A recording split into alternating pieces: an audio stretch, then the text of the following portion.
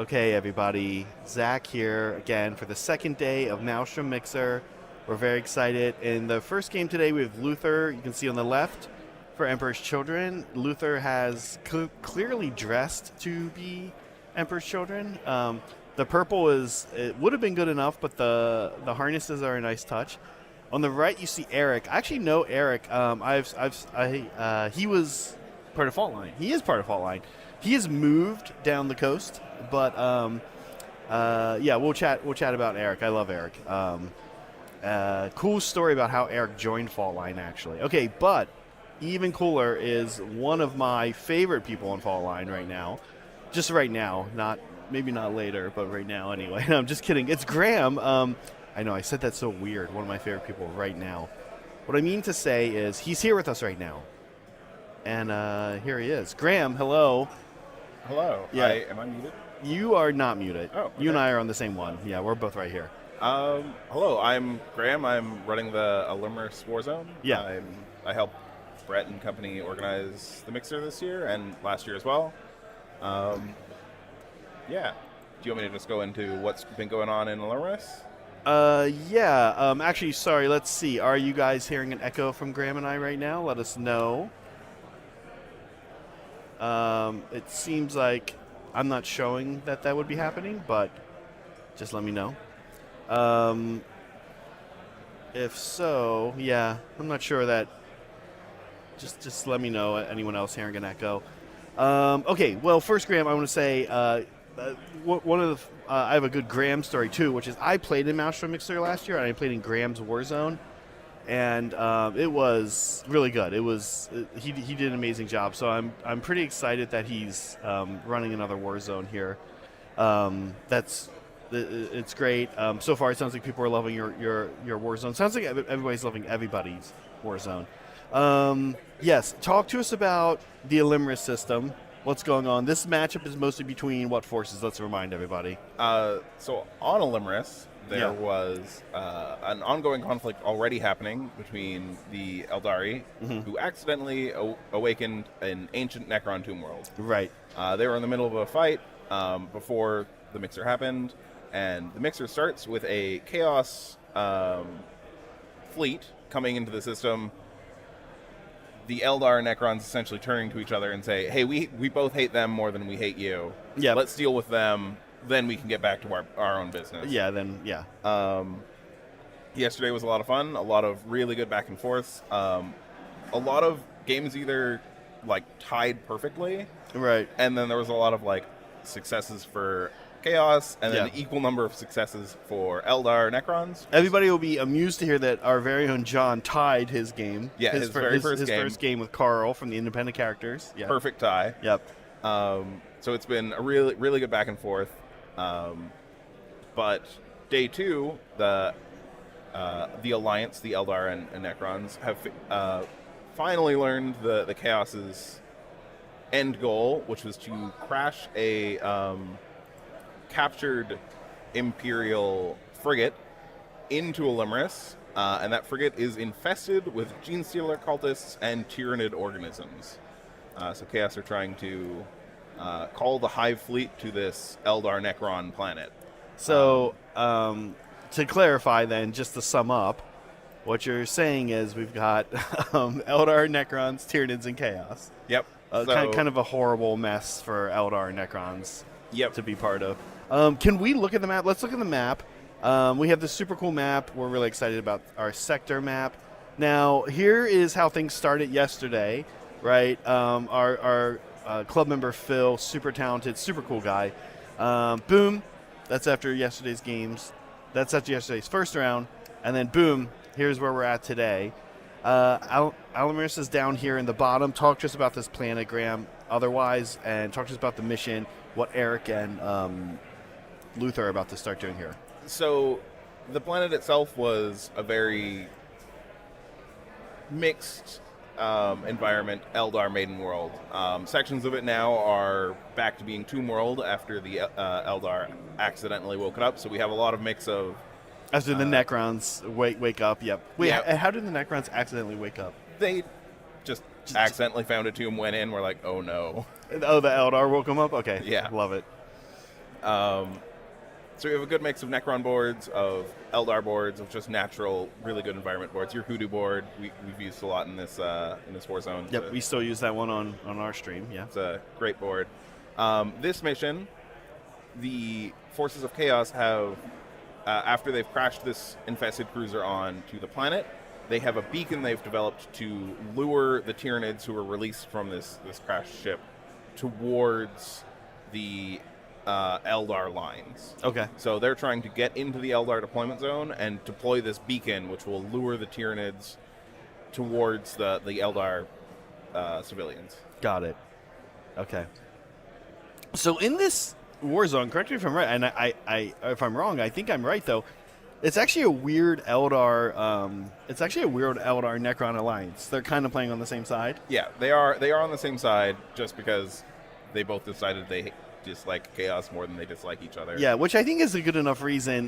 But we do this for the mixer also, of course, because you have to kind of do this weird thing, and we haven't talked about this yet, where we do these groups. Yeah. And everybody actually loves the groups. I think some people, when they hear about the way that it's done, are like, oh, I don't know if I'm going to like that or not because I'm stuck playing the same handful of people. Yeah. But you only play 4 games. You might play a 2v2.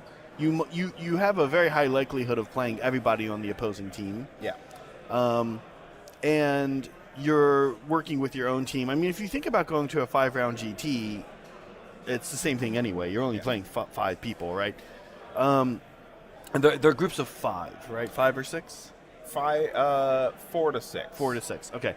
Now, what I was going to say is that as organizers, it's also challenging because, you want people to be able to play whatever faction. And the way Brett kind of handles it is he usually says, what's like the number 1 faction you want to play? Yeah. Right. And then he kind of says, what else would you play or something like that, right? A lot of people own multiple armies. Right. Especially people in the club, in Yeah. Fault Line. And we lean on them a lot we tell them which of the armies we know that they play. We Right. tell them what they're playing. If you're a Fault Line member, you do get to come to this event, I think for free. Or do we still make them pay? No, we still make them pay? Okay, cool. We still make them pay. And then we tell them what army to play. Yeah. That's we do ask for their preference. So yeah, we're not. stuff in, it's usually fine. And people are usually pretty excited to play. And I think this year there was only one player that we were like, no, we need you to play this army instead of the one you prefer to play. Okay.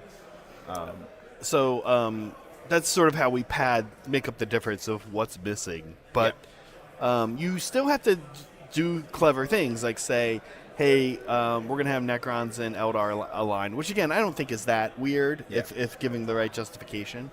So last year we had smaller war zones. They were 3 or 4. And we did find that got a little repetitive with who you had to play. So we wanted to do less war zones, slightly bigger groups, so you got to play a slightly larger group of people, but that necessitated kind of merging some factions together. Yeah. Last year I was in the Chaos faction. I was playing Alpha Legion. Yeah. And I played against all the Eldar. But it was very fun, and we kind of went out of our way to, like in the last game, we realized we had all played somebody different. And there's only one more matchup left. So in the last game, we were like, let's just set up that last matchup. Yeah. So everybody played everybody different. We really encourage people to, if you match up with the same person again, hey, maybe swap with someone else. Yeah. So, I think that everybody who set this up, which is you, we talked yesterday to, we haven't talked to Bryce. I don't know if we'll get a chance, because Bryce is actually playing. Yeah, Bryce, we were short one Tyranid player, unfortunately. Yeah. A little later, I think we're going to get to hear from John, who set up the final war zone that we're going to be talking about. We've heard from Brett. All of you guys have done a really good job. You guys did a really good job last year. It's kind of sad not getting to play, but streaming is fun. I'm happy to be able to show other people what's going on. It's great. Thanks, Graham. Graham, you're welcome to dip in anytime you want. Tell us anything going on. We're going to see what these guys are up to now. Sure. I guess the players. Talk to me about before you go. Okay, so you kind of mentioned what's going on in this mission. They're doing table quarters deployment. It looks like. They are. Yeah, they are in the top right and bottom left quarters, and then there are 2 objectives: the spinning crystals. Yep. And they're both trying to hold those objectives. And the Chaos player starts with their beacon, which they're trying to get into the deployment zone of the Eldar player. Okay. We did let Eric know, who is on the side of the pool that's not still quite curing. So we did let Eric know. We said, hey, that there's something up with that pool of resin. Yeah. So he hopefully won't dump anything in there. Yeah, and specifically, it's the very back corner of the Eldar deployment zone. It's not just into the deployment zone. It's right. It's going to be that very, very top right. Here's our shot of Guildhouse. Oh, we got a good molecule. Michael Cody cam. We've been enjoying Graham kind of like nature watching the people in the back. Yeah, it's been interesting walking around the event and looking up because the stream is up on a big. You can see it, Eric looking at it. I wonder if they're waiting for us to tell them to start. Let me see. Hey, Eric, you guys can start. Yeah, just start playing. What's that? Oh, it will be up when it's your turn.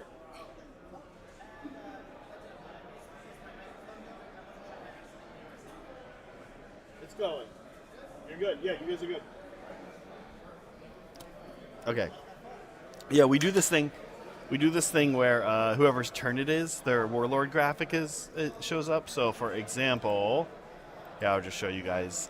If you didn't notice this yesterday, I can change it to red player, update it, boom, warlord. People really went all out with their warlords. It's pretty cool. Yeah, it's really cool. And we're really digging this graphic. We might implement this in our usual AOS streams where you show like one of the models and to show the army. I'm excited to see Eric's stuff on stream. I know Lucas' stuff is also really amazing, but Eric has a lot of old metal Harlequins. Yeah, so I was talking about Eric on the right here.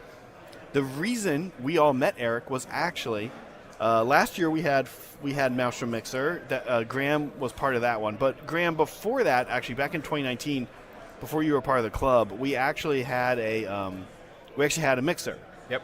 Right before COVID, the summer before COVID hit, and I ran that one, and it was in a different location. It was at Game Castle Mountain View, which no longer exists, but it was an amazing store. It was pretty much the size of this place, believe it or not. It was a game store. The first Bay Area Open was run there as well for Warhammer 40,000, and then we ran Maelstrom Mixer there. Eric showed up to that event, just totally bought a ticket, showed up, and he was kind of like one of the main people that I think he was from that event. We had like 28, 30 some people. I think he might have been one of two people that then joined the club afterwards. Yeah.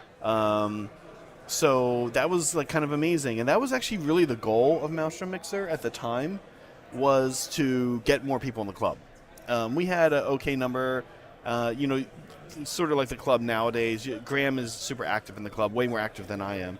And as Graham, you can probably kind of concur, in the club nowadays, there's something like probably 30-some people officially, but you really see probably more closer to 12 regulars and then maybe something like 18 that show up every now and then. Yeah, so the goal was to kind of get more regulars, honestly. And Eric did seriously become a regular. During COVID, he moved down the coast to close to Southern California, so we don't get to see him as much, but he does come to a lot of events up here still. Pretty much any time we host an event, he makes sure to come up. Yeah, him and his girlfriend both came up. They're both playing today. They're both super cool. Eric loves his old like metal models. Yeah. It's a Harlequins. He has a ton of the old metal Harlequins. Yeah. Is this? No, that's not like one of those armor cast knights. Is it? No. That is. He has been doing some Eandon, just regular Eldari, which I think are all the new regular stuff. That's just a Wraith Knight, which is just off screen, I think. It is just off screen, yeah. Okay, cool, yeah. And then Eric is the other thing. Oh my God, Eric keeps asking me, and I keep telling him, we keep talking about. Have you ever played Twilight Struggle? No. Do you know what it is? It's like a 2-player board game. That's supposed to be like one of the best board games of all time. I have not played it. It's focused on like the Cold War. I own it, and I own it on Steam. And Eric and I are supposed to play, and we've never played. I've just been busy. I need to retell him now that I'm seeing here. Like, hey, you ready to talk about playing Twilight Struggle for the next year and then not play it? Yeah. So yeah, I need to. I know. So on the Friday night while we're setting up for the mixer, we kind of set up tables for specialist games. A lot of people in the club, Brett and myself especially, play a lot of specialist games. Yeah. Played some Battlefield Gothic, some Epic. Eric brought. He ran the Kill Team. That's right. A lot of people playing Kill Team. He also brought up a really old, great copy of Doom of the Eldar, which looks like an amazing board game. Oh, yeah. really People wanna love play. that game. People love that game. I hear people talk about it all the time. Yeah, so we didn't actually mention yesterday, maybe just so you know, you guys see the poll up talking about Maelstrom Mixer. Just so you know, folks at home, the other kind of cool thing that happens on Friday night is the bar is mostly pretty open. Yeah, it's for customers, but it's still pretty. There's plenty of space, and I don't think the Heresy guys did much on Friday night. They might have had a couple tables set up to play. Yeah, I think a couple games. But what we do on the 40K side of the event is, like I ran Aeronautica, you ran Epic. I ran BFG. You ran BFG. Somebody ran Epic, and then, like I said, Eric came up and ran Kill Team. So we actually run like small, like what do they call this? The specialist games. Yeah, the right? specialist games. And a lot of the ones we run are dead ones, and I think we should do that more because Brett always calls out that there are so few places to play BFG, and it's only one night. It's not like it's even a whole day. So you're gonna get one BFG game in. You're gonna maybe get 2 Aeronautica games in or 2 Kill Team games in. Yeah. Epic takes a while too, huh? No, Epic's kind of fast, isn't it? Epic is a surprisingly fast. Surprisingly fast. I think I remember Brett saying this. So that's yet another reason if you're thinking about showing up next year. And come on Thursday. Honestly, there's enough cool stuff to do right around San Jose that if you're staying in downtown San Jose, come on Wednesday, do some stuff on Thursday for yourself. Friday night, show up here. And then typically we all bring our forces. So, like, for example, if you want to play Aeronautica, I brought every fleet. Yeah, I own 3 BFG fleets. I brought them Brett all. has. Between the club, we have like at least. So unless you specifically want to pack and bring your own specialist game force, Yeah. just show up. Yeah, so unless you like some of the obscure ones we don't have, like maybe Adeptus Mechanicus for BFG, which is a very late edition. But Oh, okay. Yeah, I didn't even know that they were in that. yeah, there's a lot of BFG fleets. Okay, yeah, that's definitely not an armor cast night. No, No, that's just it's just a Wraith Knight. That's just the normal Wraith Knight. I was just kind of in my mind expecting Eric to have an armor cast one. That old. Have you ever seen that? Do you know what I'm talking about? No. Let me pull it up for you. If you're at home, look up the armor cast. Eldar Titan. It is pretty ugly. Some people have painted it to be pretty cool, though. I mean, you can see it. I'm trying to find the here's. Oh yeah, they're pretty goofy. They're great. I love that. I love that style. There it is. They're definitely goofy. It does not inspire the agility and I don't know Maneuverability of an Eldar. No. Yeah. Armorcast is interesting. A lot of people don't know this. I believe they started in the Bay Area, here in the Bay Area, and they became Forge World. Like, I think they got bought out by GW. This is like a story I've heard. We should research it at some point. I have no idea. Listen, we're going to offer a couple thanks to Soups. Soups, thanks as always for gifting a membership. We appreciate it. And thanks to thanks to Chapter Master. What is he going by these days? Chapter Master Camel Toe. Oh, very good. You got me. I haven't seen this one yet. Chapter Master Camel Toe. Thank you so much for gifting memberships as well. We appreciate the support, guys. As always, to both of you, thank you so much. So, Graham, how's Mixer going for you so far? Good. It's a lot of work, Yeah. but it's a lot of fun to see everything kind of come together and see everyone having fun. And weirdly enough, I love actually like the running part of it is something I really enjoy. Yeah. As opposed to like you don't miss that you're not getting to play. No, I know a lot of the organizers like they want to organize an event like this. It's the type of event they want to play in, and it's an event I would like playing in. But I like running stuff like this. Yeah. I do a lot of like DMing. It feels like DMing to me. For like Yeah, D&D. it kind of is the way you guys do it. So I have a lot of fun running the event. Yeah, you've done a good job. Well, it looks like this year. Last year I had a ton of fun in your war zone. Got to play with Molecule. Let's go to some Molecule cam while we're at it. There he is back there. Yeah, it's amazing how many people are flying out. The Yes. number of people from pretty far out of town who have come to the event. Yeah. Like Eric is in SoCal now. We've doxed Molecule a number of times on stream. He is in California. He's not in the Bay Area, but he is in a part of California that's drivable. But in the background on the left there, in the red and white shirt, you see right behind Luther's head now, is Digital Designer. He is from DC, I want to say. I think he flew out from DC. We mentioned Melody. Walking across back there is Chicken. He's active in our Discord. He's also, I think, on the East Coast somewhere. So, yeah, a lot of East Coasters flew out, actually, this time around, which is very cool. Thanks, 95 Ginger Rage. Haven't heard from you in a little bit. Good to see you. He says, what's up, everybody? This event looks amazing. How far in advance are the dates announced for it? I would like to try and go next year, but requires some planning as Nova Scotia is a little bit away. Yeah, I'm kind of wondering, 95, what the... Oh, fellow Canadian. Yeah. Yeah. Graham's Canadian. I am. I'm from BC originally. From where? British Columbia. Oh, BC. Oh, yeah. The other side, pretty much a world away from Nova Scotia. Pretty much. Actually, I heard some like crazy stat that if you're in I think Nova Scotia, you're closer to London than you are to British Columbia. I believe it. Definitely like Newfoundland. Yeah, it might have been Newfoundland. It was part of very maritime, very eastern Canada. Yeah. You're closer to London. And the funny thing about them using London is that London's like a little way in, so you're definitely like closer to Spain. You're probably closer to Spain if you're in like Toronto almost. Quite frankly, it's kind of amazing. Oh, I also had. I'm going to answer 95 Ginger Rage's question. I also had this moment the other day where I was going to sleep at night, and I was like, "You ever have one of those times where you like think about a fact and then think about the fact's answer and then want to see if you're right?" I had this the other day. I was like, I wonder what country has the most lakes. And I was like, I bet it's Canada.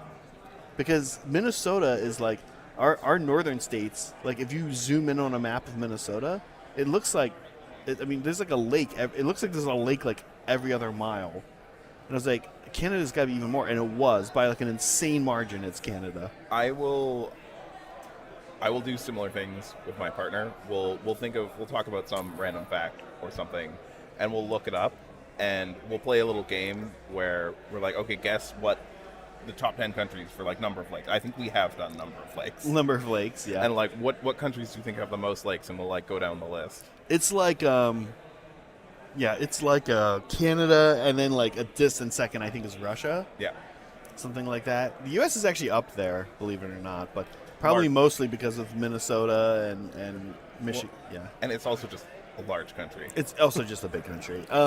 95, actually, I was going to ask, how's the weather out there right now? He's in the maritime provinces, East Coast, super East Coast Canada. I've always kind of want to go up there. It looks beautiful during the summer, especially in fall. So what I'll say about the dates for Maelstrom Mixer is that for 2 years now in a row, there are two things you can count on. It's happened Cinco de Mayo weekend. Can't say it's going to happen again next year. And it's happened on the same weekend. Once again, we've mentioned this many times yesterday, has apparently a children's karate tournament that occurs in San Jose. So we know that those two, we know that those two things have happened both times, both years. Last year, oh man, Graham, last year, we have the cocktail, the two cocktails, and they're good, but I'm only going to drink like one of each of those a day. I can't drink those all day. They're very sweet. They're very sweet. Also, Guildhouse has like very good prices on their drinks for downtown San Jose, but for whatever reason, these ones are priced like a normal downtown San Jose cocktail. So if I want to just sit here and stream with fans/friends and drink all day, then I need to spend a little less per drink. But last year they had like margarita. Do you remember they had like margaritas last year for Cinco de Mayo? Yeah. Yeah, they were good. I know. We're like looking over there. The bar is not open yet. It's not open yet. Shocker. It's not even 11 a.m. So yeah. So going into trying to firmly answer the question. Actually answer. Unlike me, who has just blabbed for 45 minutes about it. Yeah. We do try to have the date as fixed as possible in early January. Yeah. That is one of the things. It's essentially the first thing we do when planning the event is try to nail down a date, because we understand it is pretty hard for people if the date isn't fixed to book airline tickets, book hotels if they are coming from out of town. So yeah, look around January is when we should. You can be sure that when it's happening on Hobby Collab, we'll be blabbing about it. We blabbed about it all year so far. So we appreciate it. Yeah, no, it's fun. It's fun to be here. It's fun to stream this. This is not what we normally do. Normally we would be doing a hobby stream right now on Sunday morning and a AOS stream yesterday. But this event really is all about the hobby component as well. And we kind of have this play style out here that we play where we like to have everything fully painted. We like cool boards. We like to try fun lists. We like to be cool and civil to each other while we're playing, but we do try to win. Yeah, absolutely. We don't really pull punches once we're going. So, and that's the style we like to stream on our channel as well. Soups, by the way, I see here. Yeah, I don't Soups. I've just always had like these bizarre old grognards in the Bay Area tell me that Armorcast became Forge World. You know how like that happens? Like you go to a game store and there's like slowly we're becoming those guys like who are in their 50s, but like when you're like in your early 30s, you go to the game store and there's like some dude in his late 50s and he's like telling you some grognard shit about the Bay Area. Oh, used to have Armorcast. That's the only thing. I don't know. I would like to research it and see what makes people say that. Thanks again, 95. He says, what's the best airport to fly into and hotel accommodations for the event? I plan well in advance already, have flights booked for LVO 2025 and all set for Grand Narrative in Atlanta for November. Awesome. Yeah, well, I'll see you at LVO. I don't think I'm going to Grand Narrative. Brett usually goes to Grand Narrative. I don't know if he's going this year. San Jose is the best airport to fly into. Now, when you fly into the Bay Area, and you might have some insight on this too, I haven't flown. When we first moved here, Graham, this was like 13, 14 years ago now. We would check San Francisco, and we would check San Jose, because San Francisco at the time was a bit of a bigger airport. And so if you were flying, we flew to BWI. So if we flew to BWI, Baltimore Washington International from San Francisco, it would often be cheaper enough that the car ride up, whether we were taking rideshare or whatever, was a better deal. Yeah, specifically for Canada, because I do fly up to Canada fairly often. Since COVID, San Jose hasn't had flights to Canada. No, really? If they have, it's only been to Toronto, which maybe works. So I almost always have to fly out of SFO if I'm going to Canada. Okay. Which is a shame because I live like 5 minutes from San Jose Airport. Yeah. It's like 15 minutes from leaving my apartment to being at the gate at San Jose. Yeah, I was going to say that in the past 8 years or so, we've never been to SF Airport. Oh, these guys, this thing broke. Hold on, it didn't break. I'll get it. Yeah. Okay, let me go do the thing. I'm gonna go on mute for a second, guys.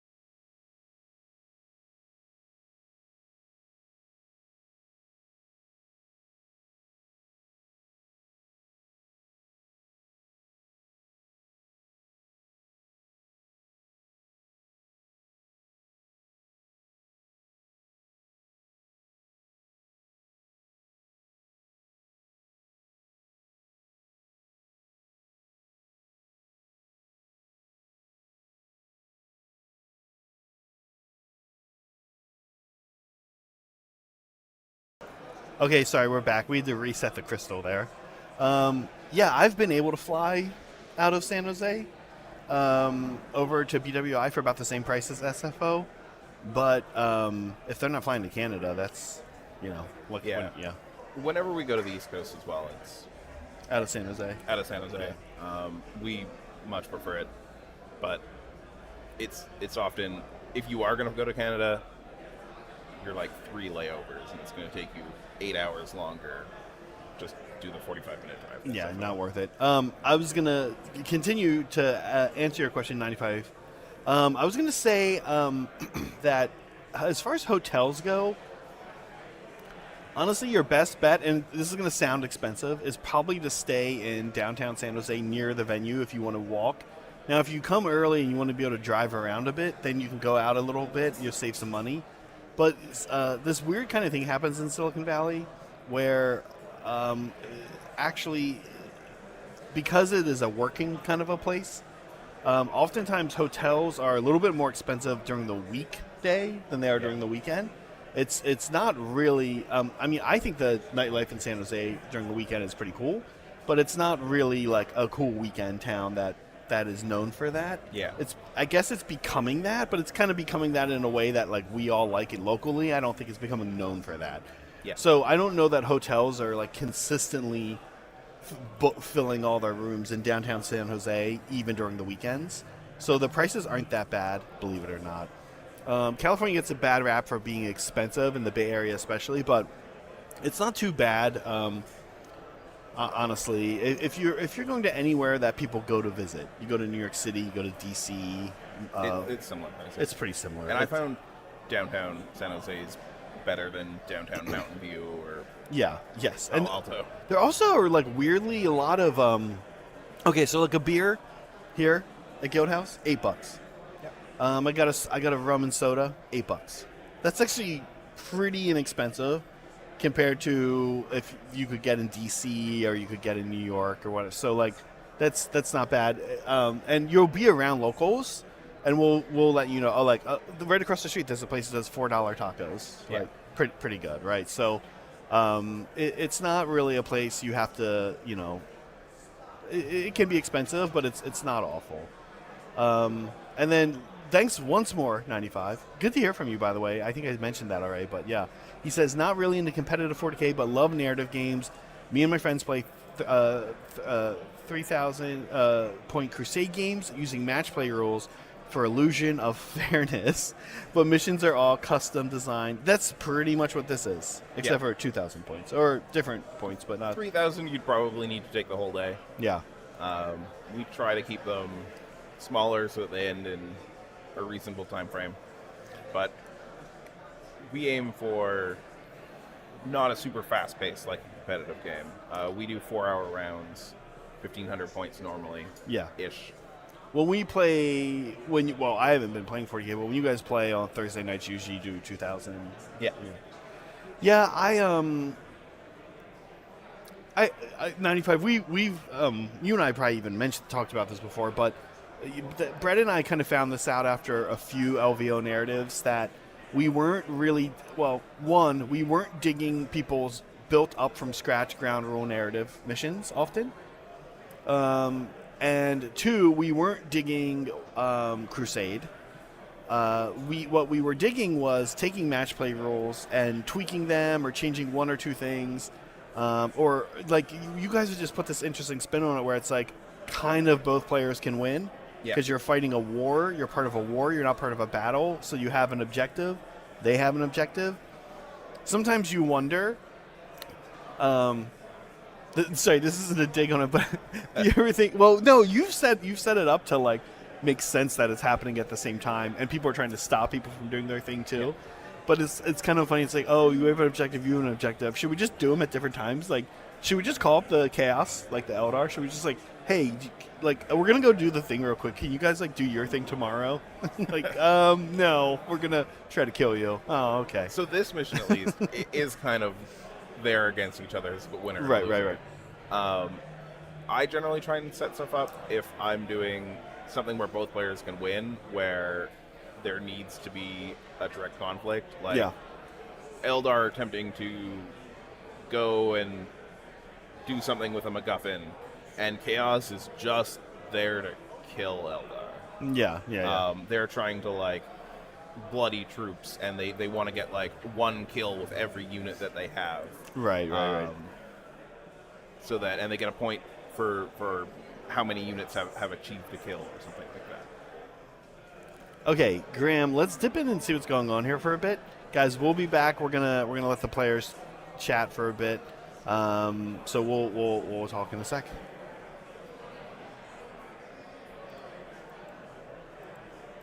Ah, 3 wounds. 3 wounds. Pass. 3 wounds at AP -3, damage 2.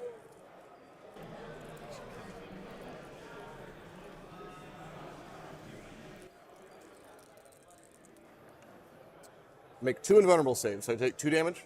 2 damage. All right, is it 4? Okay. A hail of fire. Let's see if his own weapons harm him. Ooh, got 1. One of them does, in fact. Got him. All right. They, so, and I believe in that case, hazardous on a vehicle is D3 wounds, correct? Sorry? Hazardous on a vehicle is D3 wounds. I don't know, actually. I don't have any hazardous weapons. Oh, you people with your stable armaments. Let's see. I'll double check on my legionaries.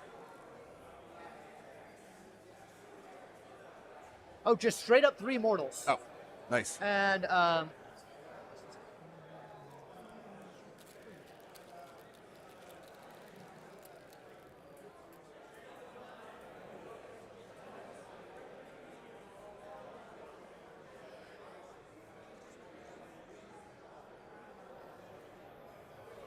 all right, so he is down to 7 wounds, and then we're going to check his pact. Oh, yeah. He's a leadership. He needs a 6-up on leadership. What did Slanesh think of this? Oh, unimpressed. Slanesh is displeased, and it gives him D3 mortals. 2. Or 2 mortals. Because if he was perfect, that unit would be dead and he wouldn't have hurt himself. All right, that is my shooting phase. I don't think I can attempt even a very optimistic charge, so I believe it is on to you. Great. All right, we both move up a command point. Yes. All right. Okay. Goes to me. At top of my turn. I already did my command phase point. I don't have anything else quite right now. Goes to movement. Start off. Shadow Seer will pile out.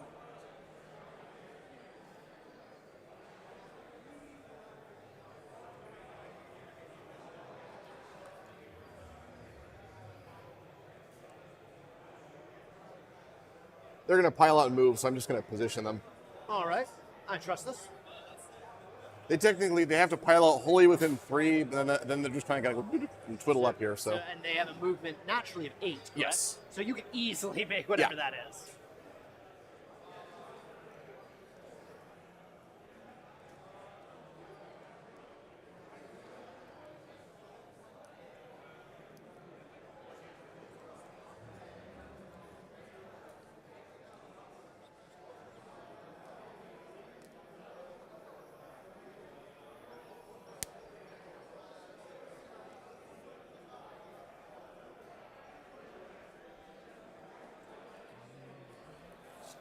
And then the transport's going to move. Okay. Just going to...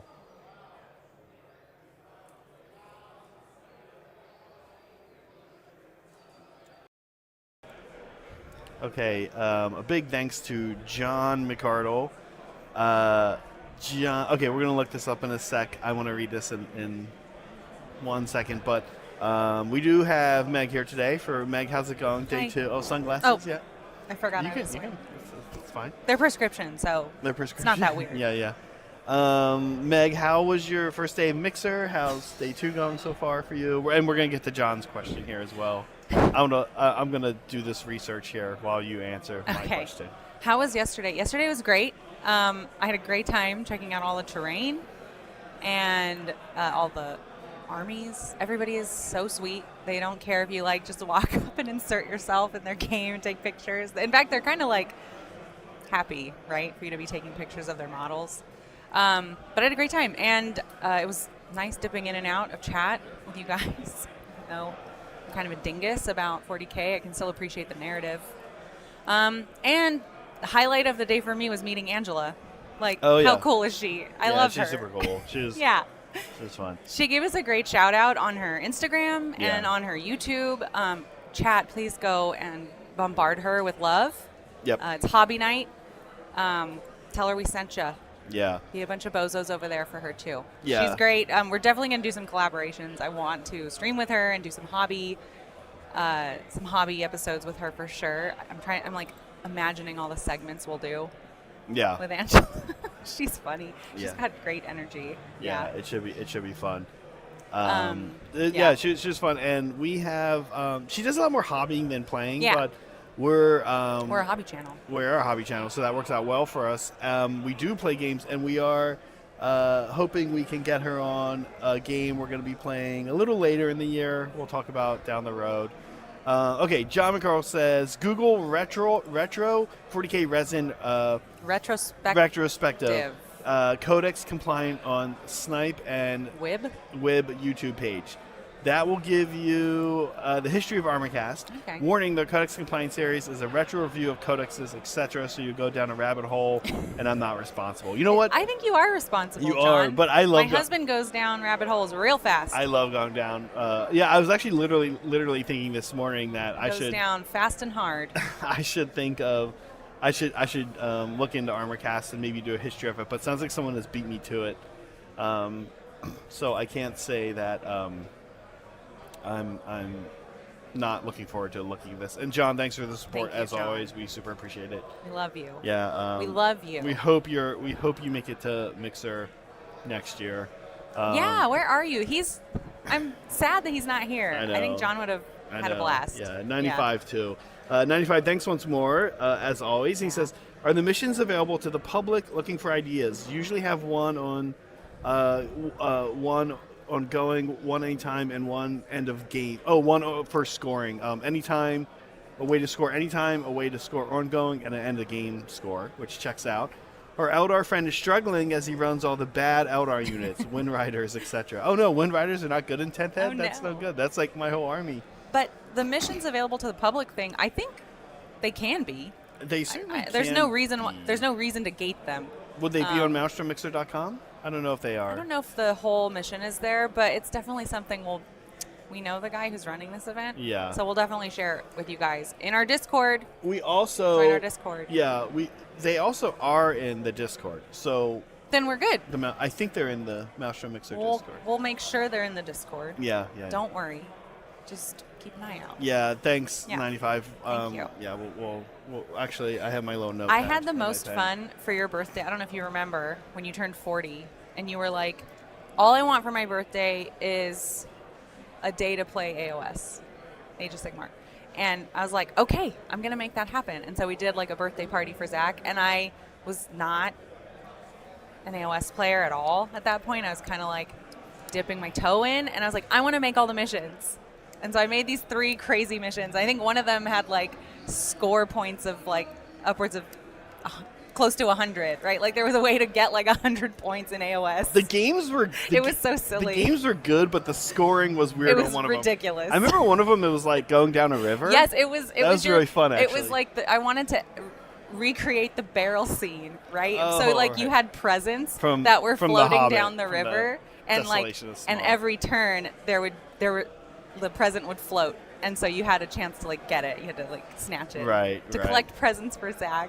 Yeah, I enjoyed doing that. Making missions is fun, whether you're good or bad at it. So thanks, folks, for the support. We do have a poll up if you're interested in Maelstrom Mixer. I'm going to leave this poll up for a while, and we'll see what kind of results we get from people. Thanks again, John. He says, want to come, but end of the year cheer competition for daughter was this weekend, so no go. Trying to hit the West Coast this summer. Stay tuned.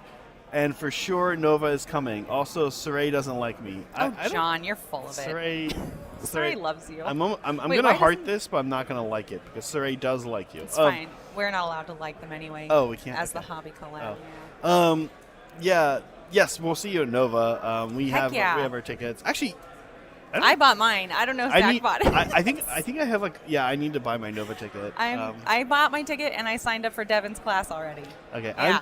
I've decided I'm definitely taking NMM with I, Devin. I know I always say I'm not going to do this. I want to try something different, but I'm definitely doing Championship AOS. Not NMM. I'm sorry. I'm taking the OSL. OSL. The other acronym.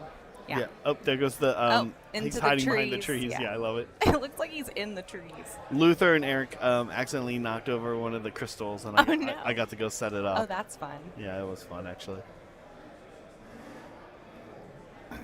Okay, here's our morning, beautiful morning view. It is still morning here in California, barely. Bar should open soon. Hopefully they're doing margaritas, Meg. Oh, yeah. Graham, Last year they did $8 margaritas. Graham all and I day. were talking about this. It was great. Kevin was around. I should have asked Kevin.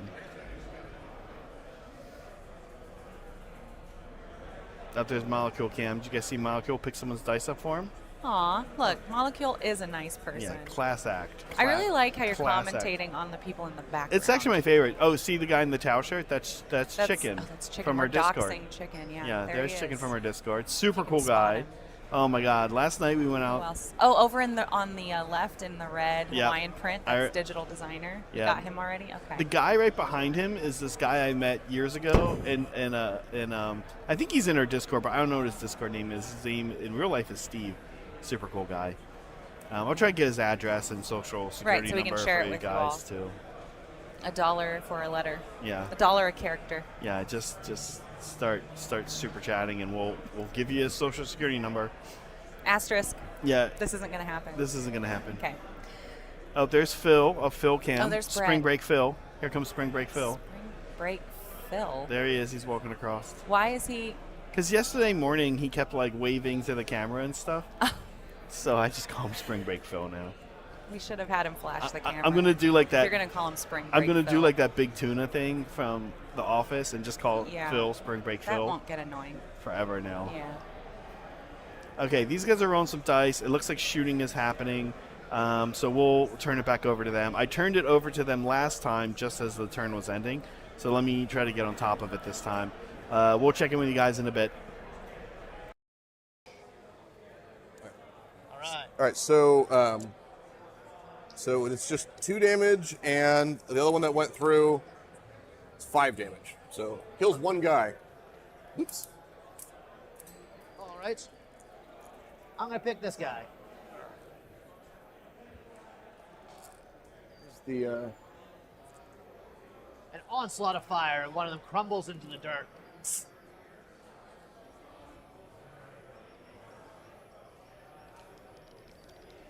yeah, the quality 510 points to kill 1 Terminator. Okay, so Wraith We Knight's got a done. few more turns to try. Wraith Knight's done. Start over here. Sequencing. This guy. No, okay. So that one. So he's fine. I don't think I can get anything. No.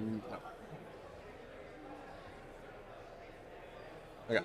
So this Void Weaver next.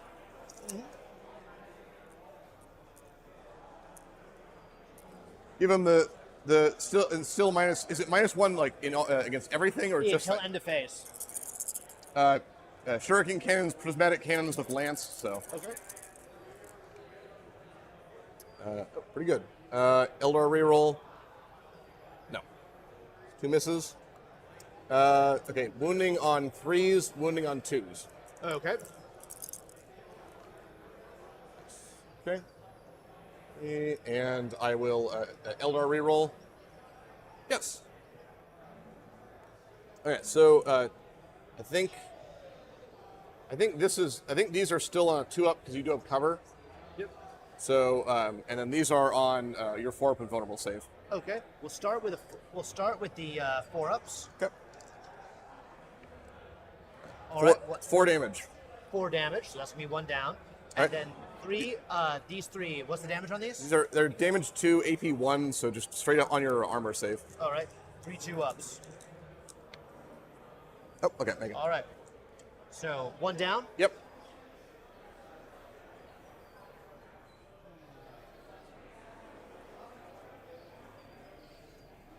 And a big off on this one. There's another Void Weaver who can reach you with his prismatic cannon, but not the shurikens. Okay. So 2 hits. Wounding on 2s, because you're T5, right? Yes. Okay, so Eldar reroll on the 1. Okay, so 2 wounds, 8 once again on your invulnerable save. 2 wounds on the invuln save. Man, getting nothing. All right. Oh yeah, Skyweavers. 2. They are firing on Diamant, I assume. Yes. All right, Haywires. He has no protections on him right now. He has the benefit of cover, I think. Oh no, not from these guys. Yeah, from But the jet bikes. Oh yeah, he has no special protections. He's just tough. Okay, Eldar reroll. So 2 misses. The color the different color doesn't mean anything. All right, so these are wounding on I think probably 6s, but I have anti-vehicle 4 up. Anti-vehicle 4 up. That's the part that matters. Oop, pretty good. 3. So and then Eldar reroll. Okay, so that's 12 wounds. 12 wounds. To get my saves. No, they're devastating. 12 dev wounds. Yes, and anti-vehicle 4 up. With dev wounds. With dev wounds, 3 damage each. Okay, so Diamant goes down, but now I roll a dice to see if he gets back up at end of phase. Is this the end of the phase? Not quite yet. Okay. Let me double check actually. Okay, he goes down. Is it like anything but a 1? Anything but a 1, he stands up with D6 wounds. I don't think I have any other shame because the Death Jester advanced. They certainly can't see anything. These 2 are like out of range with their shurikens. So I think shooting phase is done. Shooting phase is done. On a 2-up, Diamant comes back. 2. Okay, he's still up, and All he right, has comes back with D6 wounds. 5. All right. Respectable. Whoop. Gets right back up, dusts himself off. Nope, mutters, still good. I didn't hear no bell.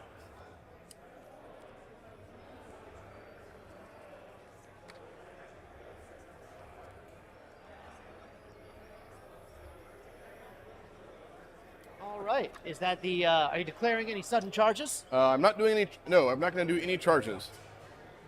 Okay. And so I believe that's my turn. Okay. We each gain a command point.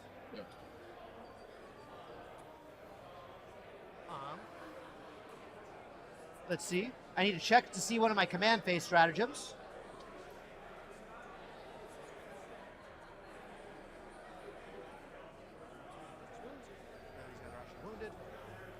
I have no command phase stratagems that are relevant at the moment. Okay. All right.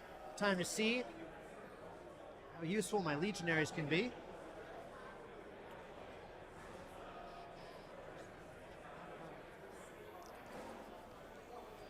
Okay. You got it. Start the movement phase. Diamant is Diamant is still chugging along. Gonna get you. And these guys are 3 wounds apiece. Yes. All right. And he is going to advance. He has advance in charge. He has advance in charge because of the Marcus Lanesh. All right, rolling for advance. That is a 1. Right. The haywire is having a little bit more effect on him than he thought, but hey, when's that going to stop him? Yep. Not today. And In the chart. see, It would be a 10-inch charge, I think. yes, 10 in charge would do it. Pretty difficult, but doable. And still if you possible. believe in yourself. If you believe.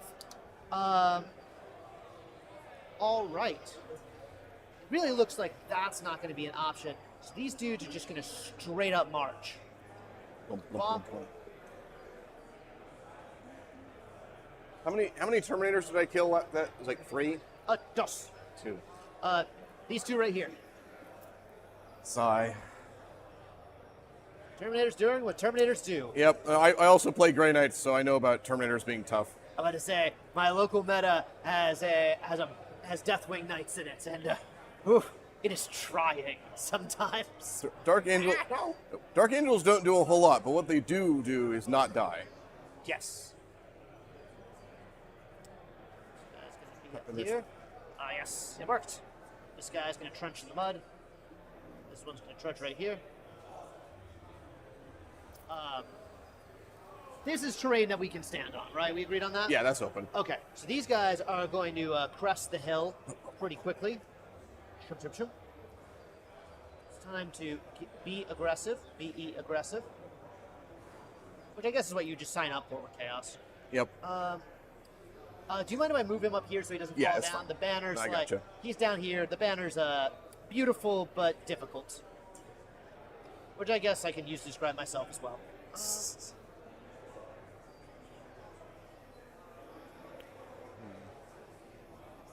I'll say, just for practicality purposes, you can move over the water pool, but obviously can't end in it. Yeah, So- that makes sense. I think that's fine. Yeah, absolutely. I don't know what happened over there, but it sounds awesome. Okay, then we are going to have let me double check some ranges.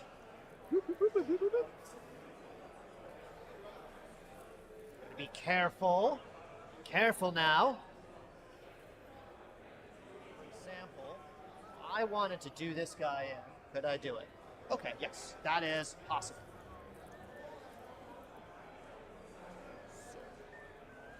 Rumble, rumble, rumble.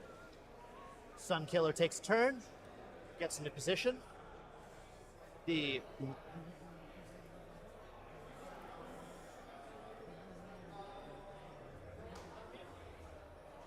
Move, move, move.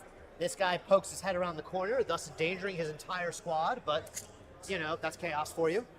Yeah, because of the wound allocation mechanics, if one guy gets shot, the other guy's like, wait, brother, let me go help you, and he steps out there and gets shot. Absolutely. Which in a form of chaos, I assume they're just trying to take his things while he's still dying. Yeah. That or like, something cool just happened, I want to see what it is. Oh god, it's a last cannon. Oh no! Yeah, totally. Oh my god. So, let's see.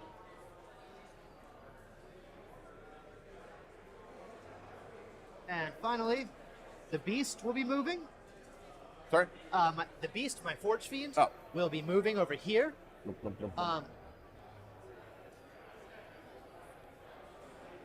No longer being obscured, and I believe has through area terrain, so at disadvantage, line of sight towards that one specific thing.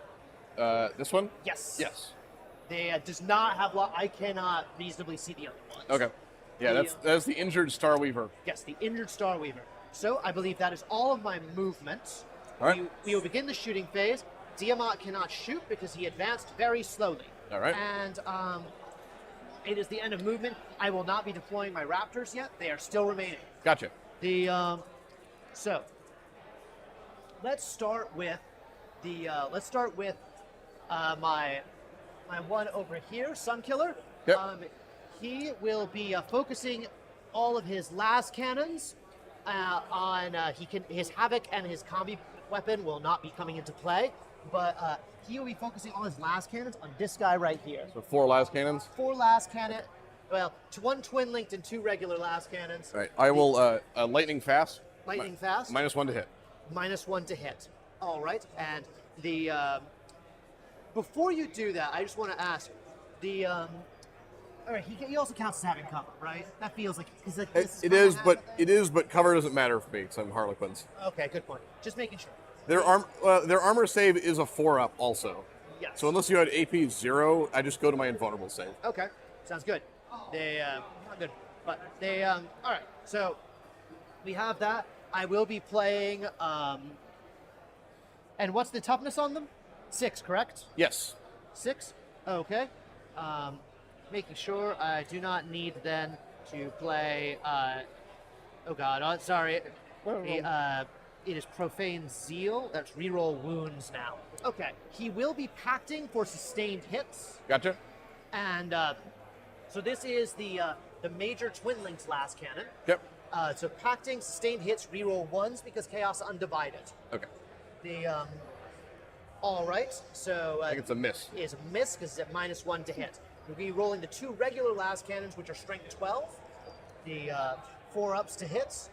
All 2 right. hits. That is 2 hits. No sustains. All right. They'll be wounding on 2 ups because they are 12. Yep. Because they are 12 strength each. Ooh. Okay. The that is Fail. fail. D6 +1 damage, rerolling 1s because Predator Annihilator. That will be 3 damage. Yep.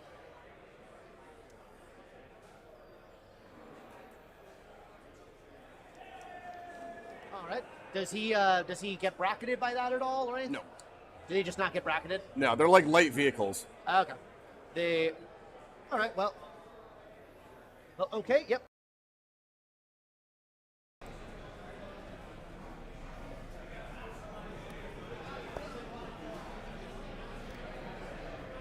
Hey, Polly, thanks for gifting 5 memberships. It means a lot, actually. Very helpful, and we super appreciate it. But in all seriousness, we're talking about resin here in chat. Michael and I used to do resin pours together. We made a bunch of molds of different kind of small, I think this is probably illegal, I shouldn't say this, but small little GW bits. Things like the Mechanicus cog that you get in certain terrain kits. There's a lot of terrain kit stuff. We would flatten one end and make these silicon molds out of it, and then we would use resin so that we could just make more of like little bits. This was years ago, really before 3D printing was a thing. So when I say years ago, quite honestly, yeah, probably 2017, 2016. And every now and then you would get these pours that would just not set.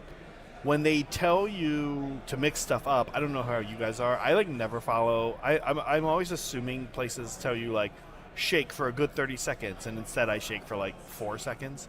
But they're not kidding. With resin mixing, you really have to mix it like really intensely. You pour both parts of the resin into a cup, a little medical cup that we would get, and then you take a wooden popsicle stick and you just stir forever. And it starts to warm up. There's like a chemical reaction. It actually starts to get hot. So you kind of wait for that to happen. But it'll start to warm up a little bit no matter what. And every now and then, I think like you just don't quite get the ratios right. We measure carefully, but sometimes you get it wrong, or you don't mix it well enough, and it's never going to cure. If it has, Michael and I were talking about it last night. I think he's made his peace with it. If it hasn't cured by now, it's not going to cure. That's probably the reality. The good news is those lights are not embedded in this stuff. Those lights are under it. So under the resin is a sheet of plexiglass, and that's all silica molded in there, sealed in. So it's going to be sloppy, and it won't be pleasant or fun to do. But what Michael's going to have to do when he gets home is he's going to have to take like a big metal spoon or even just anything really, and just start scooping out all of that lake. And he'll have to scoop it out. And it doesn't even have to be like a pristine clean that he has to get. He just has to scoop all the stuff that's not setting out.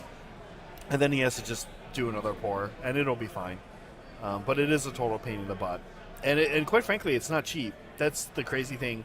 As we're all learning here about 3D printing, about resin casting, is you don't really save money. And I'll tell you, the big thing Michael and I found when we were doing it years ago is if you want to really not save money, make a mistake, especially with a silicone mold, which of course 3D printers are not using, but the silicone to make molds was so expensive. And if you made a mistake in making a mold, which was easy to do, then you were just done for. Like that, you went from saving maybe $100 over all the things you were casting to suddenly saving maybe $20 because you just wasted $80 in molds, in silicone. So we never really did it to save money. Honestly, we did it because, like I said, there were certain small bits for terrain that we wanted to make a Mechanicus board was really the thing, and so we wanted just copies of the cog.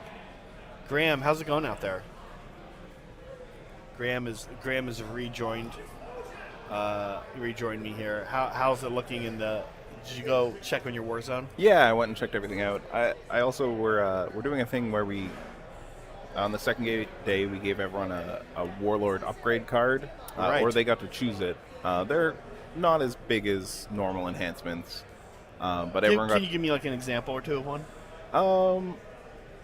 There's one that lets your character auto-explode if it's a vehicle, and if it's not a vehicle, it doesn't naturally have deadly demise, it just explodes for one mortal wound. There's some generically useful ones, like remove battle shock from one unit once per game. There's a one that gave a unit Scout 6. Oh, these all sound good. They're all... We tried to not make them super strong, but Right. generically useful. Yeah, that sounds great. So I actually did a survey of like pretty much everyone, just seeing what people took, because I was curious about what I thought would be popular Yeah. and what actually was popular. What happened? Scout 6 was, I mean, it's a strong ability. I didn't think it would be super popular. I thought it would be strong, but not super popular. A lot of people grabbed that one. It was On your Warlord?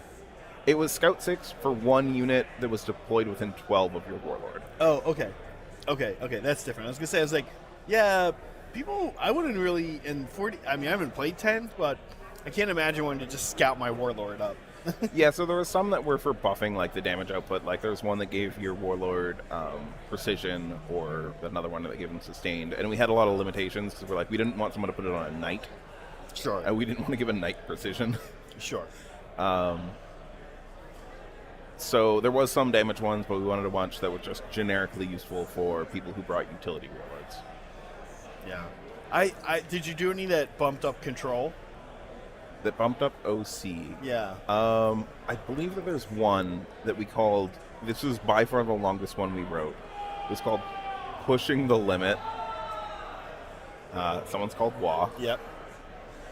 It's called Pushing the Limit, and this trait did mortal wounds and reduced the maximum wounds to your character. But it either gave you got to choose an auto 6-inch advance, or it increased the OC of the whole unit for one turn. Oh, okay, that's pretty good. So it was like, I need to do the thing this turn. I'm going to hurt myself to accomplish the goal. I feel like increasing OC is such a way to get give a good perk that is really beneficial to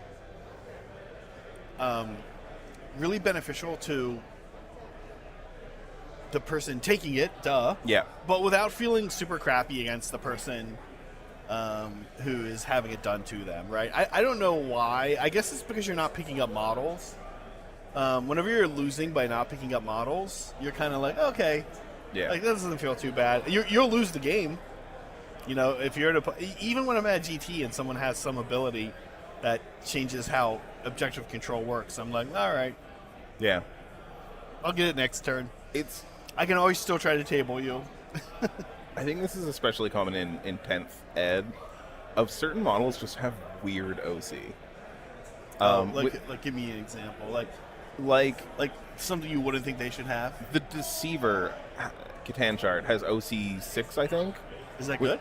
which is pretty high for the size of model that it is. Yeah. Partially, the old Catan are way smaller models than they should be. Right. But He's a small one. it's a very tall model on a 40 mil base with OC 6. Even that old model shouldn't be on a 40 mil base. Yeah, no, it shouldn't. It's Even that it's old silly. one, they should put it on a 50. yeah. I can't. But I mean, like, what about the Nightbringer? Is he 6'2" or is he He's less? 4. The That makes Deceiver sense. is 2 more. That makes sense. Yeah. Like, yeah. I mean, I kind of get it. Yeah. Okay. That's interesting.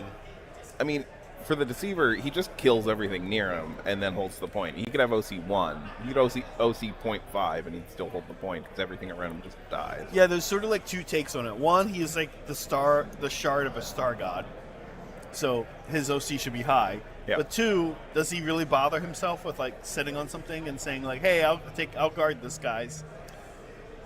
If he's my Nightbringer, he loves to stand on points and just, especially Keep the things old off of them. the old ninth ones where they only took three per phase. Oh, Playing yeah, against Tau players, just put it on the point and say, "Have fun taking this point from the Nightbringer." Yeah. Oh yeah, and points are smaller. Like they're about to get smaller in Sigmar too. One of my favorite things in Sigmar to currently do is just like not even engage. Like with my Gloom Spike gets, like I don't even fight somebody. I just walk onto the point, take it, and just stand in front of them. Like, cool, you can kill me next turn, but the point's mine this turn or whatever. I mean, I'm mostly a Necron player. At the end of 9th, it was, well, my units don't kill anything, but I'm really good at scoring Just staying in secondaries. point. Yeah, I'm. That's actually something I'm not looking forward to in Sigmar is the points going down to the 40k size. I like the big, huge size. I like all the like play you can get in on that size. You can have two separate full combats. You can have 4 units, 2 from each side on one point, and then you have to pick. Okay, cool. Let's see. That's something I'm surprised they're doing it. I thought it was something unique to AOS that I really like. Same. I like the really big size on it, but we'll see. I'm sure they're cooking up something else, and they are also doing control like 40k, which I think that I like. OC is definitely a better, in my opinion. I like OC. It's better than Objective Secured. I like the OC system. Yeah, I'm pretty excited for OC coming to Sigmar, but I wanted to see OC on those big 6-inch like scrums where you've got like, oh, I've got like 18 Witch Elves on it, but you've got 14 Pink Horrors and like just like it's fun. 2 Gargants. 2 Gargants, right?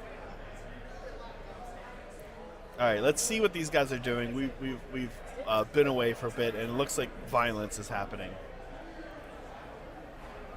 All right.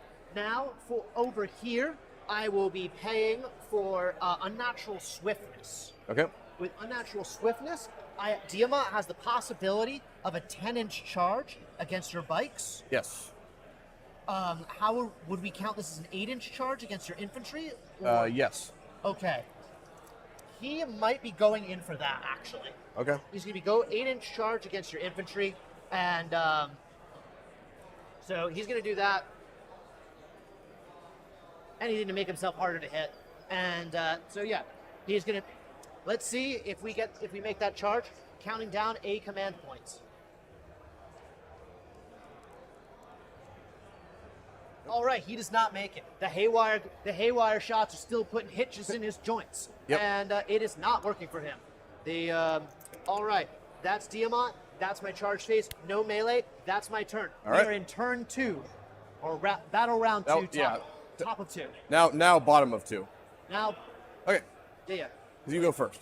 All right. So my turn. Yes, it is. All right. Command phase. My Shadow Seer's on the table, so he's gonna cheat some more. Reroll a 1 into a 2. It's improvement. It's progress. Glad. I don't think I've ever rolled higher anything into a 2 with that ability. It's getting really annoying. Okay. All right. Goes to my movement.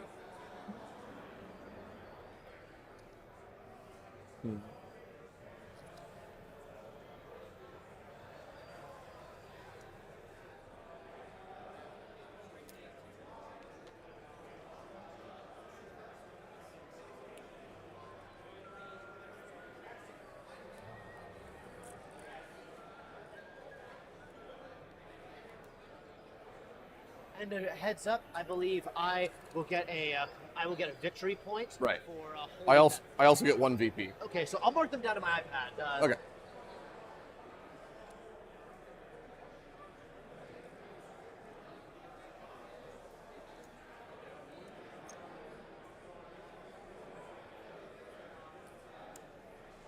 Okay.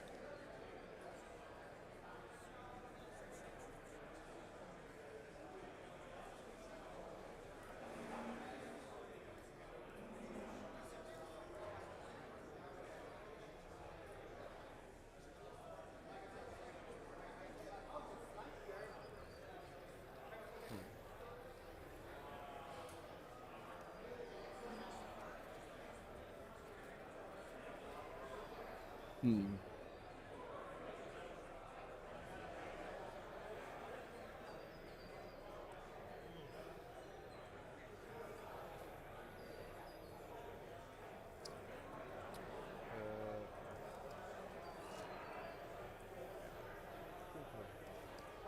just going to slide the... I might need to move close to these tokens. Oh yeah, absolutely. Move them around as you see fit.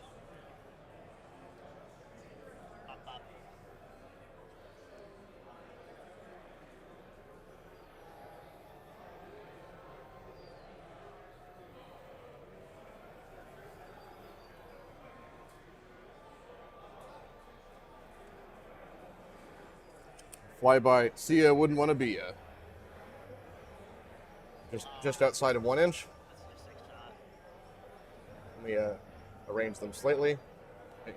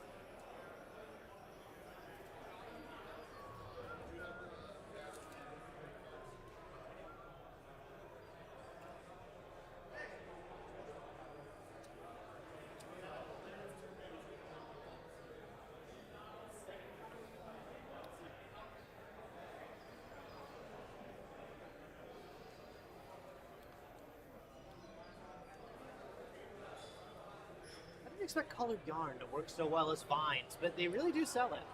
Yeah. Can you check real quick? Can your demo see my Void Weaver now? I think I'm obscured. Let's find out. My Demos, it cannot see your Void Weaver. It Okay. can see your Sky Weaver, though. The Star Weaver. Star Weaver, that's the one. That's fine. No, that's I just want to make sure I'm moving him so he can't be like picked at by the las cannons. Completely understandable. I figured I'd just give you a heads up. Yeah. Though.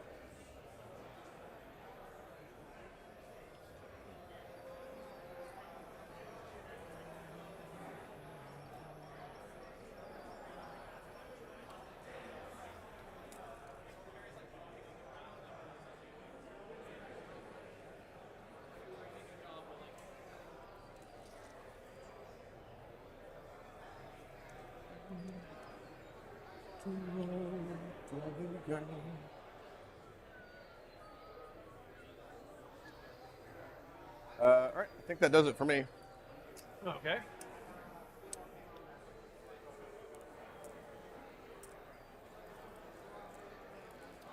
All right, let's just start over there. The easy one. I'm going to finish off your Contemptor. You're going to attempt to finish him off. Yeah. We'll see. I have faith. Okay, Eldar reroll. So, 6 hits.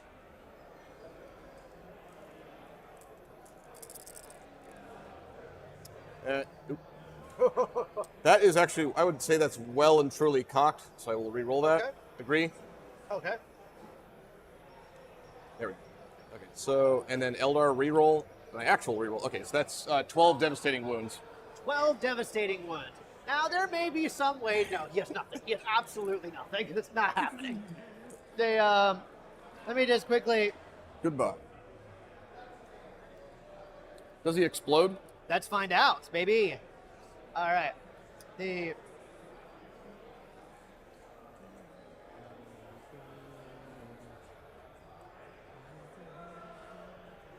does not. Okay. I used the rig to blow stratagem on him in a previous game. Oh. and it was satisfying. Yeah, it was very- he yeah. nearly punched a monolith to death. Like, he's a beast if he can get in, but, you know, people funny. recognize him for the threat he is. All right.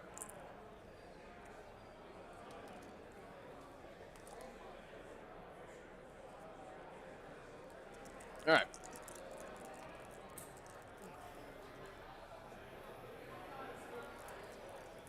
Please continue. I just dropped something.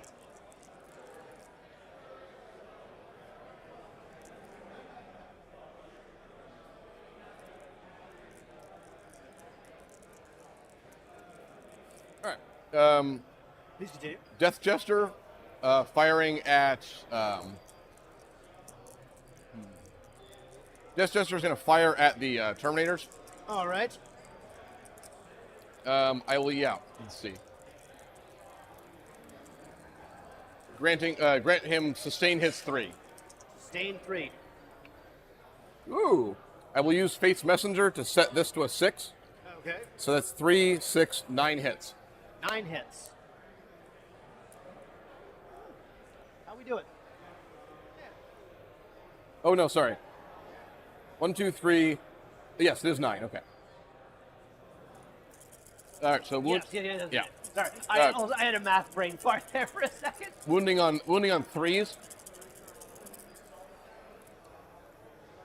Ugh. Eldar reroll. Ugh. Okay. This it's a Shrieker cannon has devastating wounds. So I think one guy was injured. Yeah, what's the damage on that? 2. Oh yeah, that takes him. We'll get to him in a second. Just put Yeah. the die aside. And then 3 at AP 1, so AP 0. Effect off your armor save.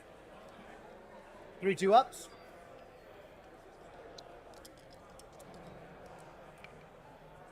Another right, 2 one- damage goes through. 2 damage, so one of them is down to 1 wound and one of them is dead. Yeah. The another Right. Terminator falls. Twin shurikens from the Starweaver, also into the Terminators. Okay. Wow. Ooh, Eldar reroll. Okay. 2 hits. Cool. I'm a little worried about who Chegorok is laughing at right now. 1 wound. 1 wound. The AP 1, so nothing. AP 1 to nothing. All right, 2 up. Okay. Typical. Okay. Void Weaver. Oh yeah, the guy who does work. Yeah. The 2 other guys who actually do the real work. They're still here. Okay. 2 misses. Eldar reroll. 1 hit. This is with the shuriken, Prismatic. prismatic, and Oh, actually, am I? because does he have the shuriken cannon? He does, but I think he's out of. Let me double check. Yeah, he might be. Out of range. All right, cool. And if he was, proceed. So I had one wound. Wounding on 2. What do you want to? Yes. All right. AP 3. AP 3. All right. The 4 up. Nope. That guy is 4 damage. that guy in particular. Just the entire top half goes missing. Remove that man, please. Yep, he's gone. All right, I'm gonna pop. I should have done it earlier, but I'm gonna pop my my dark obscuration using his once per battle round free battle tactic stratagem. So he is gonna be at -1 to hit these guys. All right. Wraith Knight also firing at the Terminators. I assumed. How many guys are left in the squad? 1, 2, 3, 4, 5, 6, 7. Okay, so 2d3 plus 1 shots. Understood. Nice. Oh, yeah. 7 shots. Now the guns have cycled up to full speed. Yeah. Okay. There we go. 7, 4. Need 4s to hit.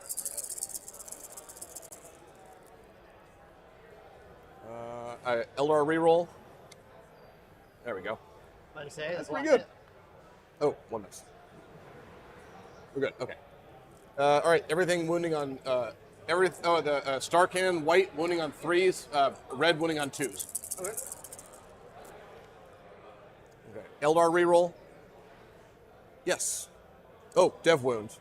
So other side. All of these are everything else wounds. So we can start with the dev wound.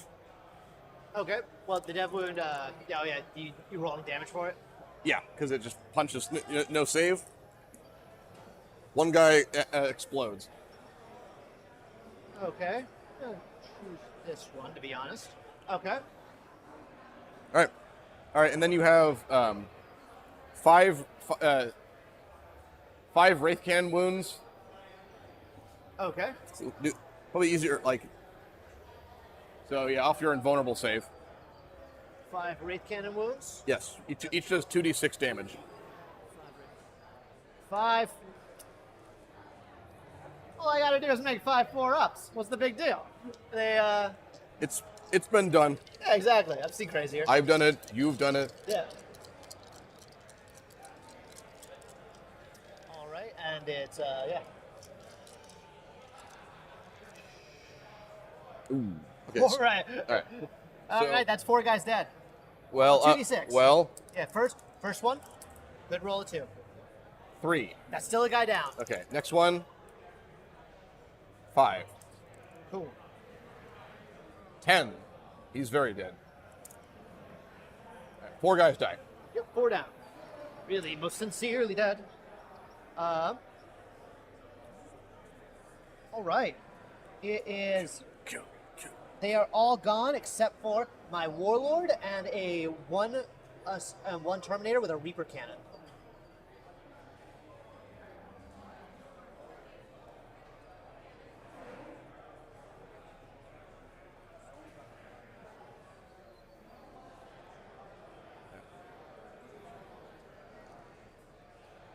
Referral Yondan sent his #1 gunslinger.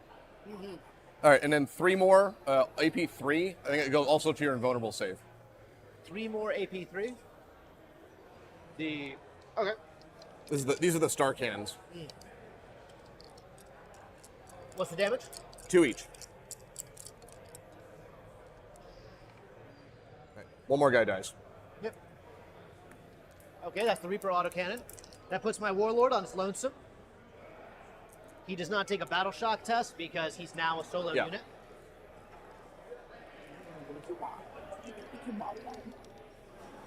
All right, that's all shooting I could do possibly. Let's see. How many wounds does he have? Let's double check. The my Terminator Lord, who's almost never on his lonesome, has 6 wounds, and each time an attack is allocated to this model, have the damage characteristic. All right. Rounding up. I also need a 10-inch charge to reach him. Okay. No, Nope. it is a 7. Cool. That is it for my turn. Okay. So top of turn 3. Top of turn 3 is the movement phase. Let's get a rocket. All right. You get a victory point, so you're at 2. Get a victory point because I'm at 2. But we'll get to that in a minute. And we both get a command point. We both get a command point.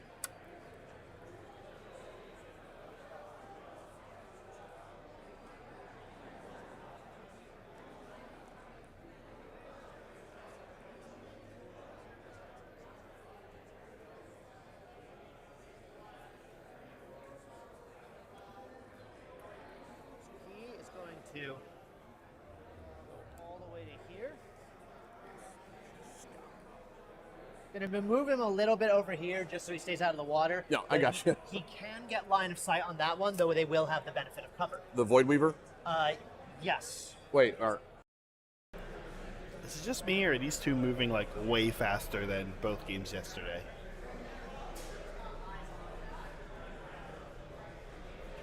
We really? How long has the stream been gone? Oh yeah, hour 45. Yeah, these guys are moving.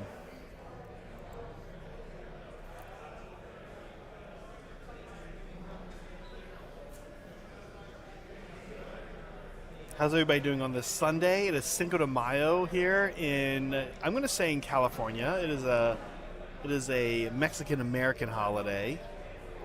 It's like the West Coast version of St. Patrick's Day is how I think of it. And it's super fun. I'm highly confused about why I don't have a margarita currently. Struggling to come to terms with this. I'm looking around.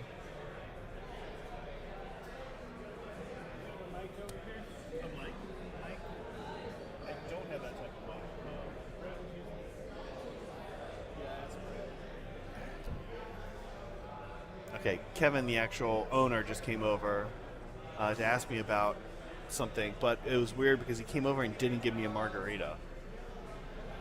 So I don't know. I really don't know what's going on. It's like there's a conspiracy against me.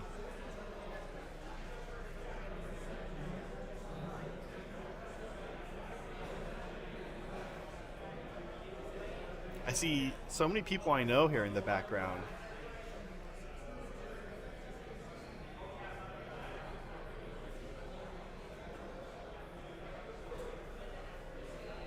There's a fun game in the background. We've got John and Andrew, who you've seen on our stream, teamed up against our friend Michael Dunsmore. He was on yesterday, and Carl, who I was talking about, the host and founder of the Independent Characters podcast. I'm not like 20 years old as a podcast now. Think about that for a minute. That's pretty wild, actually, for 40K content creation. I mean, like, the internet wasn't even that big 20 years ago. Kind of, right? Like, if you think about it. It predates social media, pretty much.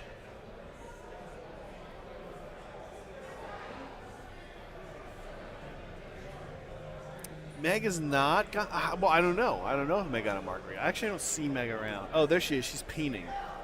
Here, I'll send a text. Attention lawyers of alcohol and beers at the bar. Got all of your beer needs covered here at the bar. Cocktails coming soon. Beers now. Oh man, they only have beer right now. No cocktails. Coming soon, he said. Oh, because it's just now noon. I get it. I see. All right, Luther and Eric in Luther's turn 3 movement phase here.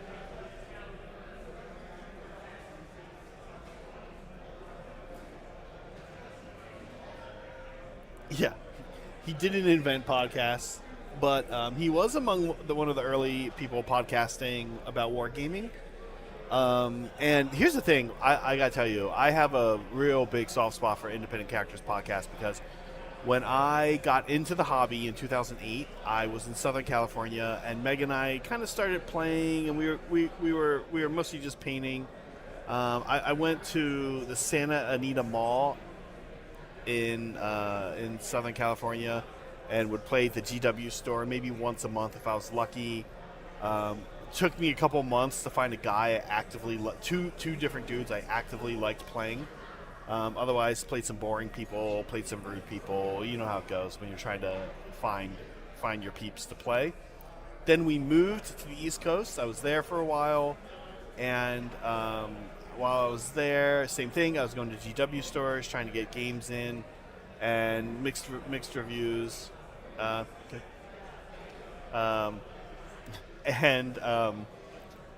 Then I moved to the Bay Area, and in the Bay Area, same thing, was looking around trying to find people to play.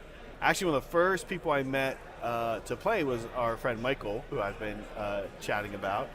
But in the interim, when I moved to the Bay Area, I didn't realize that the Independent Characters podcast was here, but I started listening to different 40K podcasts, and the Independent Characters podcast was just professionally far and away the best one. There were a few other ones. There's one out of South Carolina or something with like, oh my God, they would have like 5, 6, 7 different people on the podcast at the same time. It was a mess. All they did was whine and complain, and not like cool complaining and whining like I do, but like genuinely sad whining and complaining about GW. And so I feel like in an era where I was struggling to find people to play with because I was new to an area, and most of the other podcasts were pretty, for lack of a better word, the Independent Characters podcast, which came out only twice a month, was amazing. I love those 2 times a month when I could turn it on and paint. It was great. So fond memories of that podcast.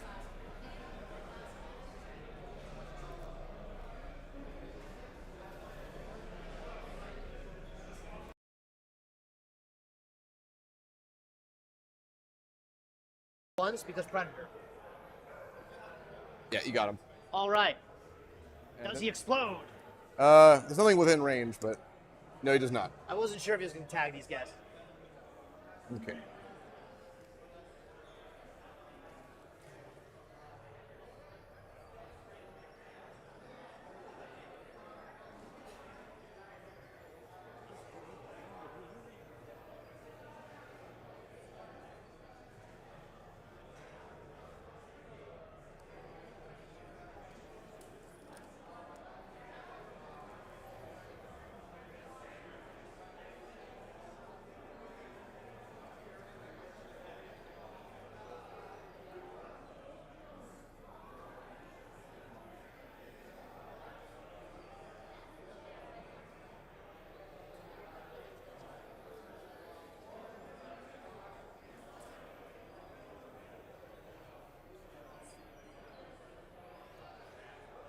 So they fall out. Okay. All right, remove the model. Do any of them perish? Yeah. You have to like have them. You have to deploy them, remove the transport, and then see who dies. Yeah. No one dies. All right. They tumble out with incredible grace. We saw that coming. The commander, Sunkiller, used a long taloned fingernail to notch another kill into his mask of platinum. Whatever floats his boat. And it does. Okay. Let's see. This. I'm going to say. Yeah.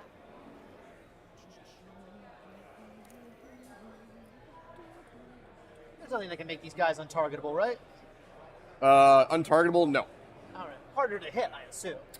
I've already used. I already used lightning fast. Okay. So, I guess what's first going to happen is, shooting phase. Because I never get to use them. Oh, no way. They've got other priorities right now. This squad is going to open up with bolt pistols on this one. Okay. Actually, they're going to open up with bolt pistols on this one. I don't want you to reduce my charge or increase the charge range. Okay. So, first, 5 bolt pistols into your Warlord squad. Okay. They are standard issue bolt pistols. I am rolling for his pact. I need to be better about that. Need a 6 up. Okay, you're fine. It's fine. 5 bolt pistols. They're hitting on 3 up. They are as standard as it gets. All right. That's 3 hits. Wounding on 3s. All right. 2 wounds. That's 2 wounds. AP minus nothing.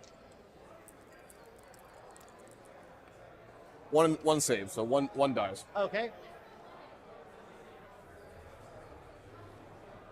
One from that squad. Oh, you're shooting this. Yeah. Because I realize if I open up on these guys and do well, suddenly I can't charge them. Right. Okay.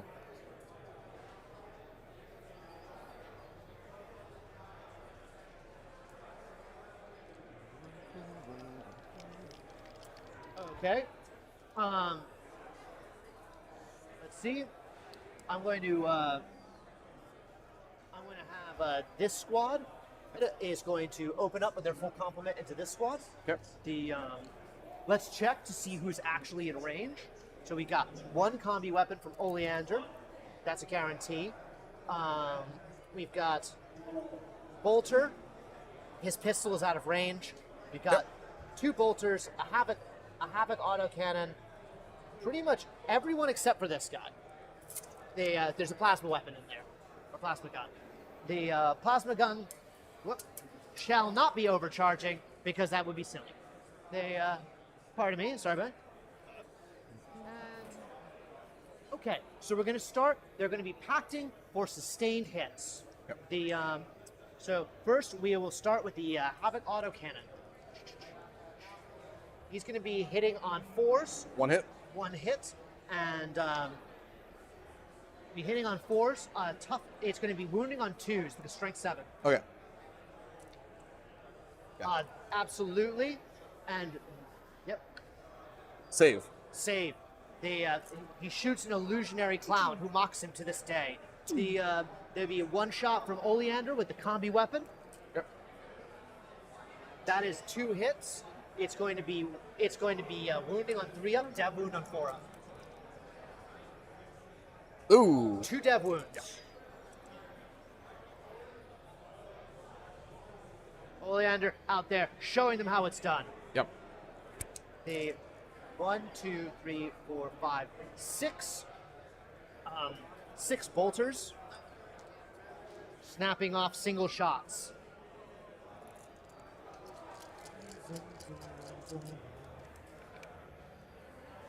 All right. They are just hitting on 3s. I have no sustains, Yep. but that's going to be 5 hits, wounding on 3s. 4 wounds. 4 wounds, AP minus nothing. 2 saves. 2 saves. All right, is now just my warlord. All right, just your warlord who faces the wrath of a single plasma gun, All right. firing on regular settings. They, all right, he hits. Wounds, strength 7, wounds on a 2 up. All right, wounds. How much damage is it? You're gonna what? How much damage is Oh, this? just 1 because it's on regular settings. Oh, just 1. Yeah. Okay. Save. Save? All right. Wise choice. My warlord to warlord, the warlording. Oh, first, double checking. They do get to re-roll if they fail because they have a banner. Yeah. And they make it. All right. My warlord kicks up his pistol. He hits on a 3 up. Yep. I'm gonna have him packed because it's awesome. Alright. Pacting for sustained hits. It's going to be a single shot at 3 up to hit, 6 up to sustain. 3 hits. I have wounding on 3, dev on 4. 3. So it's a save. How much damage is this? 1. It's a regular combi weapon. It looks fancy though. Save. All right. He'll get you next time. Oh, I think so. And Gods you're fine on the pact. Yep, I say fine on the pack. The gods are pleased with how this is going. And all right, the beast will be unloading its full complement of ectoplasma cannons, pacting for sustained hits into your Star Weaver, correct? Void Weaver. Void Weaver. Yeah, that's the gunship. All right, into the gunship. That's Yeah. the best way to put it. 3d3 attacks.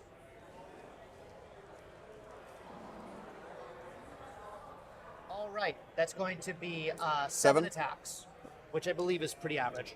The 7 attacks. He is going to be. He is not hazardousing these, Yep. but he is going to be sustaining on 5s. All right. All right. So let's see, 5, 6 hits. All right, 6 hits.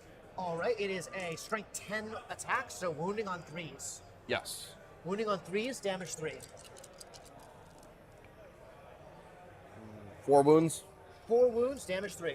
All right. I need to make 2 of them. Or no, I need to make 3 of them. It's very doable. No. Does he explode? Hold up. Are you going to pay for it? Let me think about it real quick. So I'm gonna get a command point. Are you saying that you find yourself in a spot of temptation Yes. to do the wrong thing? No, this is very much the right thing. Is that the last of your shooting? Let me quickly double check before I tell you a lie.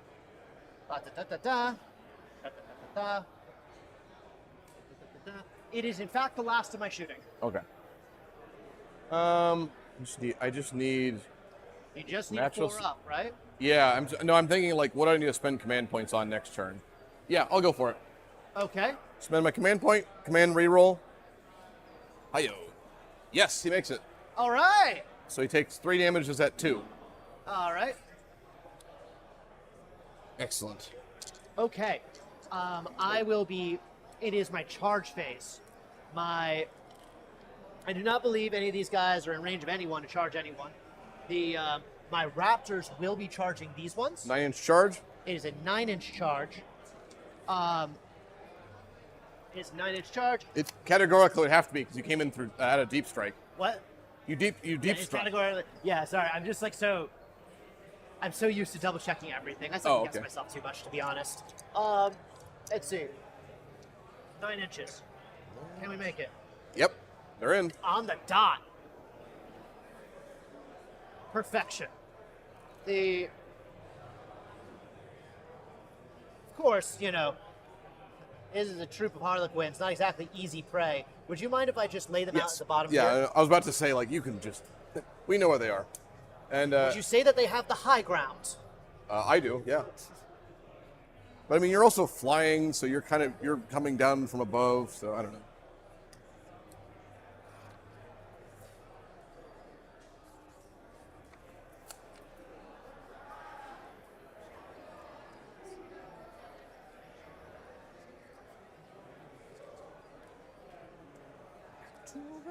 All right. Before we begin, I need to, before we begin with the fight phase,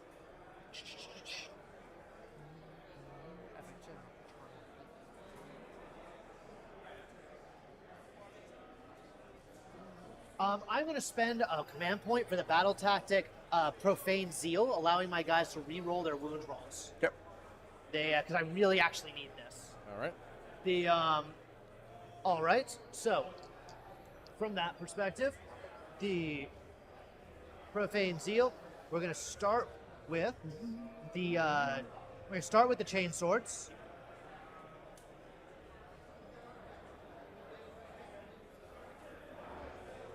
Yeah, melee weapons. Start with the chain swords. So, for Astartes, acting for Slanesh, that means they will sustain on 5s, Yep. 16 attacks.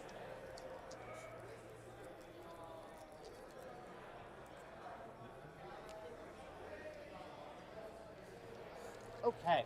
Hitting on 3s, sustaining on 5s. All right. Like three sustains?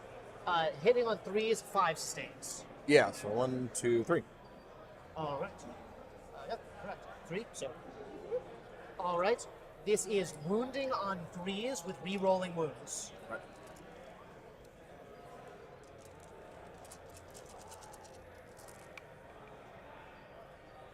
All right, that's 1, 2, 3. Looks like it. Okay, so these ones, just gonna go up to this corner over here. Everything wounds. Everything wounds. So that many AP 3, 4, 5, minus. AP minus 1, damage 1. I see 14. 14. Understandable. How's it going? I think it is. I'm getting a lot of slaughter, but I'm a little worried about being able to make this beacon because they've got one guardian hiding in the trees there. He's a hell of a guy. Let me get these out of the way. A large guardian. Yeah. A little bit of a large guardian. It's going to be like a Dark Souls boss fight at the end of this All thing. right, I can at least claim moral victory of like Emperor's Children. They might be perfect. Couldn't scratch the Wraith Knight's paint. We're gonna, Larger than your average Eldar.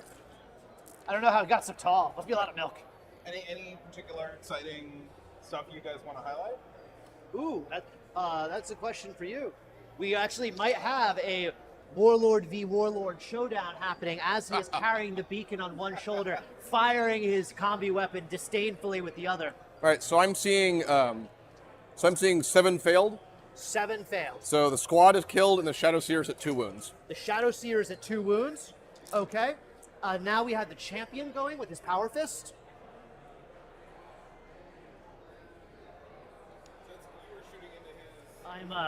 I'm meleeing in. Oh, I was shooting into his Warlord. Now, like both Warlords have had their bodyguard squads shot off, and they're now like looking at each other awkwardly across the field. Thank you. Thank you. Noted. Yeah. Okay. 3 attacks coming in with a Power Fist, or in this case, a spear. Right. He is He has waited for the chaff to be eliminated, and now he wants the real trophy for himself. The All right. hitting on 3s with sustains on 5s. All right, that's 2 hits. All right. 2 hits. He is strength 8, wounding on 2s, rerolling wounds. Yep. All right, 2 wounds, AP minus 2, 2 damage. 2 saves. A duel, a duel for the ages of its own kind playing out. So I'd like my guys to consolidate now. Good. And in their consolidation, I believe we can safely say they have objective control. Yes. I only have OC 1. Yep, and my guys also, the Raptors also only have OC1, but they got bodies. Gonna move this guy around just so we can get everyone on here.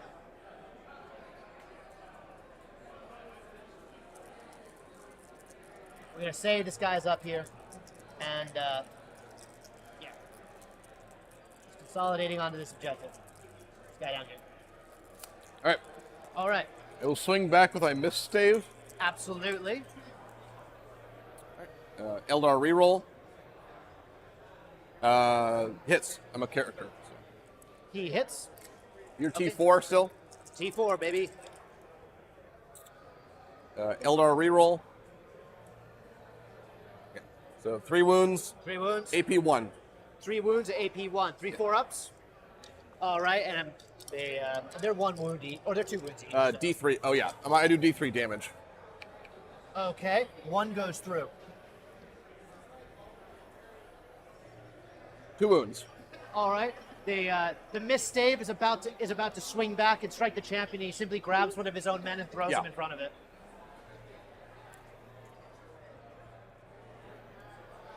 In fact, it'll be this guy. The, The, I think the lore of the missed stave is like, he briefly has all of his memories wiped before it stoves in his head. honestly, it's pretty good. Like right before it died, he's like, honestly, no regrets. Oh, so wait. I don't know. They only had 2 wounds. That one guy had 2. Oh, your guy? Oh, no, that's my damage count. Yeah, so yeah, I have 1 dude just removed. Yeah. And yeah, I thought it was your die for some reason. I just removed. completely understandable. There's a lot going on. All right. Any more? Anything else? Not that I can think of. Your guy is now a solo character. He needs no battle shock tests. Yep. We are the bottom of 2, correct? Yes. Or are we 3? Or no, bottom of 3. Yes. Yes. So, let's quickly check victory points. Yeah. You're still. I believe you were still at 2. I'm still at 1. Because you've now pushed me off of that point, and it's now my command phase. Yes.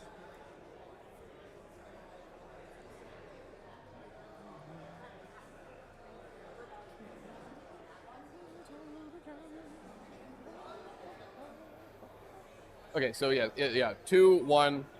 Actually, I believe the Shadow Seer is. I'm at. Oh, I need to be below half wounds. So. Yep. All right, so top of the command phase, command point for both of us.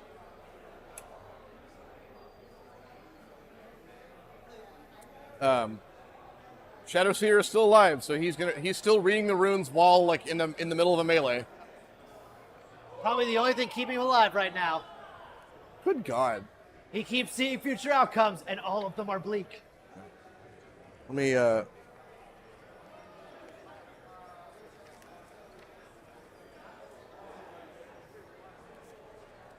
All right, cool. Okay, that didn't help. All right, movement phase. All right.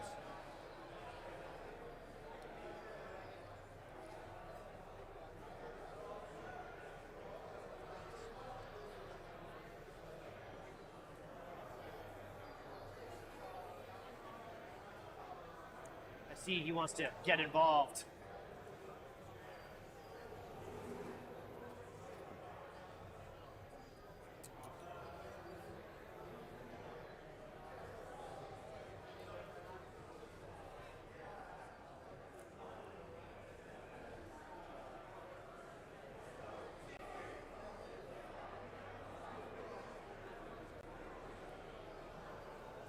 Shadow Seer is just going to fall back. Shadow Seer is going to fall back, and he can do so without going over anyone's base because he's just got an opening there. Yeah.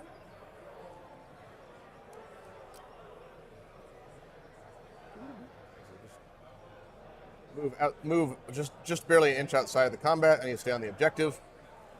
All right, understandable. Move. Okay. That's a guard thing. Yes. Let's see. Look at that guy. Hiding in the woods.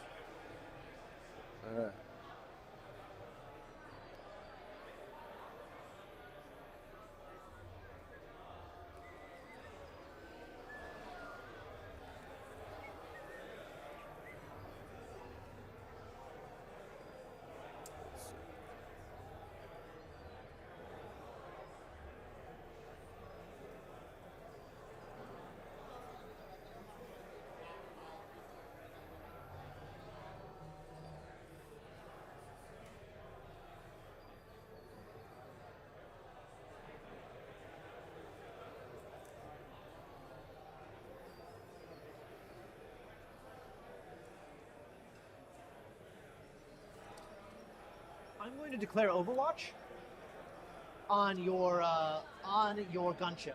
Okay. It's going to be with this guy.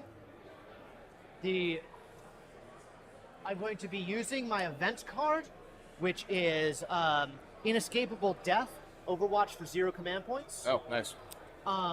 It will be on his final position here, and he'll be unloading with the full complement, pacting for sustained hits, and yeah, that's the whole thing. All right. Rerolling ones. So first, the big las cannon. Miss. It's not hit. The smaller las cannons. Both Neither miss. of them hit. Just streaked in light. Now let's see if What did Slanesh think of that? You're fine. Wow, he's getting way too much credit. Let's be real here. Yeah.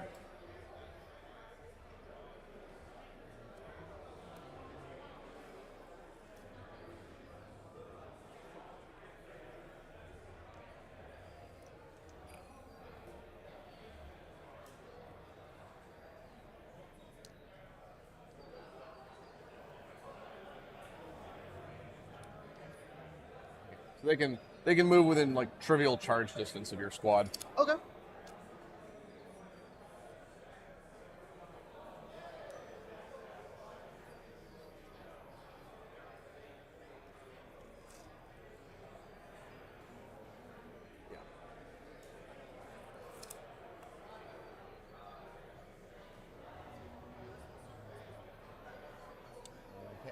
The tree's in the way.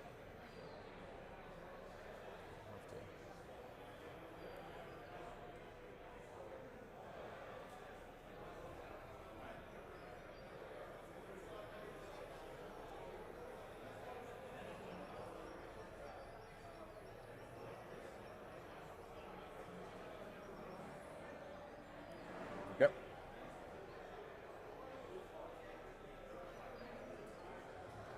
Huh. Let's see. Am I still currently? Still currently what? Actually, I'll just. Let's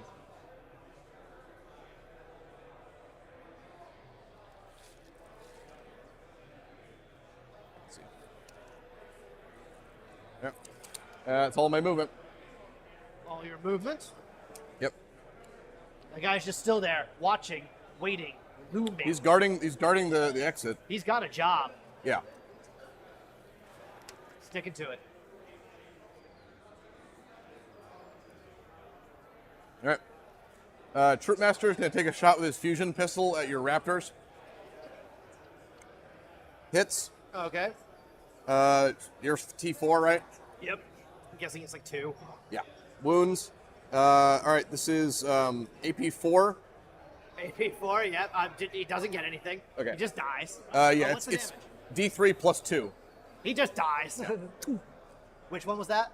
This guy? Yeah. It's for my Troop Master. Your warlord level sees that, looks him in the eye, levels a shot, kills one of his men. Yeah. Been waiting all day to use this thing. All right.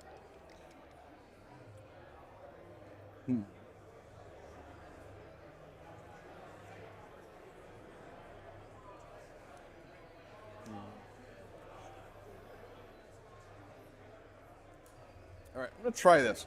The bikes are gonna shoot their haywire at your warlord. Okay.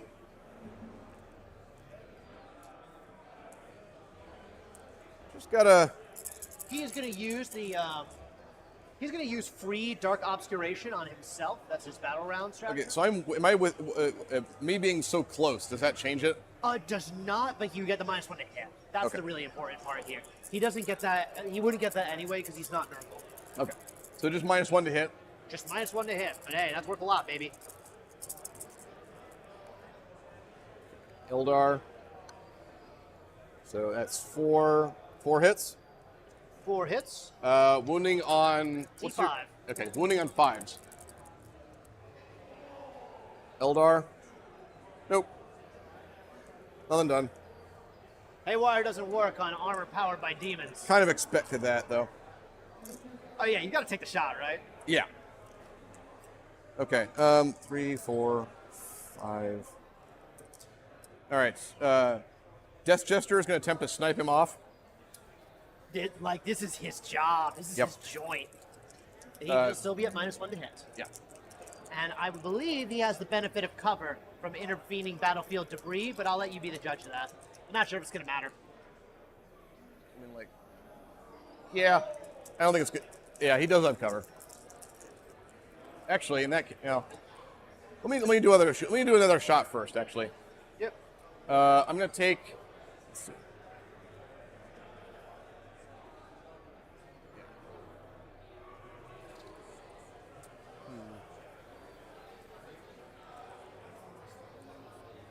Oops. Oh, sorry, I knocked your banner over. How dare you? Please proceed. I'll put him back when you're done measuring. Okay. No, I think I'm done measuring. All right.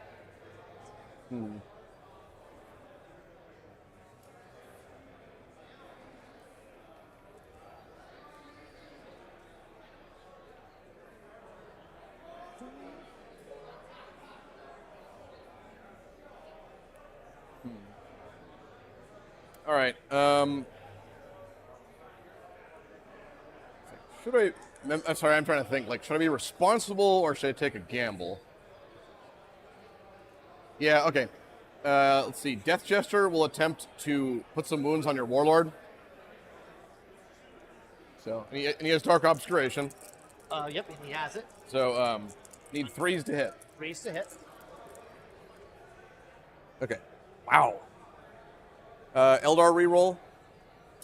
Okay, so 2 hits, and then I'll use my Fate's Messenger. Set that to a 6, so that's 6 hits. Okay. Wounding on 3s, dev wounds. All right. Eldar reroll. 4 wounds. With cover, effectively nothing, so just on your armor save. 4 2-ups. Yes.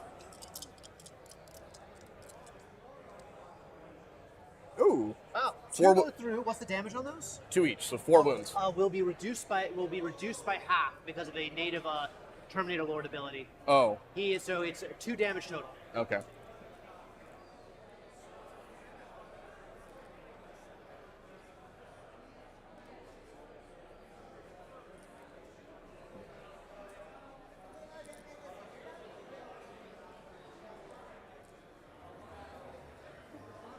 He is reduced to 4 wounds. Okay. The Void Weaver is going to put everything into your warlord. Okay. So.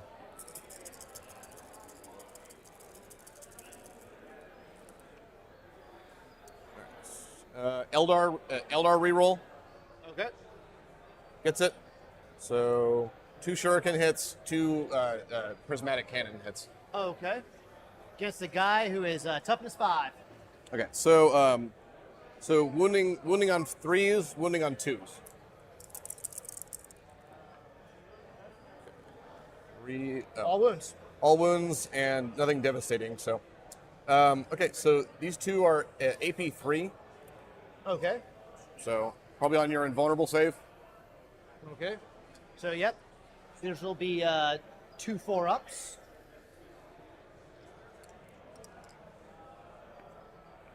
One goes through. One goes so through. 4 damage, halved to 2. Yep, so he is down to 2 wounds.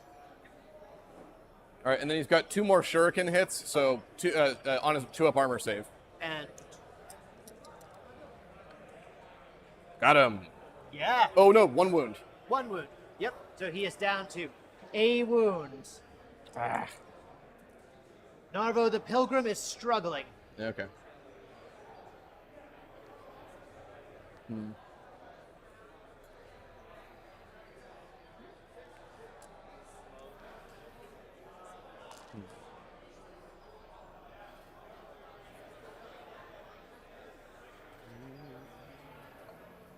Okay. I'm gonna as against my better nature, but I will split fire. Okay. The Wraith Knight will fire the star cannons into the raptors, Wraith cannons into your Chaos Marine squad. The Legionaries? Yes.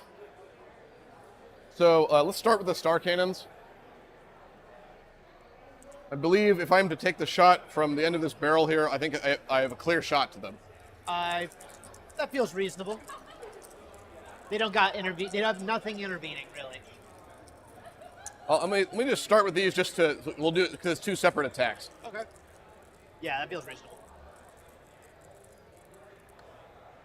4 hits, Okay. wounding on 2s. 4 wounds, AP 3 each. 4 wounds, AP 3.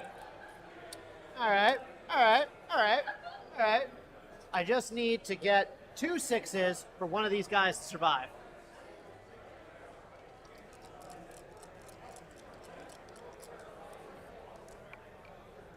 I do not. Uh-oh. Alright, that's the Raptor squad.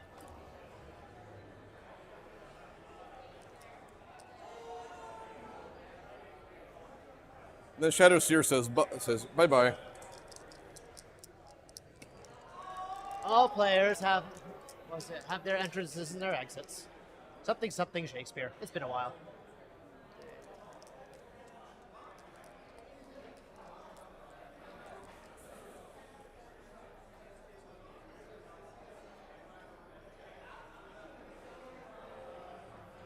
Okay. Wraith cannons. So you have 10 guys in the squad. I have 10 guys, 11 actually. Yeah, so at least 10. So it's +2 from blast. Okay. 5 hits 5 hits. or 5 shots. Sorry. 5. I have a strange feeling Puck's aim is going to be pretty uncanny. Eldar reroll. Nice. All right. Well, that's not very good. 3 hits. Okay. I did not use my hit or wound reroll against the Chaos Marines. Against the Raptors. Correct. 3 wounds, AP 4.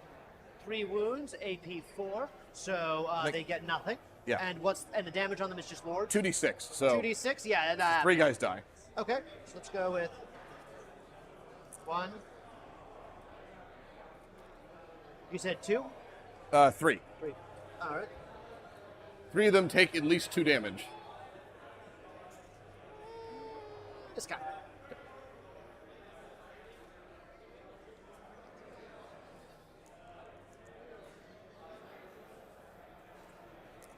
All right. Last thing is, let's see, charges. The bikes are going to charge, obviously. Okay. Let's see. Are they doing a multi-charge? I'm thinking.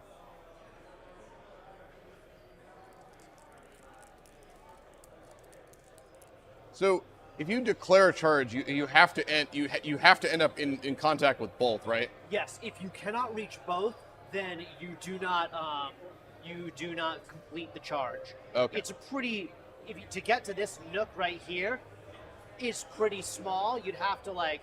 But it's how good can my other guys get in there? Yeah. Let me get this die out of the Sure. way, just so you have a little more clearer view, and and obviously once one person is touching both of them, the others can spread out however they wish. Right.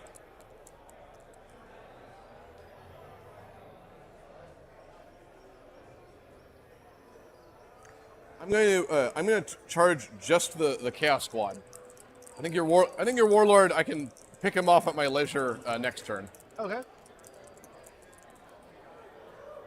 Only 4 inches. 4 inches. Definitely make it.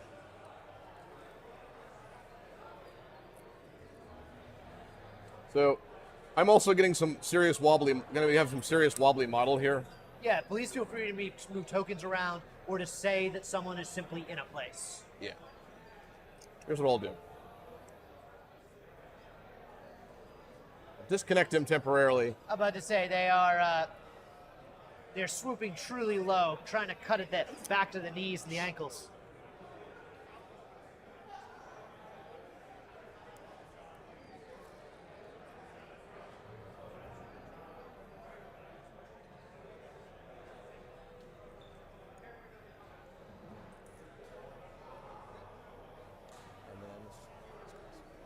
Okay. All right. So then they're going to pile in so I can... After their charge, before we begin the fight phase, Oh, yeah. I will be using this event card, Counter Charge, and Narvo will be heroically intervening Okay. for 0 CP. I want this fight to be over quick. And he's my only real chance of doing that. Okay. All right. So I pile in. They're all in the fight. Yes, they are all in the fight, and yeah. Okay.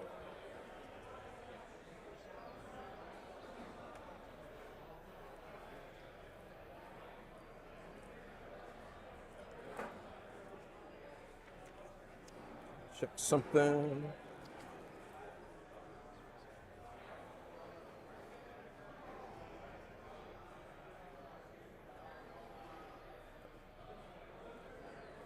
All right, so they're fighting. I'm gonna My say, attack. take it. I'm going to put all of my attacks into the Chaos Marine squad. Okay, you put them all into the Legionaries. Do they have any defensive trickery? Let me check to see if there's any defensive trickery I should be pulling. The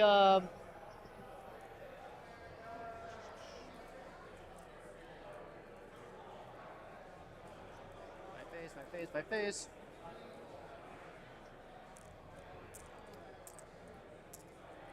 Five, one, two. I'm gonna spend 1 command point on Eternal Hate. That means that on 4 up they get Fight on Death.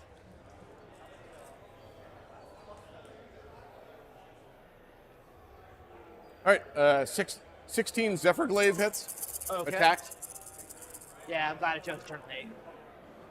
So, Ildar reroll. Pretty good. You guys are T4, right? T4.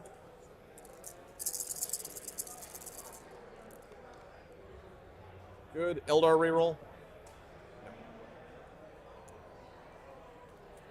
All right, that is 7 hits, 7 wounds, AP 1. 7 4-ups.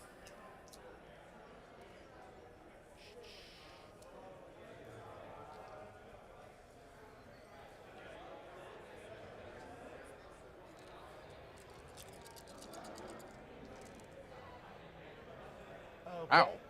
That is 2 go through. Each is 2 damage. Each does 2 damage. So 2 die, and we're going to see if they can still fight. Right.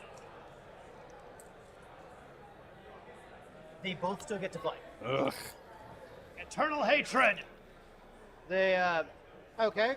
So, it's going to be these 2 guys right here that die.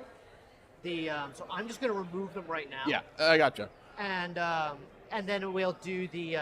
I remove them, I do their attacks, and then I do my pilot and fight base, I believe is the order of operations. Yeah.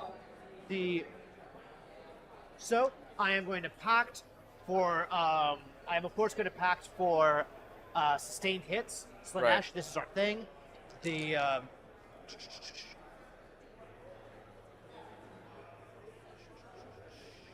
Legionaries. I'm also going to... Go for it. I'm going to burn an event card. Okay. This squad has a 6-up Feel No Pain. 6 up, feel no pain. All right, they are in it to win it. They know how important this is. Yep. All right, these 2 guys right here, they're going to be it's regular close combat weapons.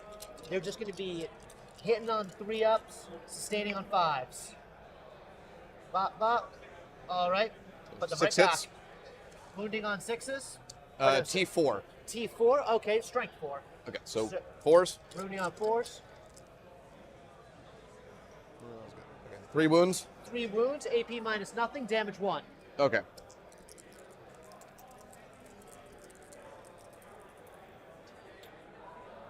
Make 1 save. It's 1 damage each. Yep. Nothing. 2 damage. 2 damage.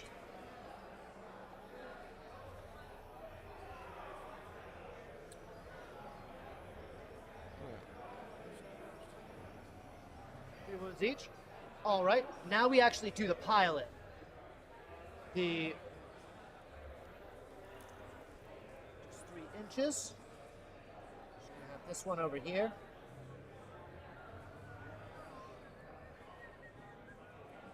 Move that over there. This one over here. This one in base to base. This one in, and most importantly, Oleander in. So, Oleander gives his squad something, and I haven't gotten the chance to use it yet, so I need to know this. Okay. While this model is leading a unit, every time they attack, they get +1 to hit. I really should have been using more of that. Oh. That's on me. But you know, lessons learned. That's what you get for playing with a new model on a stream. Okay.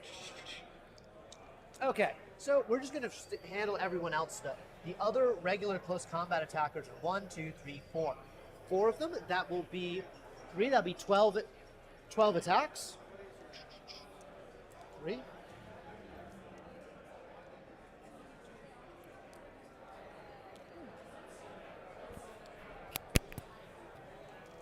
I just disconnected my microphone.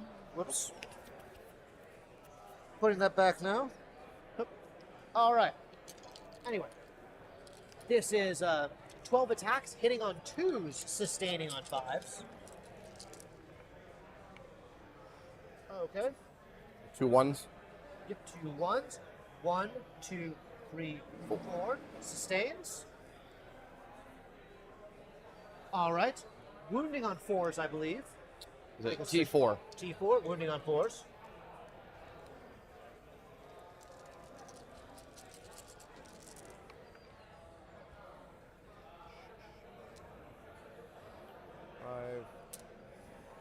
So that's 10. 10. 10. AP nothing, damage 1. So 4-up save either way. So good. My dice are not great today. All right, so 6 feel no pain saves. How painful is it? A little bit less painful. So I take 5 wounds. 5 wounds. I believe that drops your wounded one and removes 1 more.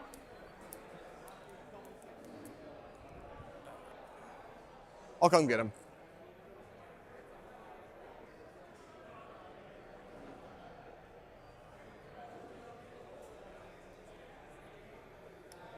One, 2, 3, 4, 5. We're going to be doing the heavy melee weapon from the unit champion. 3 attacks, hitting on 2 up, sustaining on 5s. All right. 4 hits. 4 hits. Wounding on a 2 up because it's strength 8. Ooh. Okay. So 3 wounds. 3 wounds. What's AP the minus 2, damage 2. damage 2 on these? Yeah. Okay. Ugh, God. That you can count that as cocked if you wish. Okay. So 1 save, so 4 damage. 2 and 2. Yep. And your warlord hasn't even fought yet, right? Neither of my champions have fought. I Or think- my. I think we're good. Okay. Well, let me see. It's very unlikely. We're getting played on. I think this is a pretty important decision point. I don't think we'd want to just like concede on that. But one of those guys is dead. Well, yeah, all the damage goes through. One of the guys is speared through and taken out of the sky.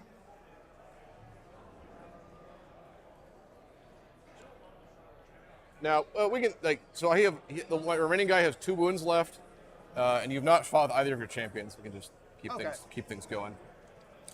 All right, sounds good. And I believe they can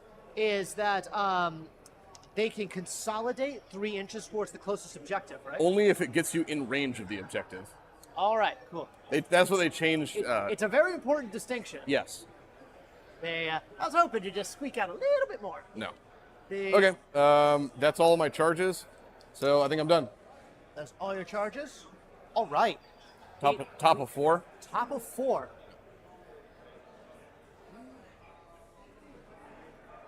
I'm trying to signal them.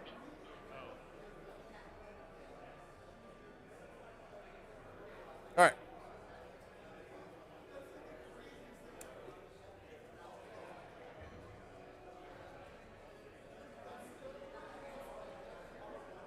All right. So command point, and then you get 1 VP.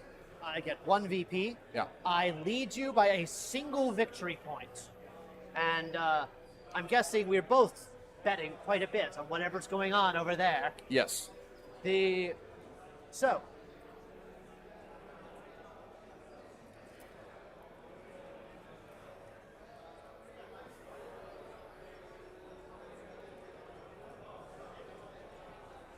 The time for caution is over. Sunkiller burns tread ahead, absolutely drunk on his previous kills. This squad decides to let him go after that, and they're going to do what they keep doing, and doing it quite well.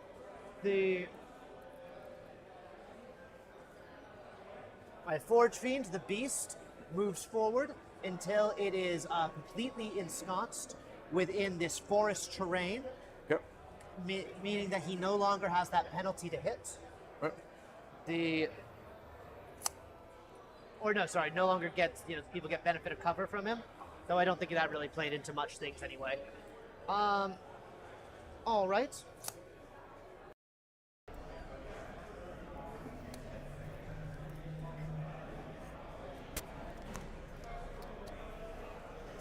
Okay, Graham and I are back.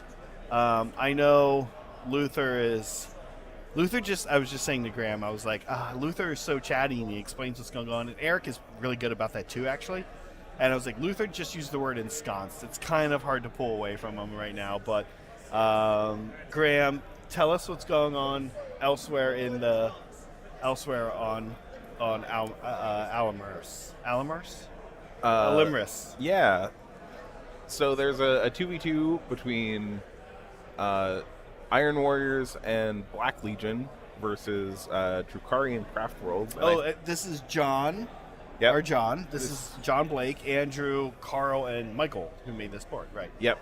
And I think Andrew's avatar completely took over the board. Yes. I actually just had Andrew and I go back a long ways. Him and Michael are the people I've known here the longest. We pretty much started Fault Line together, and I just had an awkward exchange. Andrew and I, both of us are very private people often, and we were in the bathroom together and decided to have a urinal conversation, which broke both of our rules. But during the urinal conversation, Andrew told me that his avatar is kind of running away with the board. So yeah, his avatar looks so cool too. It really does. He's a good painter, yeah. Andrew earlier on the first game, he accidentally left his avatar on just an orc versus White Scar board, and they walked over and they're like, "This thing's just awesome. We're just gonna leave this here, and not question why there's an avatar The just avatar chilling just on watched the battle.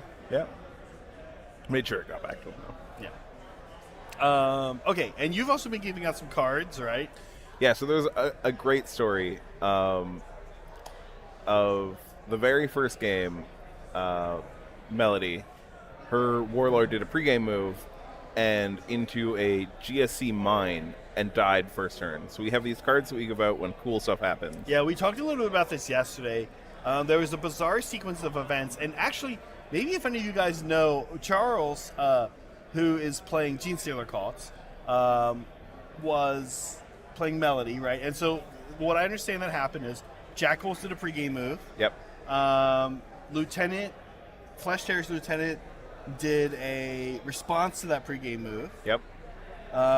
Moved into the Reductus. What's her name? Reductus. The mine lady. Mine lady.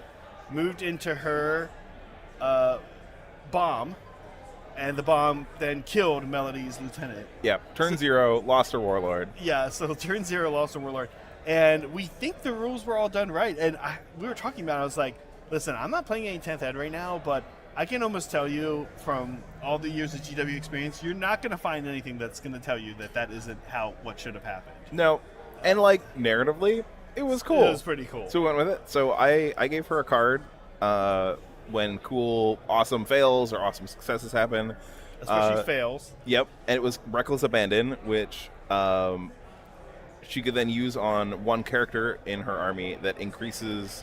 It essentially increases the character's damage output, but gives all of their weapons hazardous. Okay, right. So she used it on another GSC match, and the character still completely whiffed, even with these like massive bonuses from this card.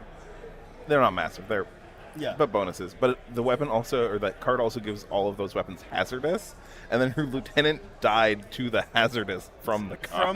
From the card she got which is pretty amazing. Now, another thing that I wanted to actually ask you, we haven't talked about this yet this weekend.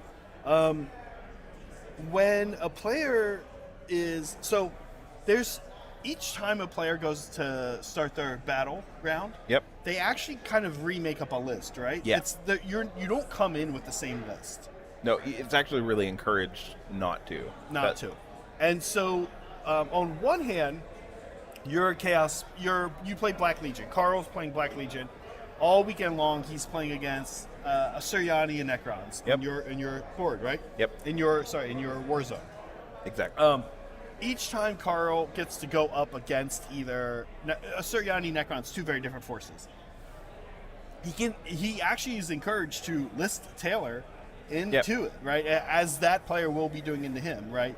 And so in this way, I think that's maybe the coolest part about about narrative play is we're saying we actually are encouraging that, and you know your opponent's going to be doing it, you're going to be doing it.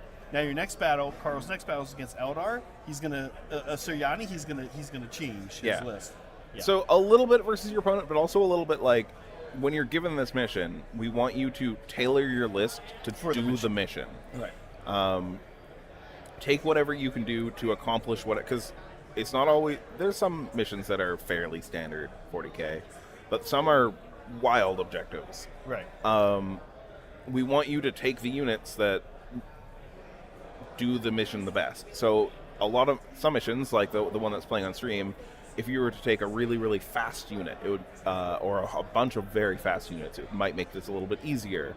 The alternative to that, make a very tough unit that just slowly trudges across the board. We want people to... Yeah, do you need to be there by the end of the game, or do you need to be there early and often? It's kind of the whatever question. works. Yeah. And so we want people to adjust their lists for that. And people don't always have huge collections. Some people do, some people don't. Right. I know one of the orc players is playing Once a Model is Dead. He's got a huge orc collection. Oh, yeah, we were talking about this yesterday. Once a model is dead, that John. model is dead. Little John is doing that, which is super cool. Now, he has a huge collection, like you said, and really cool stuff. Here's my question for you, and I'm asking for myself, Graham, but also for people at home who might want to come to the event in the future, an event like this. Is the sky the limit, or is there is it like a make a 3,000 point list and then you take 2,000 points of it, or it's literally bring your collection, make a list for each matchup? You have to keep taking your warlord, right? Yeah, there is one warlord. You always have to, before you come, you need to assign who your warlord is. You always need to bring your warlord. We did this year make some adjustments where if something is conceivably your warlord, you can take it. Like a Space Marine captain could change from Gravis to Tacticus to Terminator armor if they wanted. Like if the same maybe a crisis suit. Exactly. That's the other example we gave. There's different crisis suits. Of like your commander hops into a different crisis suit. Same warlord, whatever, that's fine. We had another one where this was actually something we cleared during the game of a Sisters player.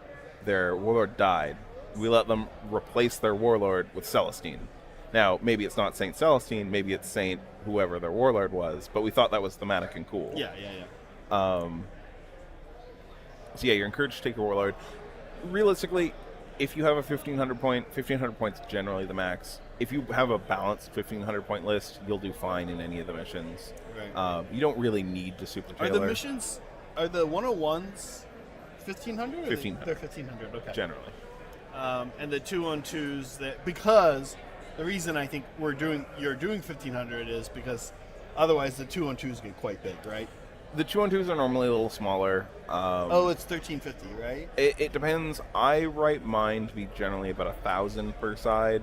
I know Brett likes a little bit larger. Dome really does 2,500 per side. 2,500 total, so 1,250. Okay. Some range of in between. 2v2 games often just go forever is kind of the problem. They do. We had one last night go quite late.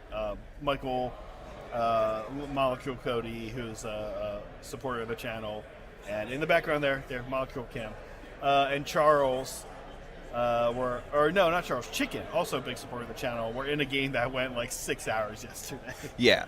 So, but Chicken was like, hey, listen, he was like, it was a slog, it was kind of long, but he was like, it was fun. Everyone had good attitude, and he said they couldn't really call it. He was like, it was too close. Down to the wire. Yeah. Oh, you were there. Okay, you were. I didn't. I wasn't there to the end, but I was talking to Brett about it this morning, and it was a super close game. Went a little long. That's fine. This happens to us, Graham, all the time on our stream, especially in John and Zach games. We get to like turn 3 where Sigmar games often decided, and then we're like, it's too close. We got to keep going. Yeah. And so it goes from being like a 2 hour and 45 minute or 3 hour and 15 minute stream to being like a 4.5 hour stream. We're like, hey, what can we do? It's a good game. Yep. But we do longer rounds than normal. We do 4-hour rounds. Brett probably talked about this. Yeah. A little bit smaller point values, so you can take it easy, have fun, grab some beers or something. It's a more relaxed experience. It seems like something insane just happened. Let's see if we can figure it out. Getting this dawning horror that he's in the best path, and Yeah. that the best path is terrible.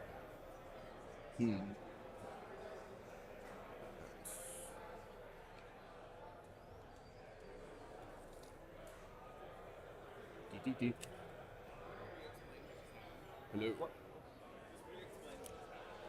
Oh, all right. Was I mute? I have Reader of the Runes, so my Shadow Seer re-rolls one of my Fate dice, and every time he's done it, I've re-rolled something back into a 2.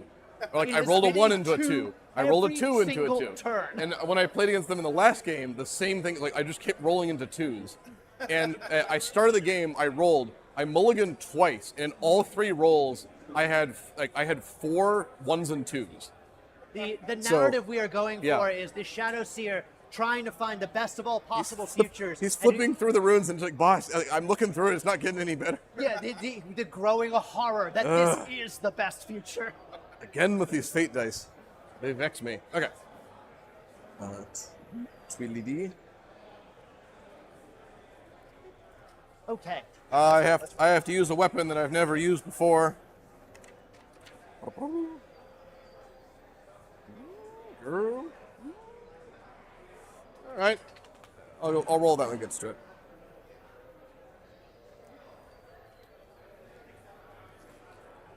Oh yeah.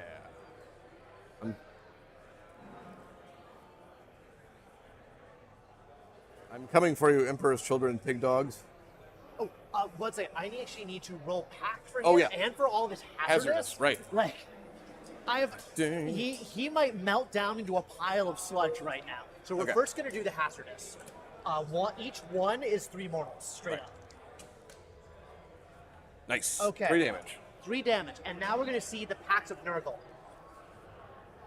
Nurgle's cool. Okay. Nurgle is cool with it. All right, cool. Sorry, just want to make sure dotting all my I's. And, please continue. Yep.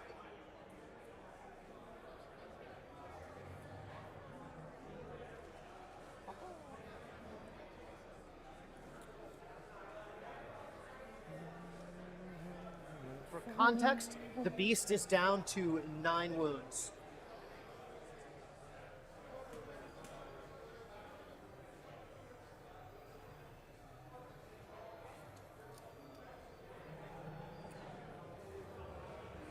All right. Cool. The entire lead cast is converging on your warlord. The Death Jester, Troop Master, and the Shadow Seer. I believe they call this in the business the curtain call. I hope so. And Puck can't really do anything else other than just stay out of the. So he's gonna hang out. I believe that's my movement. Okay. He knows that he has a job. Shooting. All right. Weapon My job is shooting. I've literally never gotten to fire before. Shadow Seer shoots his Neuro Disruptor at your warlord. All right, these neurons are already pretty disrupted, so. Well, we'll see. All right, Dark Obscuration. All right, Eldar reroll. Hits. All right.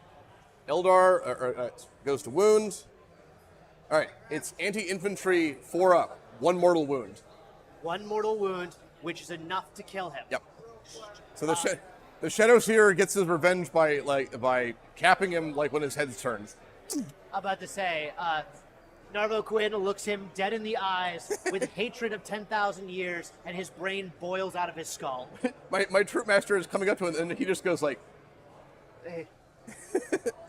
I like to imagine Oleander, who is right here, sees his commander die, and has a... It's such a shame, Yeah. Narvo, but as they say, This is how- to the living go the glory. "This is how I get promoted." So I'm gonna give you this. Oh. We normally don't give out second Warlock crates. That has to go on your Shadow Seer, and it has to be used for Fate Dice. I never got my first one. Oh, well, now you have that one. Okay. Well, don't worry, I didn't get a chance to use mine either. It's cool. Okay, so I have to roll this right now, right? Sure, roll it right now. But it has to be used for re-rolling Fate Dice. Okay. Yeah, 4. If it was a 2, I was going to Yeah, die of apoplexy on the spot. It was a 4. It was a 4. It's 4 is a 4. All right. Okay, so the marker goes where? Okay, perfect. Yeah, it just goes, I think, exactly where he fell. Yeah. Shadow Seer. The Troop Master is going to fire his fusion pistol at your squad. Okay.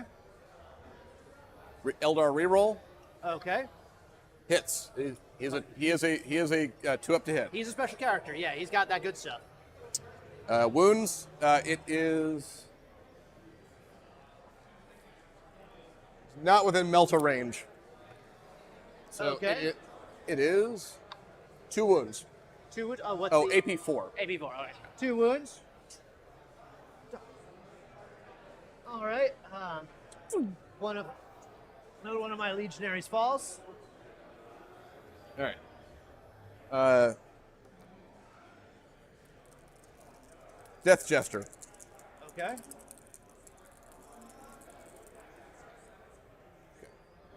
Eldar reroll. Nice.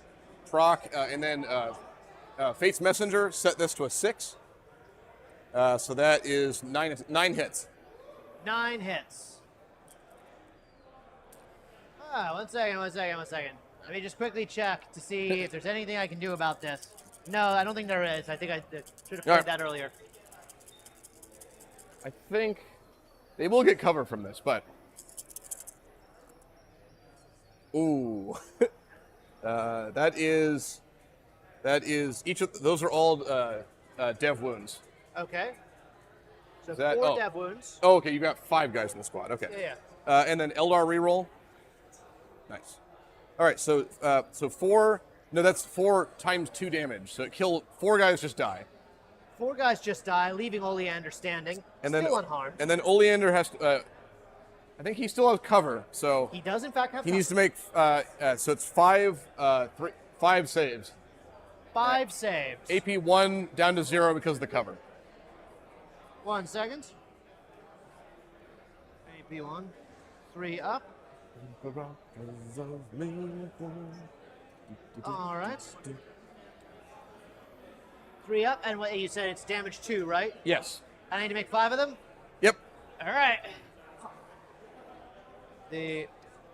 I got 4 wounds, so I can fail one of these. You've been. Come on, baby. Oleander, your path to glory has only begun. Nope. Oleander, your path to glory is already over. All right. You've been. Yeah. Sorry, we here in Crefeld London have been fully jokerfied. We're tired of playing around. I think Puck has. Oh, actually, I can see your. Because if he can see the beast can see him, he can see the beast. Where's my? Ooh. What is the range on your ectoplasm cannons? I believe it is 36. 46? 36. I'm sorry, 36 inches. Oh, you're out of range. Am I?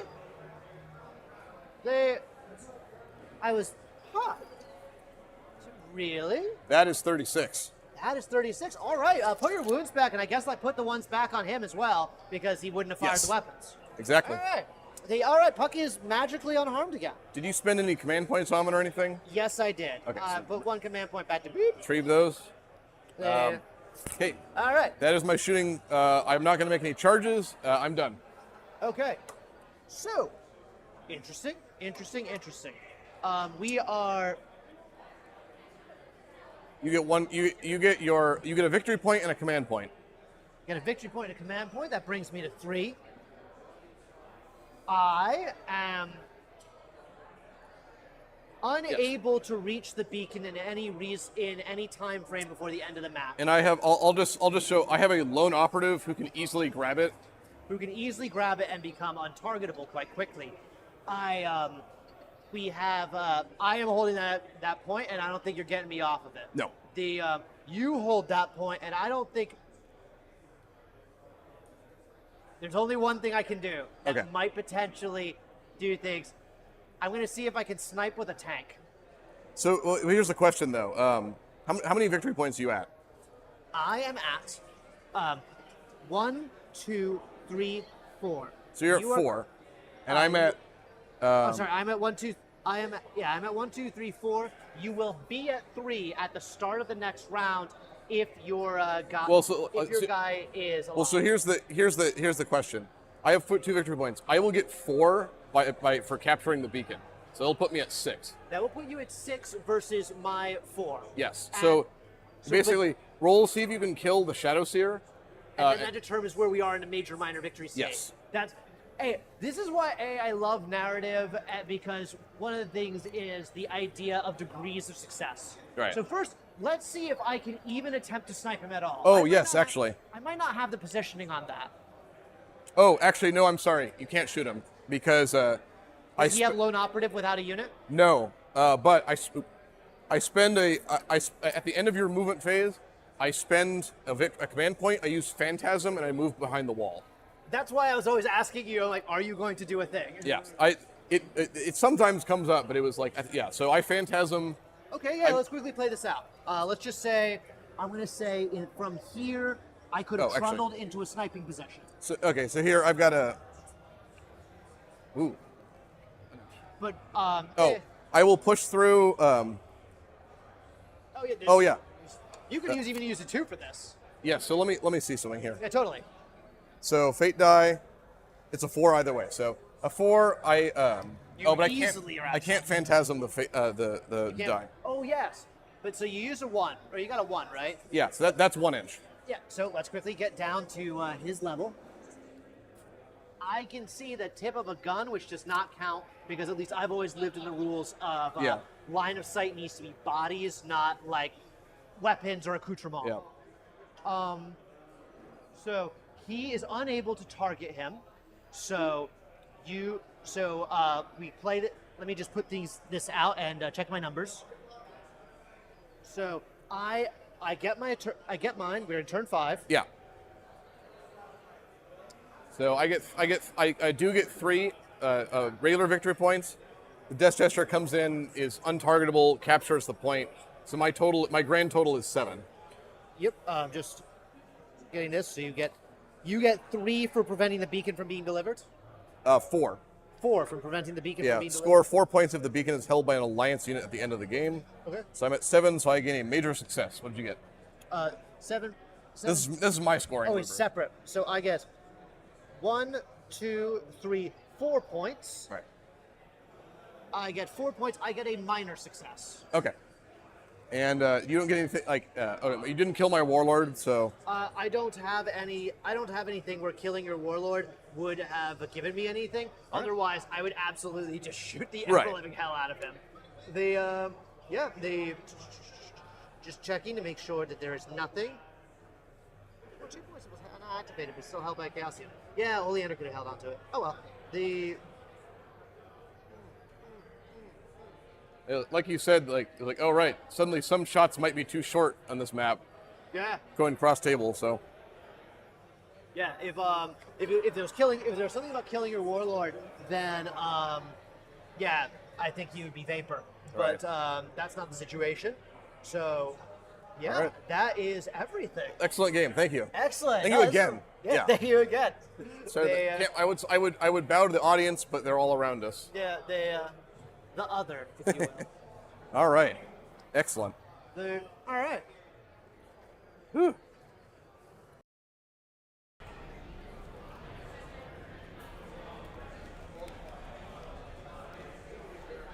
Okay, guys, looks like Eric and Luther have finished their game. A major success for Eric, a minor success for Luther, and a big thanks to Liberty Furs, as I like to call him. He says, John had a pretty cool 2v2, but they already finished, actually, which is fast for a 2v2. So that's where we're at now. We have round 2 starting, I think, in like 45 minutes, a little bit more than that. What this means is we're going to go to intermission here in a second. The stream's going to keep running, but it's going to get a little boring. I'm going to try to put a cool shot up for you guys. I realize none of you are going to sit here and stare at the screen. I hope none of you would do that. Excuse me. I'll be back. We'll be back. A bunch of us. We'll have some more people chatting. We're gonna have John, not John B, not John our boy, but a different John, who's gonna talk us through the final Warzone. Angela from Hobby Night's back, hanging around today. We might have her on. No promises. I'm not sure who's down to come sit and gab with me. We'll probably get Brett on here, of course, as well. So we'll be back in a little bit, and we'll talk to you guys soon.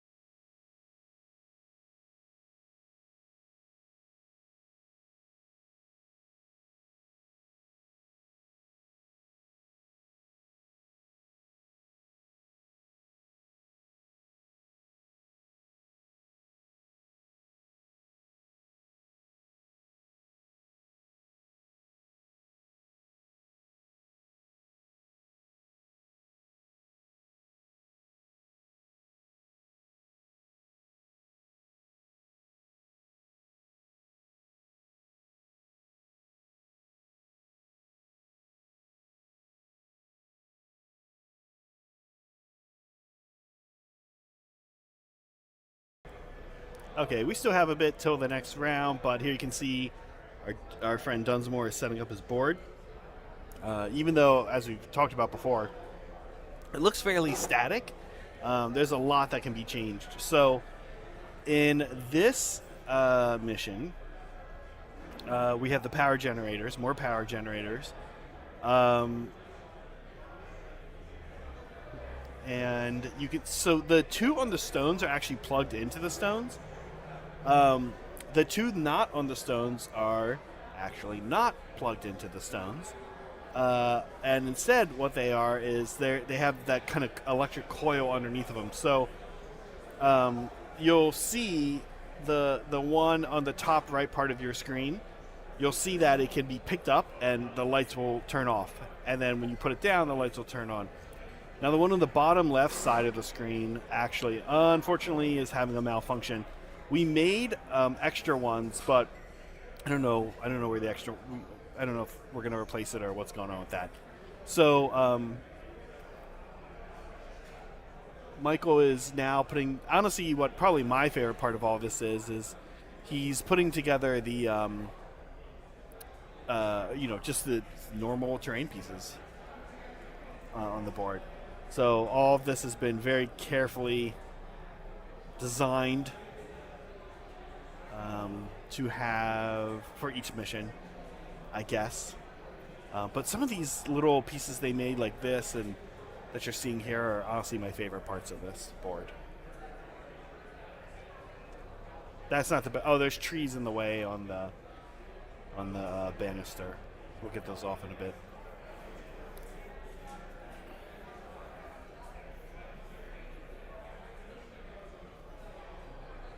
Next round does not officially start until people are going to start gearing up for its suit.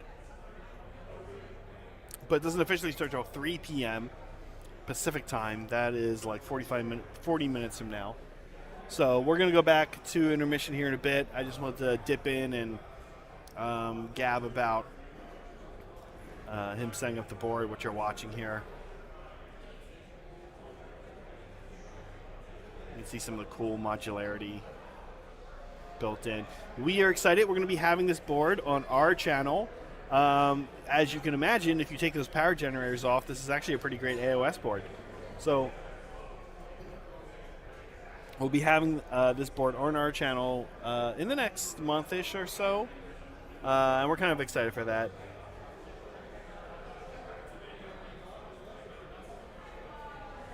How's it going, MGoo91? I think I said your name right. MGoo. Yeah, we're streaming a narrative event here in San Jose, California, and we're kind of in between rounds right now. So we're watching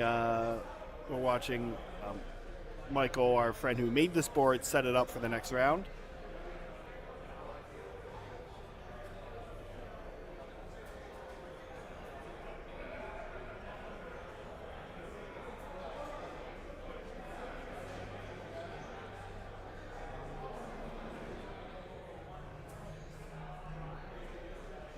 If you are watching from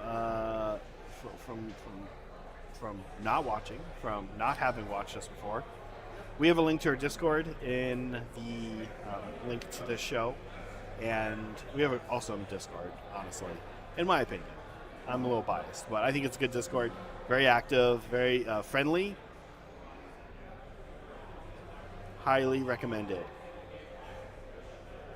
Yeah, again, the next round starting in about 40 minutes, a little less than that. I'm going to go back into intermission here in a bit once Michael's done setting up the board.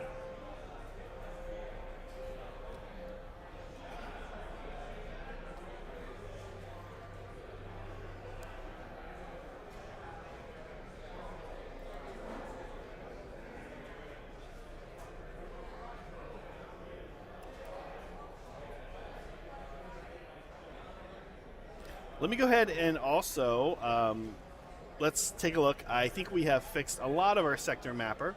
So let me go back and kind of catch people up with where things are at right now. Here is our Tyranid invasion, Hive Fleet Agathos. And we started, you'll recall, earlier yesterday, like this. And here the Tyranids have encroached. And now, at the end of round 3, we're here. We'll be fighting in the Grave system, but let's take a look a little bit at where we've been. Veridia. And this is cool. Our friend Phil set this up so we can actually see pictures. These are pictures from this event. These are not pictures from before the event. These are live pictures from the event. Every now and then one of them's upside down. We'll see if we get one of those. It's kind of weird. This is our first time using this, and it's super cool. Phil did an amazing job. But you'll see a little slideshow of some pictures that we're taken mostly by Megan, but some other people too, walking around, just taking snapshots of the different games going on. At least I think it's a slideshow. It's a little slow. There you go.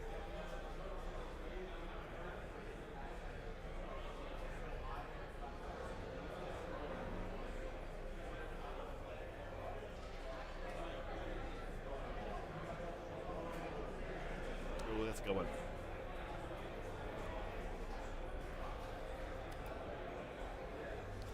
We've been to Helmand. That's where we were yesterday, I believe. This is the Tau cold weather research. Well, not just cold weather, all kinds of research done by the Tau, fighting off the Imperium.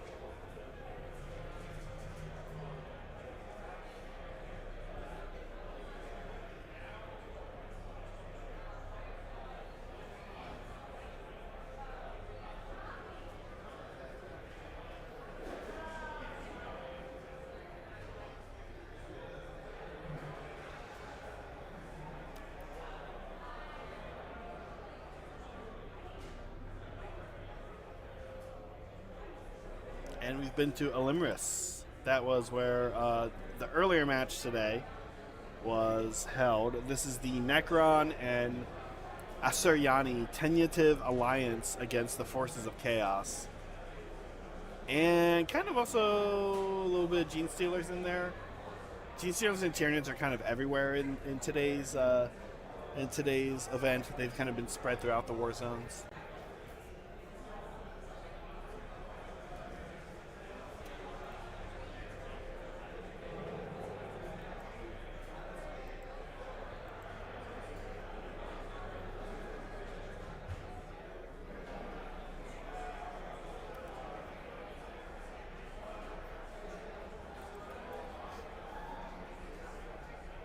Michael at work.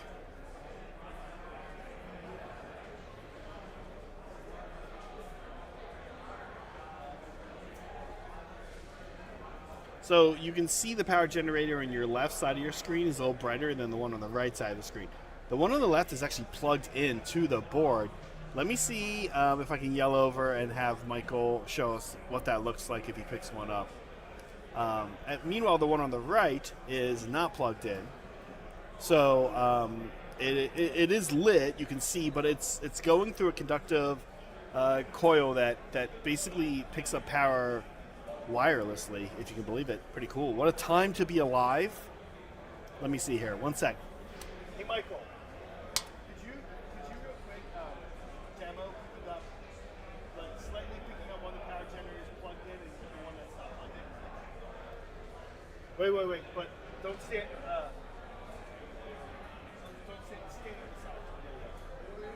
Just pick both up. Yeah.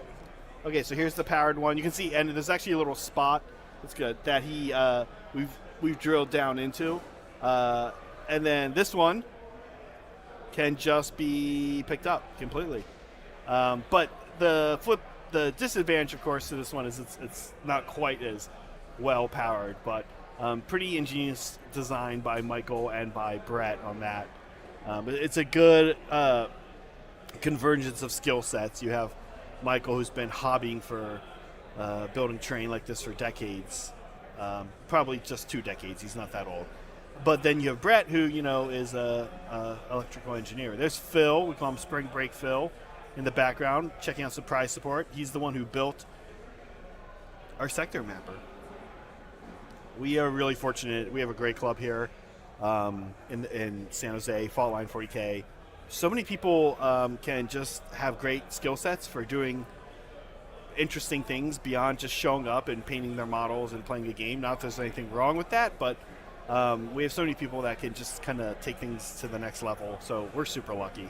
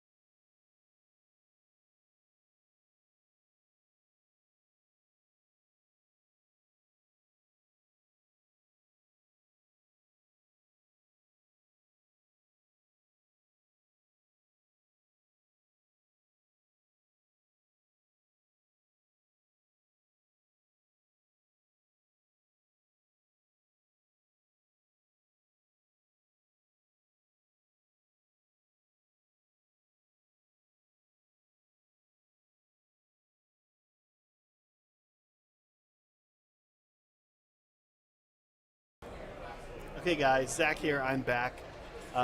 We are getting ready to start this round. We have Bryce of Bryce fame. Bryce has been on our show before. I've known Bryce kind of forever. He's one of my oldest gaming friends here in the Bay Area. So really excited. And then we also have James, and both Bryce and James are from Faultline, which is really exciting. So we've got Tyranids versus Votann. Here's our front cam view. In the back there, in the gray, you see John. John's going to join us in a little bit. He is the dungeon master, for lack of a better term, for this Warzone. So we're excited to have him come and kind of tell us what is happening, what's going on. Should be fun. There's Little John in the background right there. You see Little John's actually the guy who, also a Faultline member, who once an orc dies from his group, that he said he's done with it. So he's burning through a lot of models this weekend. So we're excited to be back here for the final round, Maelstrom Mixer. We do 4 rounds. This is the second round on the second day. I've got my margarita finally. I've got actually I kind of already had it, but I've got a rum and coke, so I won't be too drunk. I promise. I'm fine. There's John double fisting beer and water like a responsible individual. Love it. We'll get him talking to us in a little bit. And in the meantime, we've got Bryce and James. John is John's going to come back and chat with us in a bit. I'm going to mute just for a second while I get him set up, and then we'll be right back. Don't go anywhere. We're going to just be gone for a minute or two.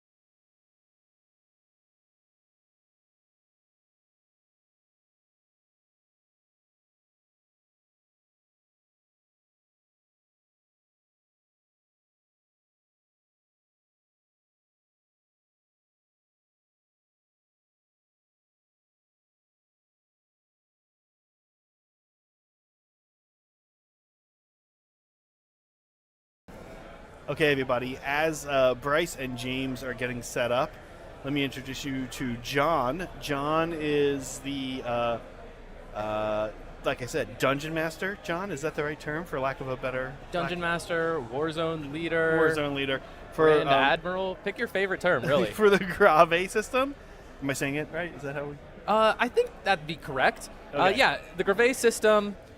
Really, though, the battle is centered around a research outpost on the 7th moon of the system, the Eigenfell Techno-Archaeum of Omnissiah's Grace, which has led to us generally referring to this as the Eigenfell Warzone. Okay, there we are right now. And so, what's been going on in Eigenfell is the Imperium Adeptus Mechanicus really started slacking on their duty. Okay. They said to themselves, this excavation we're in charge of is too much work. We are going to contract this out to some Votann and get off the planet ourselves. I love it.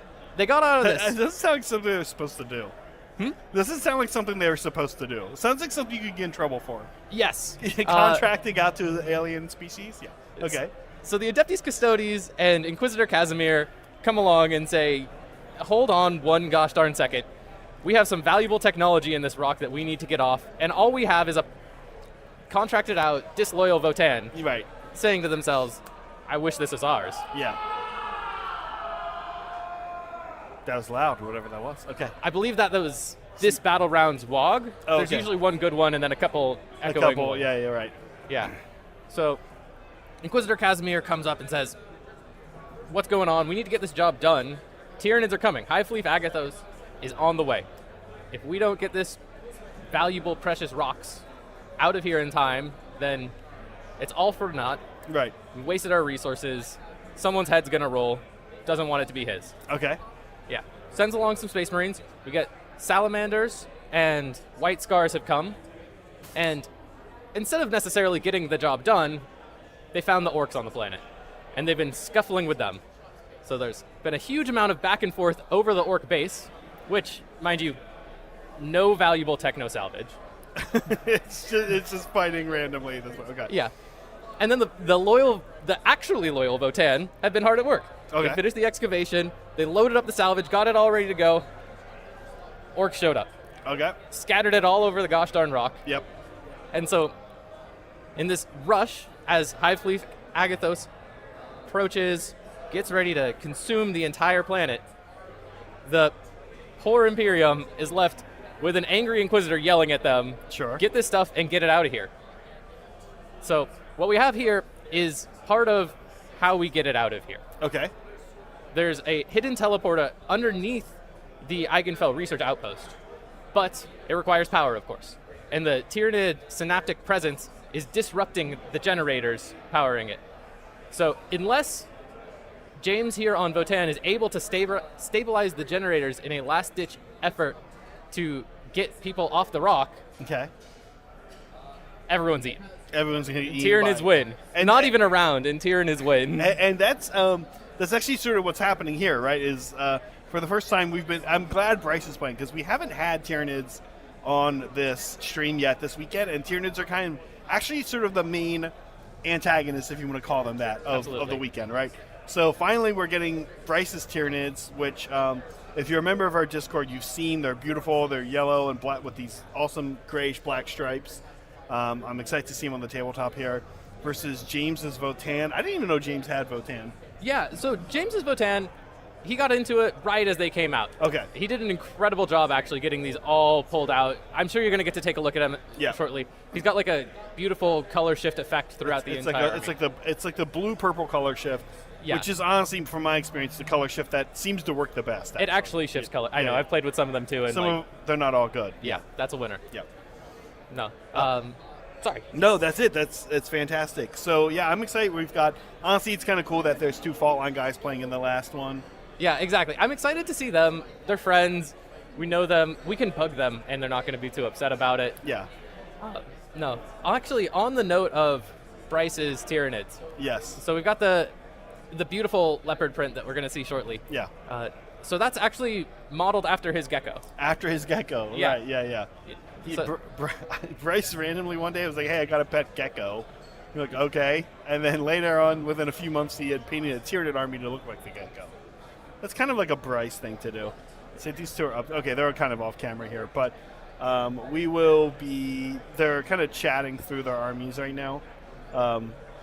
So we'll dip in and see what they're up to in a minute. John, talk to me about like how's this been? How's making the missions been? How this is your first time doing it? Yeah, this is my first time Right. being a part of the planning committee.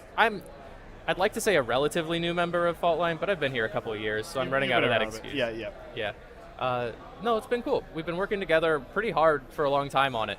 So, like, planning started probably end of 2023 on making Yeah. this come together. But the last few months has been really the, like, let's get together, brass tacks, get everything laid out.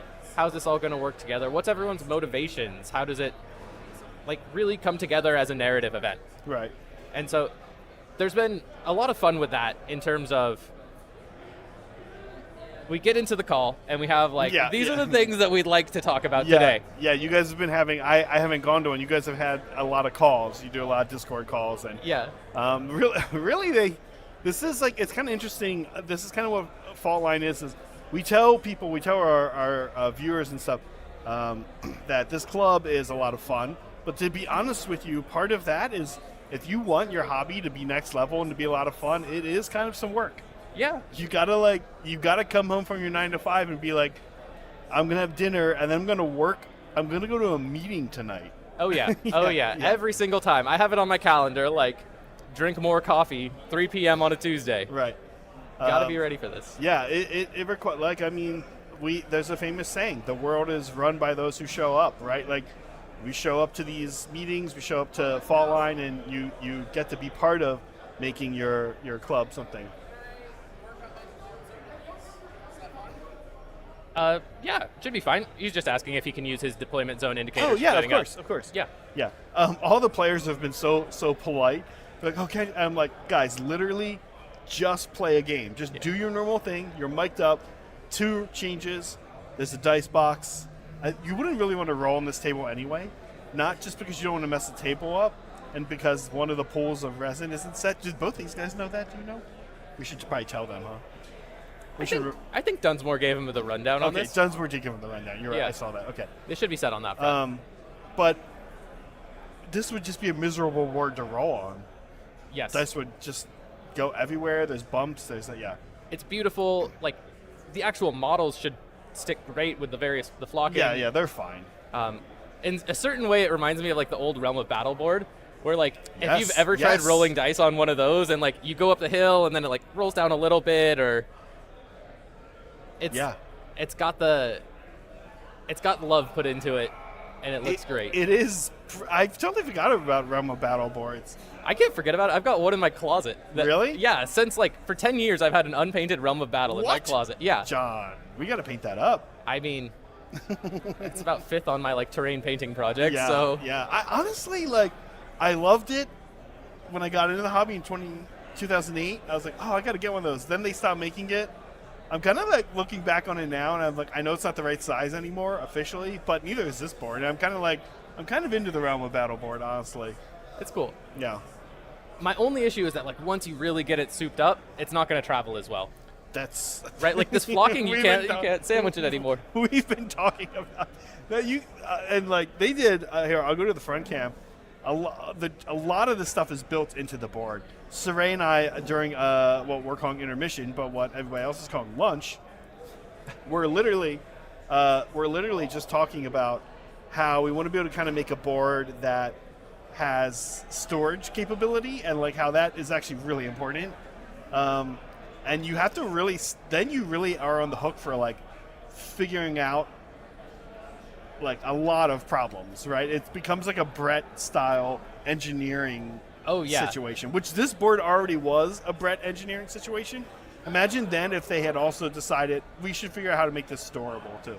Yeah. That was actually part of the discussions. So we had at least one call that was about, like, what are we going to do with this board? Like, we're going to make something awesome. It's going to be great. We can't just, like, shove it on a shelf anymore. Nope.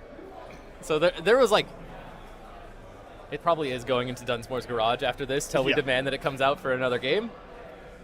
But there was some discussion of, like, can we find a store that'll take this as, like, a signature thing? And, like, people will probably not even be able to play on it because it looks too cool, and, like, they'll have to pull it out and everything. But we've already agreed to let them us. We've already got them to agree to let. What am I doing? Okay. Anyway, we're going to be using it on one of our streams in the next month or so for AOS, and it is already an AOS board. Basically, you just take the power generators off, and it's make those some sort of, like, powered shrine. Yeah, actually, you're right. I was like, I wasn't going to make anything to replace them, but I should. Why wouldn't I? Yeah, right? all the electrical's already there. Yeah. Which is just crazy. Yeah. I mean, honestly, Age of Sigmar was part of the inspiration. You can't see it from this, but you can on the front shot. The floating island, of course. That idea straight out of Lumineth Realmlords. That's like the Lumineth Realmlord floating island, yeah. Yeah. You could take an appropriately themed army, and it would just, like, look right at home here in AOS. We could take the Lumineth Realmlord shrine and put it on top of that shrine. Oh, and just you'd have a triple layer. Shrines all the way up. And then if you could find some even smaller elf. I have not watched a battle report or seen a game with Votan. I'm kind of curious to see how this is going to go. They're shooty, yeah? They're fairly shooty. Okay. They've been toned down a bit from where they were when on release at 9th. Even throughout 9th, they got toned down a lot. I know. I think I saw one of the first meta watches I saw. They were like dead last, actually.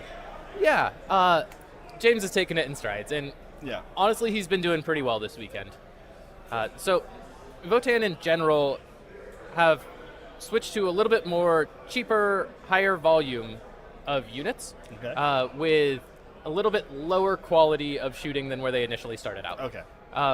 That said, James is inverting that with his list today.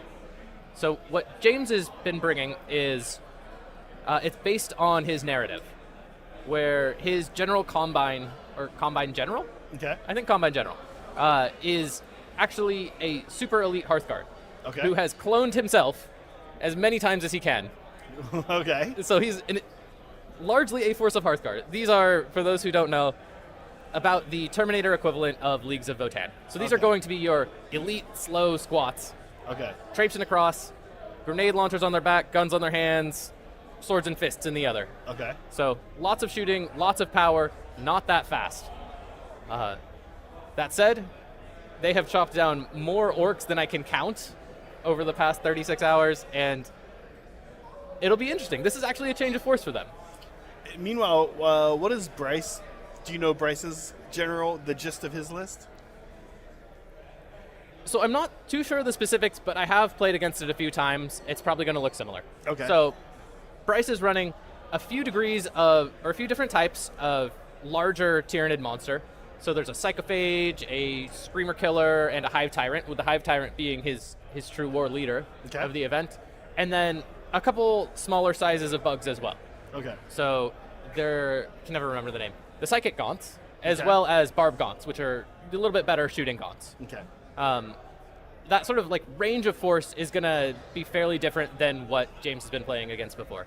Got which it. has been boys, buggies. Right. Yeah. Yeah, that is sort of an interesting. We were talking about that earlier. We were saying it is sort of interesting. You kind of play this. You kind of play similar. Most of your matchups are against one or two different forces in this. Yes. But Tyranids are kind of out there for anyone to face, more or less. Do I have that right? How it's set up? Yeah, so that's one of the things we were like really discussing for the event setup is how can we get this in a way where people have a reasonably tight narrative around them and what they do. But they're not just playing against one force. Right, exactly. But it's still an event that has it's a decently sized event. I think we have about 40 people here in the 40K event today. Yeah. And if we're going to be honest, trying to get together some cohesive force of 20 versus 20 or mega factions, the narrative's going to start losing its finesse a little bit. Right. And so one of the ways we worked around this was having war zones which have set factions generally against each other, and the overwhelming presence of the Tyranids means that they are also invading those other war zones. So everyone's out there minding their own business, and then the shadow of Hive Fleet Agathos comes down and says, "You're dealing with me now, or I'm eating you." Right. And so that's one of the ways that we worked in some of the variety. You just said, hey, there's also Tyranids and Gene Stealer cults. Yes. And if you're playing a lot of orcs, you could also here's some Tyranids. Exactly. Which is, you're right.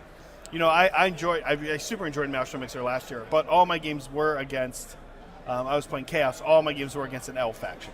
Yes. Right. Yeah. Which I think is kind of okay in 4 games, but this is nice. Yeah. That's really one of the things that we've been trying to take as a point of feedback from last year of we do want to keep the narrative, but we get it. If you're playing 4 games against the same thing every time, how can we break it up? Right. Yeah. One of the ways that we worked against that was with I'm happy about this one because I'm in charge of the orc war zone, of course. In this final round, we put the orcs against the orcs as well. Oh, we said, fun. Yeah, we need to get to the end of this, and we need to figure out who is the biggest. Yeah, and at some point, there's a lot of orcs here this weekend, and at some point they're going to start fighting each other. Why not? Exactly. Yeah. They've been out salvaging loot. What do you do when you have the loot? You Right. take it for yourself. You take it from the other orcs who have the loot. Yeah, very exciting. Yeah, I'm actually excited for this matchup. I haven't really gotten to see Bryce's Tyranids up close either yet. I've seen them online and everything, but I'm sure we'll get some Yeah. excellent shots in this one. one of the things that I really liked with how Bryce was setting up some of the Tyranid missions. So Bryce is both a Warzone organizer as well as playing in the event as a Tyranids player. Yep. So one of the things he did is built a ton of Tyranid terrain that is in the same color scheme as his army. So there's been a couple of battles where he is playing a mission and it looks like his force is really the thing that is tearing up through the ground and setting up this Yes. this is the fleet. Yeah, it's kind of cool, actually. Yeah, you're right. I did sort of notice that earlier with some of the terrain. Yeah, very exciting. Bryce has actually been on our stream before. Folks at home, if watching, you might remember him. He was on a hobby marathon stream that we had where he painted Kingdom Death miniatures. And you might remember he was dressed as a hot dog during that stream. And there wasn't a super compelling reason for him to be dressed as a hot dog on that stream. He just came dressed as a hot dog for some reason. And I kind of wish he had brought the hot dog costume to this event so that we could have had him put it on for this stream. Just be like, hey, you're streaming, Bryce, get the hot dog costume. I could ask if it's in his car. I mean, I think I wouldn't be surprised if the hot dog costume was in Bryce's car. you think he's got that at the ready. He might have it at the ready. He's the type of guy you don't know when you'll need a hot dog costume. Let me see. Hey, Bryce, you don't happen to have your hot dog costume in the car, do you? Just asking. You don't happen to have your hot dog costume in the car, do you? No. I would do it if I did. I know you would do it if you did. Okay. No, he doesn't have it. I'm asking. All right. This is news to me. I've never heard of this, actually. He looks great in the hot dog costume. It only like his face and his mustache stick out. So it's pretty funny, to be honest. Yeah, I hope he can. I hope Bryce can once again be on. Oh no! Okay, there we go. Just almost knocked a bunch of stuff over. With the hot dog costume. If I knew about that, I would have put it on his list. I've been the one assigning chores after all these meetings. Yeah, Bryce. Next year, if that's available. Bryce must have hot dog costume. What is John drinking out of? I mean, not John. James drinking out of. This is James's. People have asked if this is terrain, actually. We could probably get him to. Oh, you can see it here perfectly. So James 3D printed this, I believe. Oh, that's right. To be his custom cup as his Warhammer chalice. I love it. Yeah. Very Votan. No, he's done some fun stuff with the 3D printer. So something else we're going to see throughout this mission. So Votan have the grudge token mechanic to improve their hits and wound rolls in this edition. But he printed those out himself. So initially, when you would get Votan, they would come with sort of little cardboard pop-out indicators. He printed himself some DIY grudge tokens. Okay, cool. As an adjudicator of his round, I have received some of those myself for unfavorable decisions, but... Oh, funny. He just passes them to you. Yeah, he's like, I don't like that one. That's a grudging. No. Okay, here we got a new flavor cam view for you guys. You can see the board. Yeah, we got... Looks like a little bit of warriors getting his battle line units onto the battlefield. Someone's got to score the objective while the Hearthguard are out there trying to kill all the Tyranids in this one. These guys in the foreground are just basic warriors, right? Yeah, basic warriors on this one. It looks like there's a couple upgrade packs on them. Those are usually not such a big deal, especially with 10th Ed upgrades being free and warriors having 5 different upgrades you can be taking on a blob of 10 that then gets split. Oh, okay. I usually don't track which one's which. They're objective fodder for the most part. Okay. You throw them in little transports to get around the board, and then also in that shot you were able to see his land fortress. That is going to be pretty critical to his force. So land fortress is one of the few ways that a Votan army can get rerolls when they're making their shooting attacks. Okay. They get some rerolls when they shoot something that the land fortress has previously shot. So other than just being a fire base in itself, it is a force multiplier for everything else. So you're does that transport, or no? It's the other one that transports. Both of them are transports. This is the bigger transport. Okay. They're very similar in both model and functionality, minus size. They both have guns. They both hold models. They both get around the battlefield and shoot stuff pretty good. Okay. All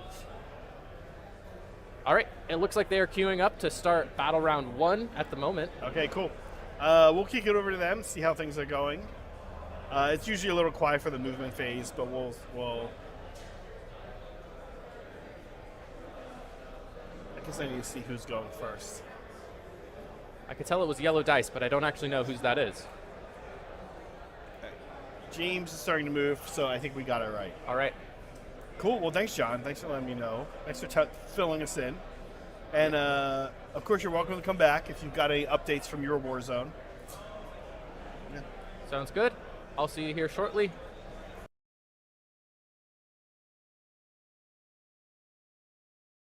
Okay. And it's during your command phase? Yeah. Sorry guys. Okay, so as I said before, it was like this. Then I will truck 6 forward.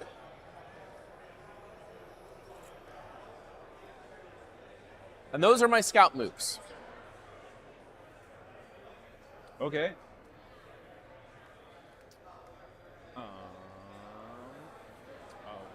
Is there the positive and negative? What? The polarization? Oh yes, I have no idea. I'm not sure if it's A or B that is the positive or negative. It looks like our deployment zone starts with B. B, right? Yes, Our but would zone. you just like to ask? John! Zach's not going to know. What do you mean? It says in the back. Oh, it does? Yeah. So A, we get the benefit of cover. B, objective markers in B are natively charged. So they'll do 1 mortal to us. End of the battle round. No, we it's figured it out. Sorry about that. Yeah. So at the end of the battle round, Yeah. if you're We will take damage. yeah. And then it'll switch, right?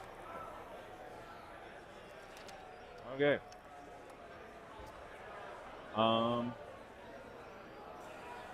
So, beginning of battle stuff, Yeah. do you have, what's your high fleet adaptation? Oh, sustained hits on infantry. On what? Infantry. Infantry. Yeah. Sure.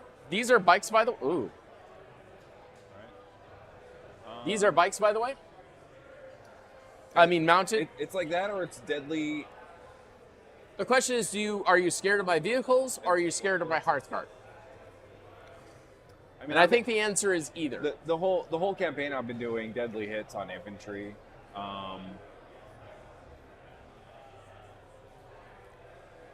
Or sustained hits on infantry. It's deadly hits on vehicles. Yeah. Right? So, I got enough shooting. Yeah, let's do deadly hits on vehicles. Yep. Yeah, let's do that. That's a good idea. Okay, so we have 1 command point. Yes. Where's a nice place? Ah, right here. Okay. Oh, wherever my card is, I'm going to use it. During the first command phase. I'm not sure if it's, I have to double check the card, but I think it's during my first command phase. Started the first battle round. So, internet people. Okay. What's this? I start with 1 extra command point as my little thing. Great. All right. This vehicle is within 12 inches. Make a battle shock test.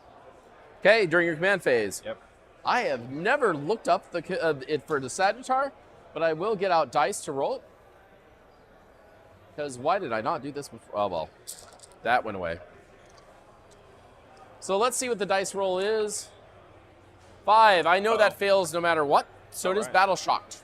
Okay. You are +1 to There we go. wounded.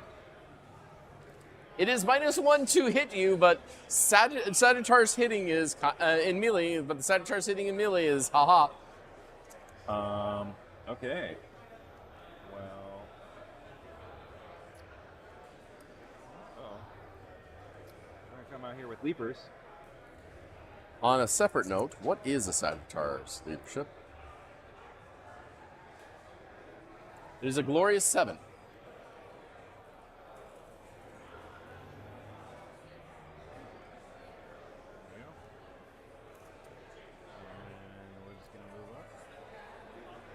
Sorry, I can't hear you.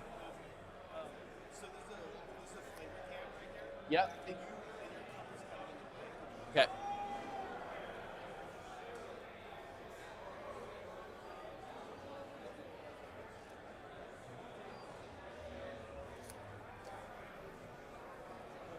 I'm going to advance with the Termagants. Hello, the terms. Got a 6.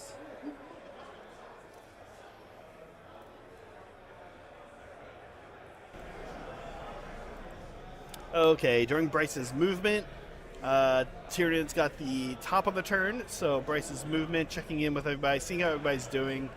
I did a little poll earlier. I did like if you could make Maelstrom Mixer, are you in next year? I did like if you can make it happen, I'm in. That clearly won at 70%. That's like saying maybe on Facebook, though, guys.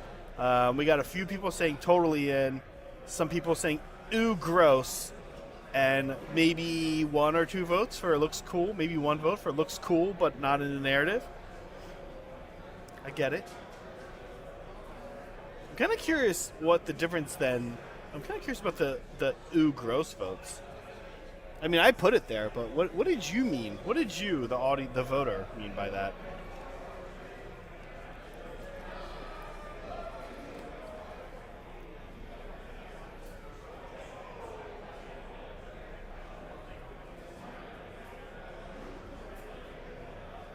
This is our last stream. I should have taken an opportunity to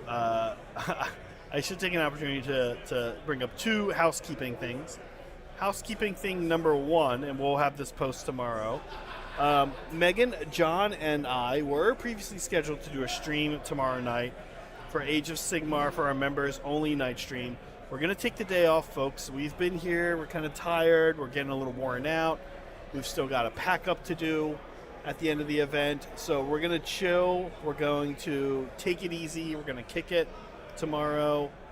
We're gonna recharge. We'll be back on Wednesday's stream. Wednesday we'll be doing a little bit of a recap for this event. So looking forward to that. But yeah, I hope you folks understand. We want to kick it tomorrow. We did not work this weekend. It was fun, but it was very tiring. Housekeeping thing number 2, if you are a Mandro, and even Mandro, our highest membership tier, which, by the way, our membership tier is pretty inexpensive. If you are a Mandro, tomorrow, Devin Bush is doing his class for us in our Discord. So this class is at 4:30 Pacific time. I know it's a little late for the UK and for the EU.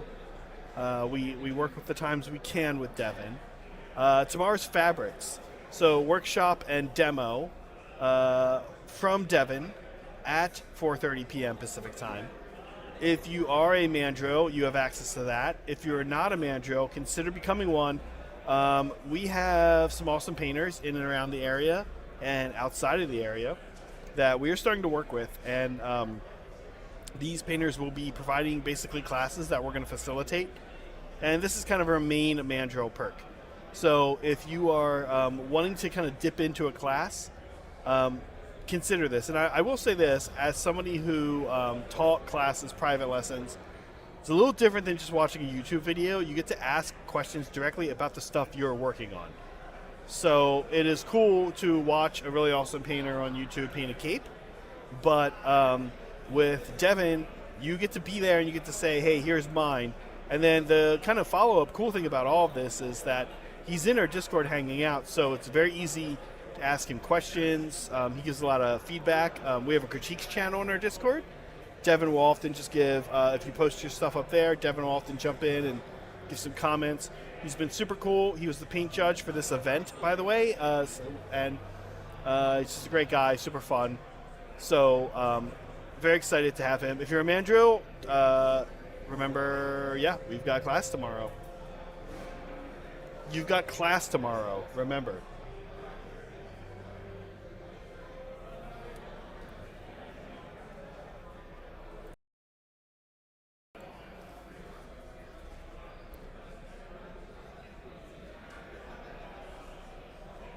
Yeah, Chris, I just mentioned, we're actually not going to have a members-only game tomorrow night. John, Megan, and I want to take a little bit of a mental health hang, recoup, and for her job, Meg this upcoming week actually has to do some random training for people in other parts of the world. So she kind of has these like weird hours at night. She's got to do some stuff, but we think we might have been able to do it, but we were kind of like, you know what, we could use a little break. We've kind of been working on Mixer nonstop since Tuesday. We've been doing a lot of stuff all year, and especially in the past month or so. But it has really picked up quite a bit here in the past year. So, in the past week, like pretty much every day doing a Mixer thing. We've been coming to Guild House almost every night to kind of check stuff, run stuff, test stuff. So we are a little exhausted. We will be back on Wednesday with a hobby stream, though, as per usual.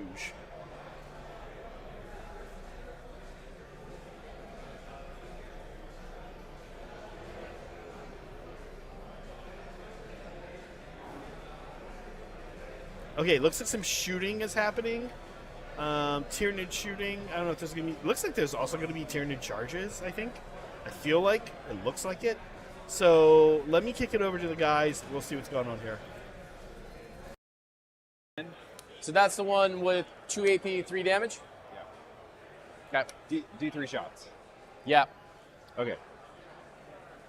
Keep that dice tray clean. So 2 2 shots. shots. Hitting on 2s if I require. Hitting on 2s. Please. So 1 hit. 1 hit.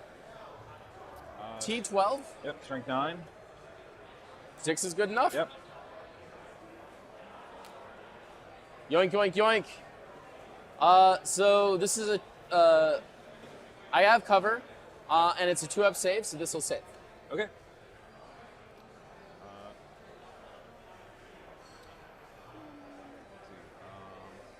Let's do the Killer Screamer Scream. Okay. Over here. Can he see... I don't think he can see this part of the wheel over here. Is that correct? Yeah. You'd get covered. Yeah, so that's all I'm asking is for cover. Okay. Yeah. I think it's D6 plus 3. Plus 3? Okay. I think so. It's been a while. Yeah. I may have been playing it as D6. Yeah. So 7.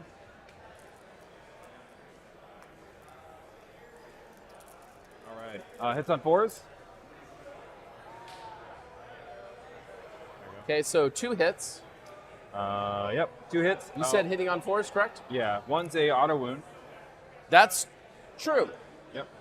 So let's roll the next one is T10. Strength 8. Nope. Okay. So 1 goes through. So AP2. AP1 on the screen? It's AP2. Really? Yep. I keep on playing that one wrong. All right, so 3s go to 4 basically. Good enough. Okay. And make a battle shock test. -1. Sure, these are 7s as I looked it up earlier. 7 is good enough. All right. Let's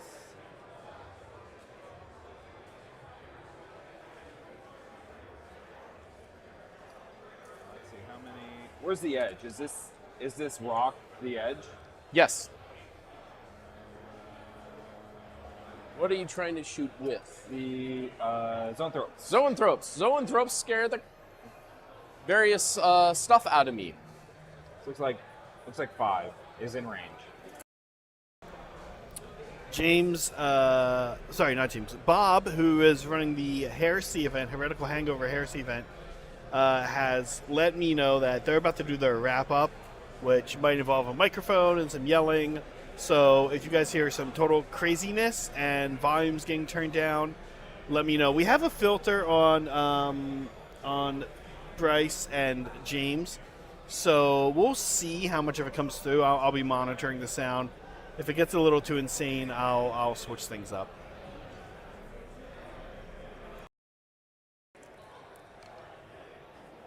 Oh no. So just 1? Just 1. At AP -3, I'm at 3 up already, so that puts me to 6, correct? With cover. 4, 5, 6, yes. So do I get a 6? Nope. No. How much Okay. damage?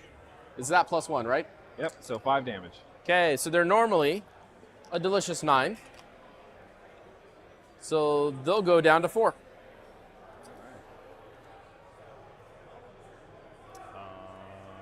18. So 17 termagants. 17 what shots? Termagants. Termagant shots. There's, oh well.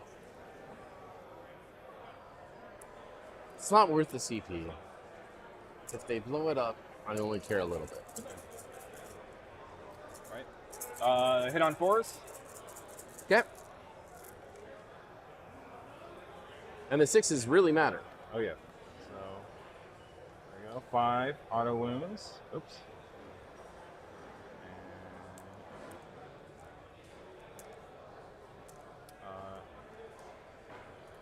I'm guessing it's it's gonna be 6s, right? It's T10, so I assume so. You would have to tell me. So looks like 6 saves.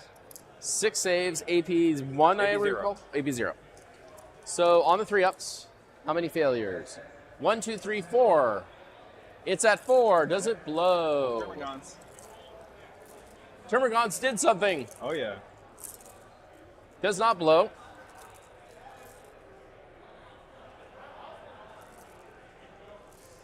Oh, it's destroyed. Oh my gosh. I'm so excited. Sorry, they're on the stairs, but dwarf feet do dwarf feet things. Okay, so he marks the edge of the group. It's just these stairs being quite awful. Now I roll to see if any die. No ones. All right. Continuing on. Cool. Let's do some charges. We're gonna have the Von Ryan Leapers charge your the little guy. Sagittar, buggy, The Sagittar. high explosive device. 5. That makes it. Okay.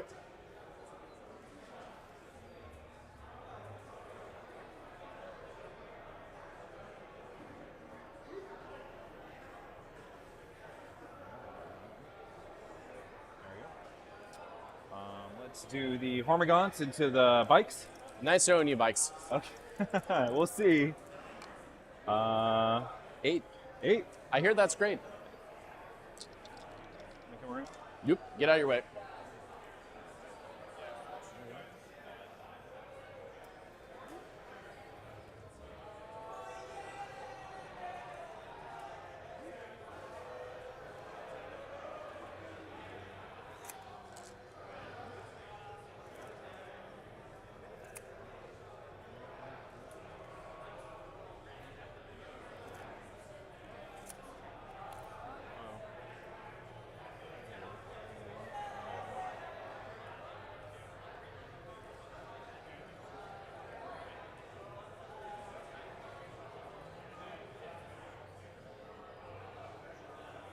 I don't want to put them in the wet resin.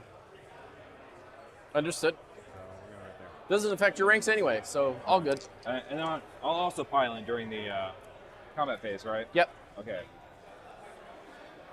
And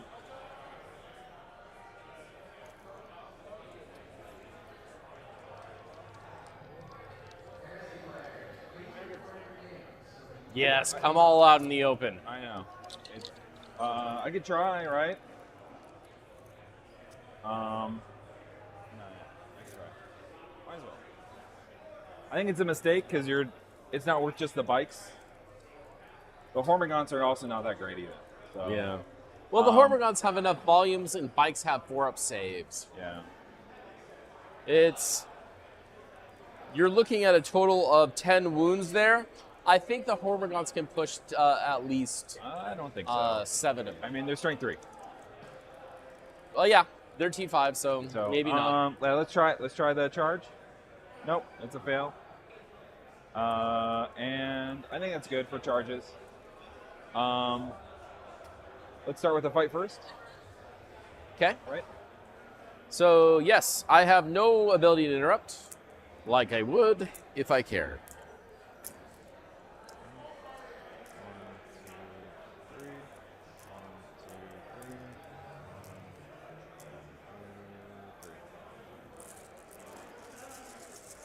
Okay, so the leapers on the Sagittar. Okay. Sixes, of course, matter. Hit on 3s. These dice are too small for this dice roller. Okay.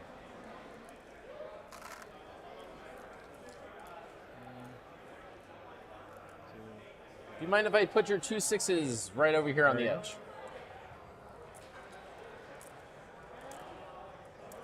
All right, and strength 5. I'm teach 10. You're what? 10. 10? Yeah, they're definitely not 6. So 6s, right? 6s, yes. The 5 is the question. They're definitely not a strength 6. Yes. Okay. So, there you go. So 4, AP 1 for 1. Okay. So these are. There was 1 5, right? Your battle shocked. Yes. So yes, you're right. So I'll roll one more. Good. You said AP 1, correct? Yeah. Bryce, you said AP 1, correct? AP 1. Yeah. So he takes 3 damage, Yeah. Okay. going from Four. the glorious 9 to the glorious 6. Okay. I owe you 6 more. There you go. 2 more. What is this? I only rolled for 5. I didn't have enough dice. Okay. There you go. So 4. So you're saying 4? Yep. So 2 go through. Okay. Because you can count it out. There's only Going down to another 4. ask Graham or John. Okay. Graham's right there. Okay.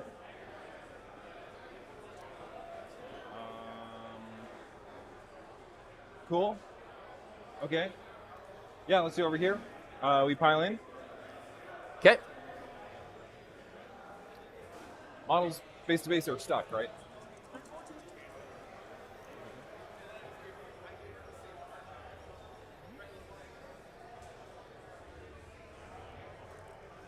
You keep on forgetting my joyous, joyous little markers.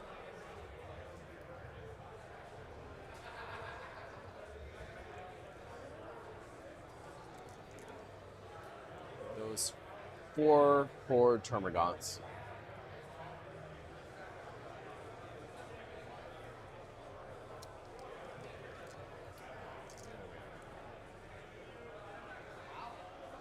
Okay. 1, 2, 3, 4, 5, 6, 7, 8, 9, 10, 11, 12, 13. Okay. 1, 2, 3, 4, 5.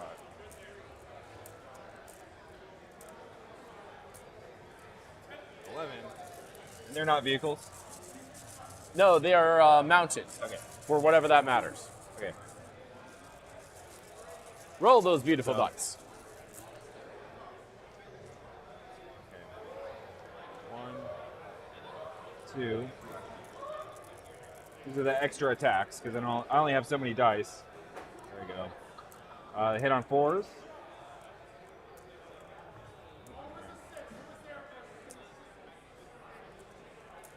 We got how many? Oh, that was a 5. Okay. Looks like 5, 10, 13. Oh, hits. Okay. Yes. Roll those beautiful wounds. This is rubber. That bottom it's really hard to pick up dice. Well, don't hold both in your both ones in your hands. We discovered earlier that it was on 5s and 6s. Okay. So I'm counting 6 total. There we go. Yep, well, that confirms. Fail. I fail 5. Whoops. 5. Yes. Okay. How much It's one each. One It's each? AP1, by the way. Yes. Normally a 4-up save goes to, I got 5s and 6. The one that saved was a 5. Okay. Excellent. So that works out. I don't think I'll need a searchlight. And the one that ignores cover will have beyond 1. Yeah, that's it. Your turn. Okay, you don't have any scoring yet? I'll check, but And it's under the battle round that we take the mortal wounds? yeah. Yep. Okay, we both gain a command point. My Carl is in the party wagon. Oh yeah. It's just a straight up hold 1, hold 2, hold more. Yep. Yep. That part is easy, but I was just wondering when. Does it count it? I assume it's not turn 1. No, But that's it- usually, yeah, it because should not that's be. usually the way it works. I don't think it- But they're pretty custom, so yeah. Oh yeah. So it's at the start of the turn. Start of the second turn? Yeah. Okay, he moves. So did we say this was a ruin? Did we say this is a ruin? Sure. Yeah, you said everything but this one, right? Yeah. So let me scooch this back so that and see if I can get a line on the Hive Tyrant. Sure. Okay. So are you good with that? Yeah. Okay. I mean, if that's your intent, it Yeah. makes sense. Yeah, I haven't finished moving it, so just tell me if it's there. Okay, which one do I want to fall back with and which one I don't?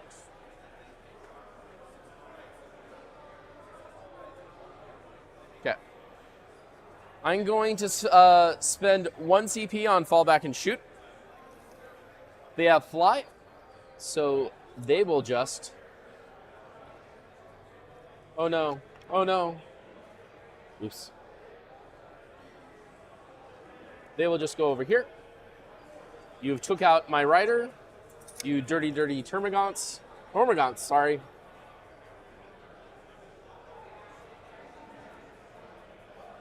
Ah, that's a 1. And hopefully I murder you this turn. But the key word there is hope.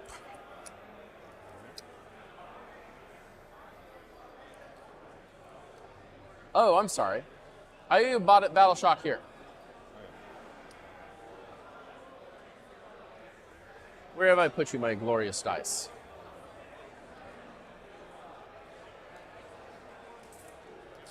Okay. So, Nerlictor doesn't give anything for that, but do I fail? I do fail. So he's still battle shocked. You're still extra wounding him. You have a negative to attacks.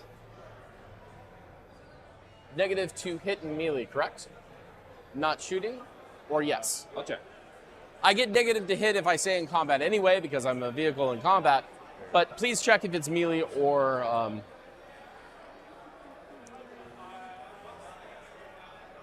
What? Oh, Yeah, sorry, that was someone else. Just make an attack. What? It just says make an attack. Okay. Unless So it's I'm been, gonna... addendum somewhere. So what I'm going to do is these gentlemen are going to get up, but the slope is kind of awful. So I can get these gentlemen. Well, let's actually just roll in advance just to make it easier on myself. Because they're not shooting. 2, good enough.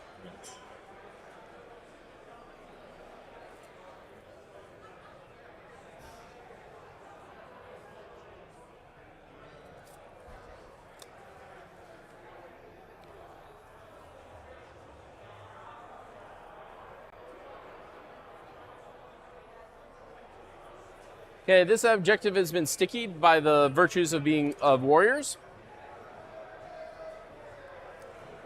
So they're going to move out of, oh no, I'm going to explode on you range. These gentlemen move up. Okay, I have failed my battle shock. So I'm going to make a desperate escape check. It's not a 1.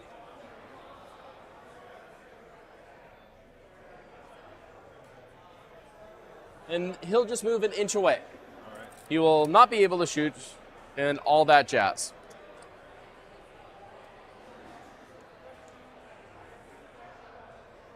Then finally, the Carlius of Carls will get out of this transport.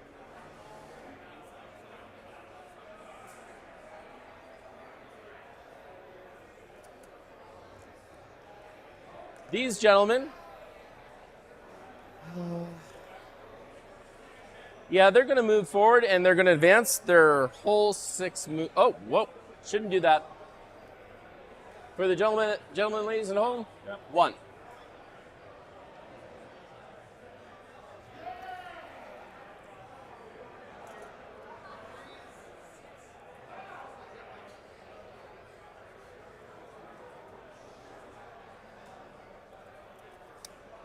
Damn you, Moss. Nothing has a judgment token. He has the possible. And he. All right. Let's start with the Sagittar. His big top gun is going to go into your Hive Tyrant. Okay. Everything else is going to go into the Hormagaunts here. All right. Actually, I'm sorry. Let me change that. Because these have blast weapons, they're going to go into the Hormagaunts first. Okay. I'm going to start with the blast weapon, which is the grenade launchers. All right. So you are 20 in that group still, right? Yeah. So this will be. Did you ever fight back with your bikes on your turn? I choose not to do it. Okay. All right. I am going to do rapid regeneration for the Hormagaunts. So what does that do exactly? It's a 5+, feel no pain. That's very valid in this case. Yeah. All right, so this will be these 5d6 plus 20. Wait a minute. It's 5 of them. Your 4 blast each, so plus 20. So 25, 30, 32.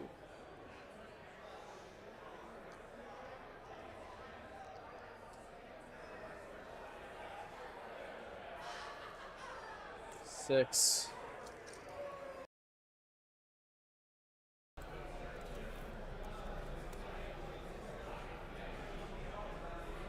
So as James and Bryce play, I should share.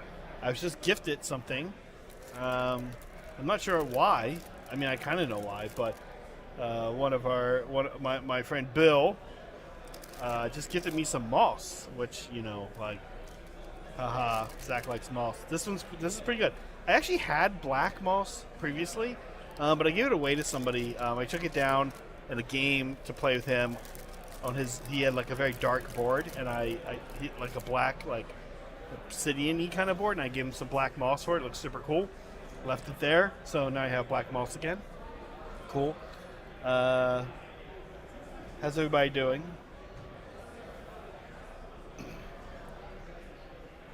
Checking in.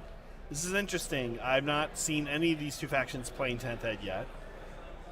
I've really never seen much Votan play, if I'm honest.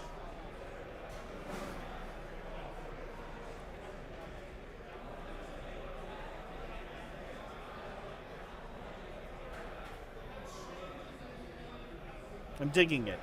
Okay, I am hanging out here, but I'm all by my lonesome, so I'll switch it over to back to Bryce and James, so you guys can hear who's killing who. 8 and 7, or 9 and 7. Let's go with 8 and 7 for 15 so far. Okay. I'll count out the Volkite.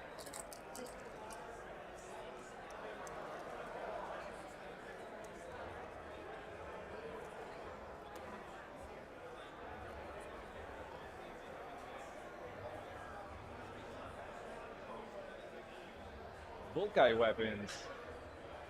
Could you roll the wounds, please? Oh, here.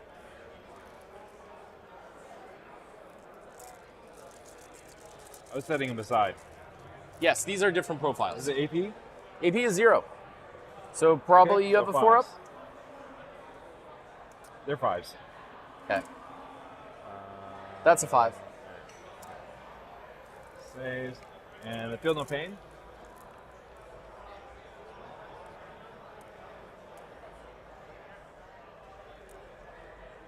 Okay, So that's 7 there. so 7. So 7 dead so far. Yep. Keep that number in mind.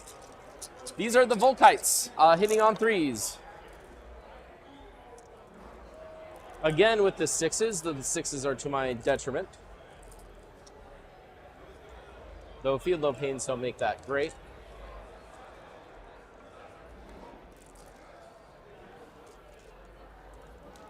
But I do get to re-roll. These are T4, strength 4. So I believe on 3s.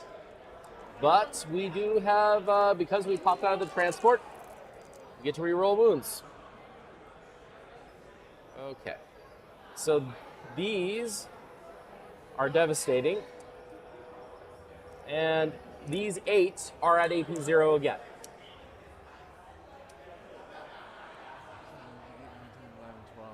14. So I have technically 5 left. How many? What was the second? The So- no AP?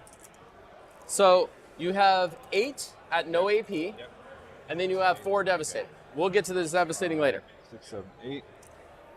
Okay. We have 5s. And Feel No Pains. Okay. Nope. So Then roll 4 more of those for the devastating. So 7 go through. You should have 6 left. okay.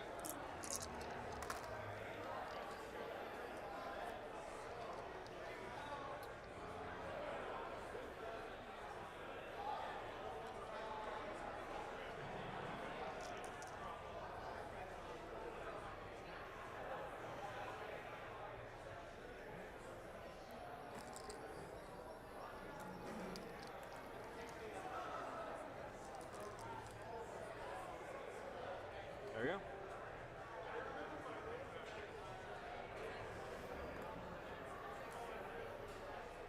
Okay. So I'm changing my mind about what I'm going to shoot next. So all the 1 damage, well, I have to double check the shotguns. Why do I do this to myself? Yeah, still in range. So the shotguns and the Mater this way, but the big autocannons that way into your Tyrant of the Hives. Okay. So let's start off with the shotguns into your Gribbly dudes. Hitting on 4s. I think strength 6. I'll double check in a second. Well, I know that 4 connects and the other 2s don't. Oh, wait a minute. Maybe it does.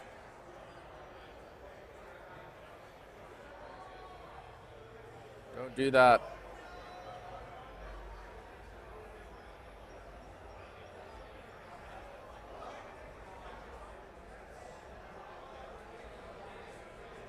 Strength 5, so no, just 1 at AP 1. No, wait a minute, whoops. Yes, at AP 0, AP 0.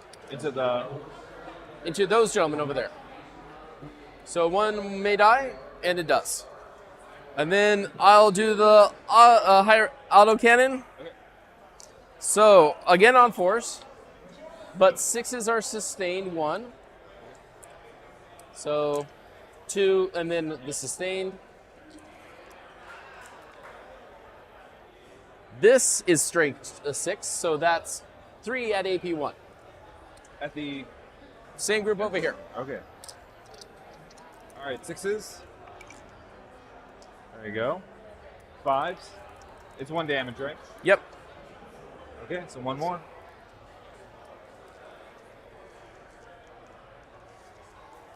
Okay, and then the 4 big shots from that group into your Hive Tyrants, hitting on 4s again. Just 2 hits. This is strength 7, and I think a tyrant is 10. So on 5s. 1 at AP 1 for 2 damage, ignoring the cover. Maybe what? AP 1, ignoring cover. So 3. We're good.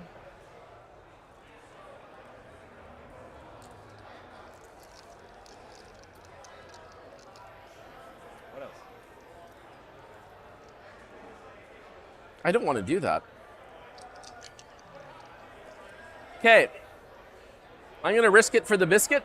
I'm going to do his mater on the back into here, his side guns, and the big gun. Oh, I better double check the side gun's range because that may decide it.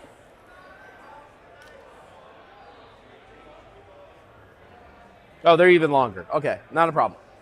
So, side guns and big gun into your Hive Tyrant, the little plinky shots into your Hormagaunts. Okay. Let's start with your Hormagaunts because they've been doing well.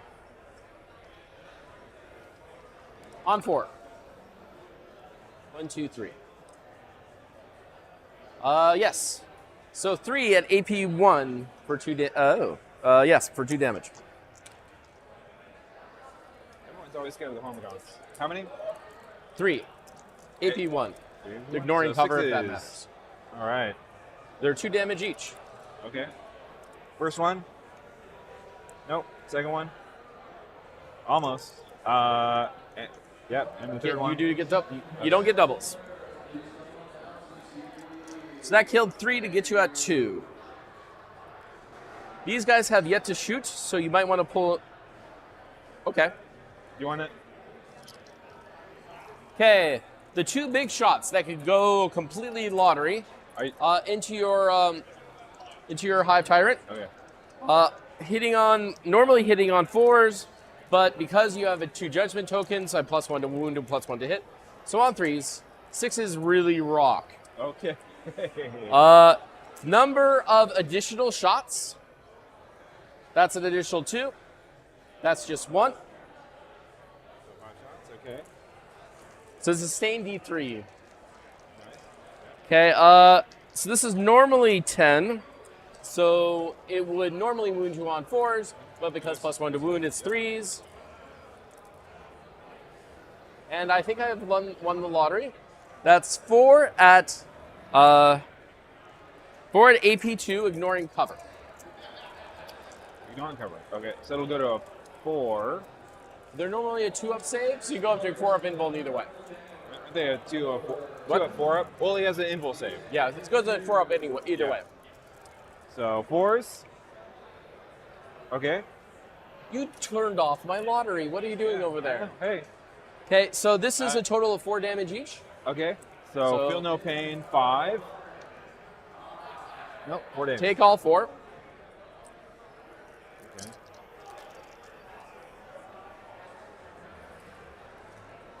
Then the side guns.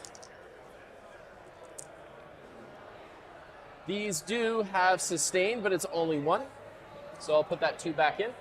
So also on the Hive Tyrant? Yes. Okay. But their strength is a lot less. This is 6s. So this would be on 5s going to force because of the +1 to wound. Cocked. Oh, but they're also twin linked. I forgot the sustain, but there we go. Oh, no, I didn't. So that is 4 AP -2, ignoring cover again. Oh, sorry. AP -1, ignoring cover. Okay. So, So 3 ups. 3. There we go. That's just rude, sir. There we go. Just rude.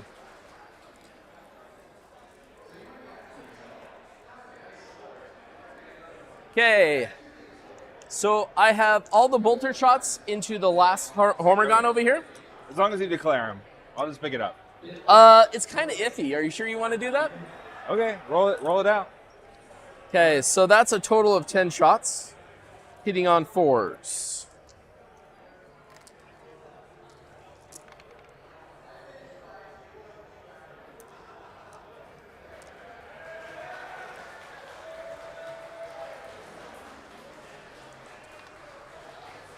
So this is strength 4, so just 4 at AP 0. 5s. And then the Feel No Pain. Yep. Yep. If you make both of these. Oh. Yeah, but see how close it was. It was worth rolling. All right.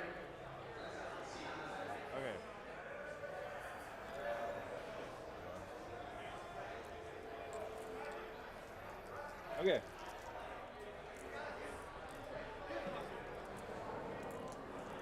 So over here. There's one assault gun here. They're going to shoot into there. Okay. Stealth. Yes. Okay. So normally hitting on 4s, now hitting on 5s. No hits. Okay. Then those gentlemen bikers are going to shoot in. They ignore stealth and cover. Okay. You can get a flashlight. Yes. Yeah. It's a deliciously evil flashlight, but it is a flashlight. Okay. So I'm going to do the big Magnus first, hitting on 4s again. So that's 4 hits. This is strength 6. The Leapers are what? 5. Okay. 1s and 2s. 1s and 2s all around. Okay. Okay, the Mater up back. This will be sustained if I... Ooh, 2 sustained. But these drop, so we'll just put them back in. Now this is strength 6, so on 3s. Oh, wait a minute, is this on? Yeah, this is on strength 6. It's the shotguns that are lower. So that's 4 at AP 1 for 1 damage. 4 at AP 1.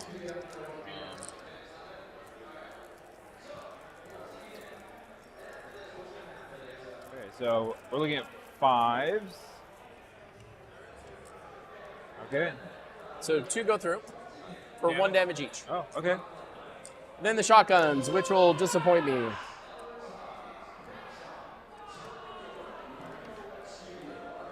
Yep. You said 5, right? Damage is 5? Yeah. So 1 goes through, AP 1. Nope. So 1 damage. Yep. That probably kills a base. Yep. Oh, that just makes me sad. That was the wrong thing to do that with.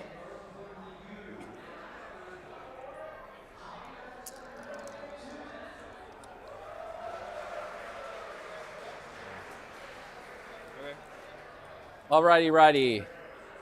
I think that's everything for me because I'm not going to charge into a Hive Tyrant.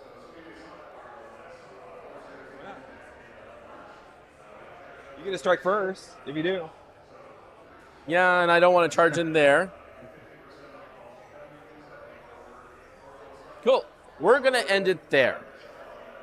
Okay. So we're going to start your turn and you start scoring primary? Okay.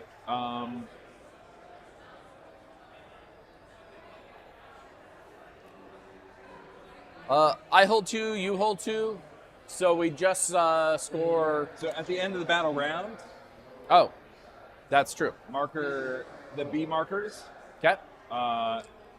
Anyone within range. So I'm guessing it's just my Barbgons take 1 mortal wound. Well, you're in range here, and B. you're in range here. So this is... Okay. Yeah, these are and A. next turn it'll switch. Yes. This are B. Yeah.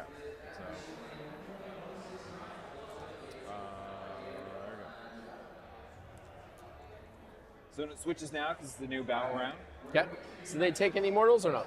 We took 1. Shoopy garb. Okay, folks, I'm here. Let me know if the Heresy guys are doing their wrap up, they're doing prizes, and talking on a microphone. The players, we have a really good gate up on the players, so I think you probably didn't hear anything. But you might be able to hear things now. Hey, John. You might be able to hear things now, so as it's me. So let me know if you're hearing a lot of yelling and screaming. And John's here to hang out again. John, how's it going? It's doing great. Glad to be back. Yeah, John. Oh, sorry, John. I was just going to say, I just let everybody watching at home know that we have a really good gate up on the player mic, so the Heresy thing is not going to affect them. But we're going to see. We'll see if people start saying, like, holy crap, we can hear everyone yelling and screaming. So if that's the case, we'll kick it over to them and Makes talk sense. a little later. How's the Warzone going? The Warzone is going great. So, in sort of the rest of the conflicts, one of the most critical ones is, while the power generators are being fought over up here, actually escaping through the powered teleporter is below ground. Oh, right. Yes. Yeah, so Melody was talking about this. Yeah, or earlier. Yeah. Yeah, so simultaneously we have this 2v2 underground of all the orcs and all the Imperium trying to get to it, shove each other off the objective, Okay. as the underground synaptic energies of the Tyranids start oppressing upon them. And in the midst of this, well, there's a Stompa on the battlefield. And this Stompa is shooting hot today. Wait, over who? Oh, is this Orcs v Orcs or no? This is Orcs v Imperium. If Orcs v Imperium. Okay. Yeah. So if you look at John over there, he's got this Stompa, and that thing has been running hot right now. And, John F. John K. Oh my God, there's so many Johns. There's a few too many Johns. Wait, There's Little John. You're talking Little John. Little John. But his opponent is also named John, so like, John F. and John K. Okay. yeah, Okay. you'll be in the forgetting background, it wrong. right behind James here. Yes. So if you see some excitement over there, well, that's because his Stompa has shot off from the Imperial backline a tank, and not just the tank. It blew up, dealt somewhere around 20 mortals in total to everyone around it, What? taking out the opposing warlord just incidentally. Just casually, just dead. Yeah. Yeah. Okay. So this may be the best that a Stompa has ever performed in this edition. I've By never- dying. Yeah. Well, this is its offensive capability on this one. It, Yeah. it did take itself out quite a bit with all the hazardous rolls on this one, but the firepower coming out of it, impeccable. Nice. Elsewhere, in the Orcs versus Orcs, where Yeah. we've forgotten about the encroaching Tyranids,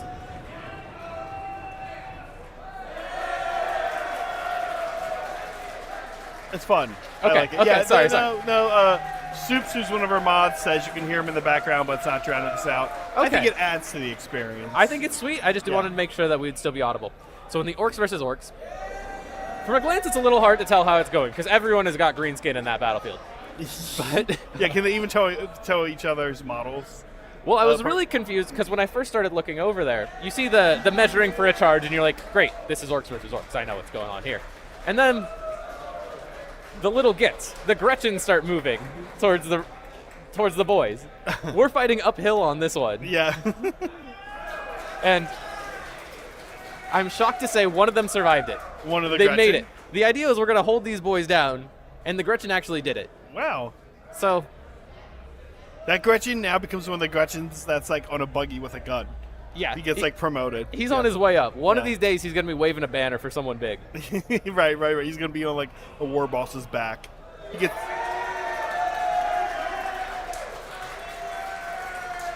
We're watching some of the heresy. It's super fun to see people get these. We have some really cool. I wonder if maybe we can grab one of the trophies at some point and show it off. Yeah, I'd absolutely be able to grab one. And show Yeah, it that'd off be to it cool, a little John. bit. Just whenever. Yeah, there's some laser etched trophies, and along with both of these events, there's pretty solid prize support coming out. Insanely solid. I kind of don't know how we get such solid prize support. I'm always shocked. And the only other event that even comes close is the Old Town Throwdown events that I've been to in Southern California for Sigmar. Tom down there does an amazing job, but I think we have them beat, man. The prize support is crazy, and every time last year we ended up packing up and taking and putting it in Brett's house in a closet, like a third of our prize support. Yeah.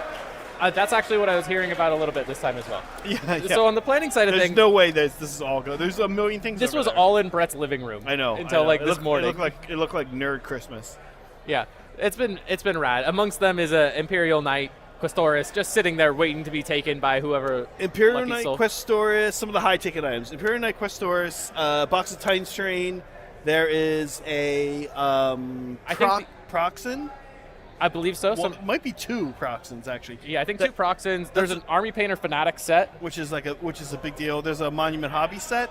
Yes, there's a Monument Hobby set. There's a Mega Monument Hobby set as well as smaller Monument Hobby sets as well, I believe. Yeah, Proxen. If you're not sure, by the way, if you've not heard that, it's a pink foam cutter. Yeah. Yeah. There's been a lot of excitement about that. There's actually a really incredible, I forgot what the company is, but it's got a very sweet articulated like hobby light as well. Yes, you I could get saw set that. up. It's quite amazing. It's really cool. Yeah. Yeah. I'm like thinking I might want one of those.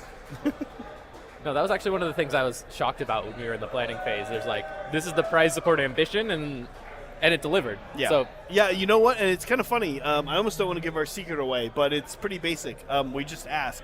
yeah, no, I that's what I was shocked by. I was like, there's no insider out here. Brett's like, well, I'll reach out to their support line and see if they want to support the event. And Yep. yeah, they do. They think it's a cool event. Now, what I will say, in 2019 when we first did it, I was just like, I'm just going to email people and ask. It was kind of a small event. I didn't think I'd get any takes, but and some people didn't. But each year, more and more people have said yes.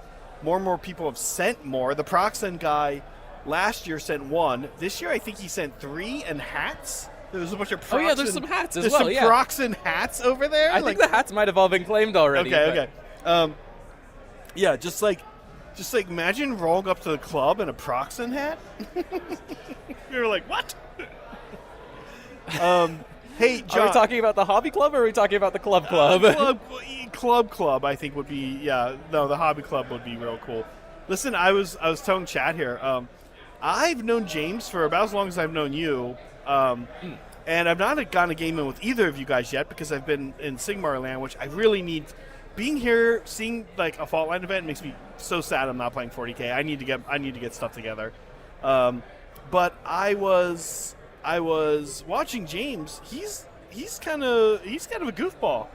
Oh yeah, he's fun. Yeah, he's a lot of fun. He's a lot of fun. Sometimes he comes across like sort of like I don't know what I'm expecting of this guy, and then like no. I've only ever had like just casual conversations with James, but watching him play, our current poll is who's been the most insane guest this weekend.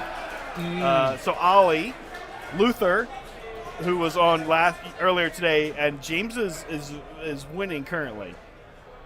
Now, do you think that's due to recency bias, or do you think it's due to the No, mug? I think James is goofy. James, you want a margarita? This is John. John, sorry. They all have the same. I'm good without a margarita, thank you though. Thanks, Meg. Meg just dropped off a margarita for me. No. Yeah, that's okay. Thanks, Meg.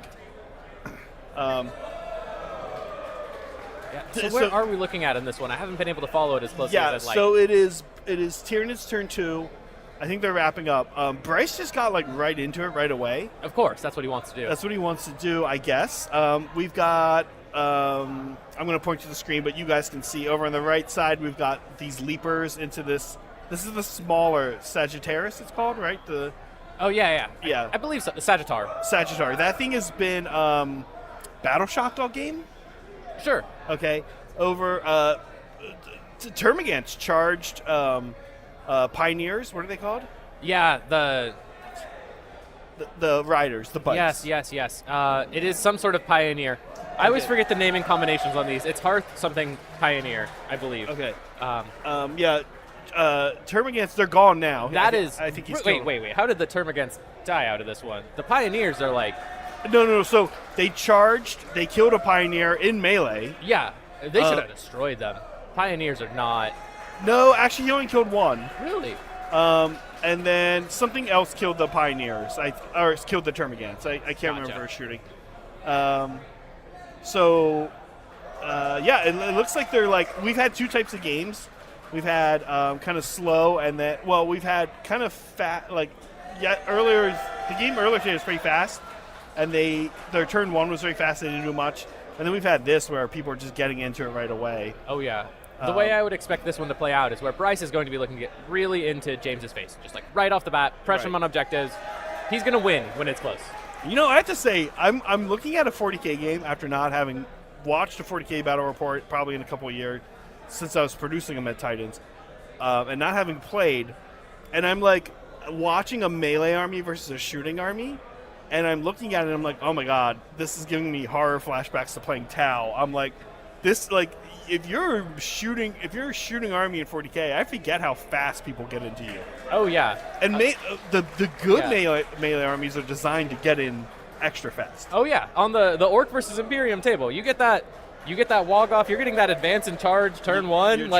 You're moving like 25, 30 inches if you're rolling hot. Like, you're like, what's my gun's range? 36 inches? That's pretty far. I know. I'm coming at it from a Sigmar perspective where mostly everything's better in melee, and then fights are not whoever charges goes first.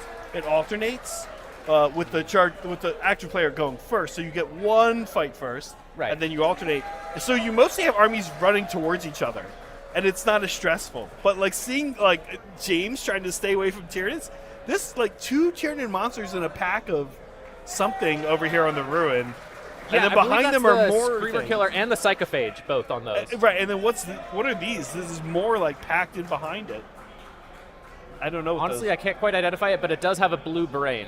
It has a blue brain. I want to say a Zoanthrope, but I might be mistaken. I'm bad with Tyranid names. There's a lot of stuff like running at not that many space dwarves. Yeah. So that's actually something that James was experiencing in the last round against against orcs, is where He's elite. He's elite, like you were saying. Right, exactly. So he's hoping that he can get the right heavy bodies in the fights, and the things like the Pioneers that are very susceptible, like they're sort of guns, but they're on a very soft platform, to keep them away and play cagey with those. So he's got this tension of how he wants to manipulate his force around, but at the same time, the bodies he wants to get hit are pretty slow. I'm not pecking you up at the moment. The Hearthguard are the Hearthguard in transports? The Hearthguard can be deep striked or brought in via the land fortress. The land fortress. Yes. I don't know where he's got them at the moment. If they're off the battlefield dead, that's just over for James. No offense. No offense to you, James. No, I don't think so. I don't even know that they've gone on the battlefield yet. I see the land fortress here in the flavor cam. I don't know that you can actually see it. It might be a little off. It's up at the top of the screen. Yeah, I would expect James to have as much as he can in a land fortress, and the rest ready to drop in at objectives that he thinks are the right places to drop them. Okay. And then once they happen, it's really hard to get him to the rest of the board. Okay. So you see this phenomenon where James will appear and like a bubble will form around them because they're taking that territory, and everyone else says, yes, thank you. Yeah, now, and in 40K, you cannot deep strike until turn 2. Is that correct? That is correct. Okay. In tournament rules, and we're going to adhere to that because we don't want people to get shot off the board right away. Right. Yeah. Fascinating. Yeah. The other thing that I'm not sure if we're going to see James do it in this battle, but something he did in previous rounds was with those Pioneers play fairly aggressive, but towards edges. So the Pioneers have the ability to move back into strategic reserves. Oh, fascinating. So he was using that as a way to draw forces in before retreating and then redeploying and leaving hopefully slow opponents stranded on the wrong side of the battlefield. Right, yeah, we do see Pioneers on the right side on the edge. Yeah. But the side that lost one, he was pretty aggressive with them, honestly. Yes. And they got charged by the Termagants, and, one died. That's not too shocking to see, where you'll see, like, how do we get the points out of this unit? And if it's not going to be in, like, late game or attrition, then throw them away. Like, get something now. At least hold them fighting on their backfield objectives. Something like that seems pretty reasonable to me. Interesting. Yeah. Okay, we'll go back to these guys, John. Thanks for dipping in again. They look like they're killing each other, so we should be part of that. That's a critical part. You want to see how those rolls go. Yeah.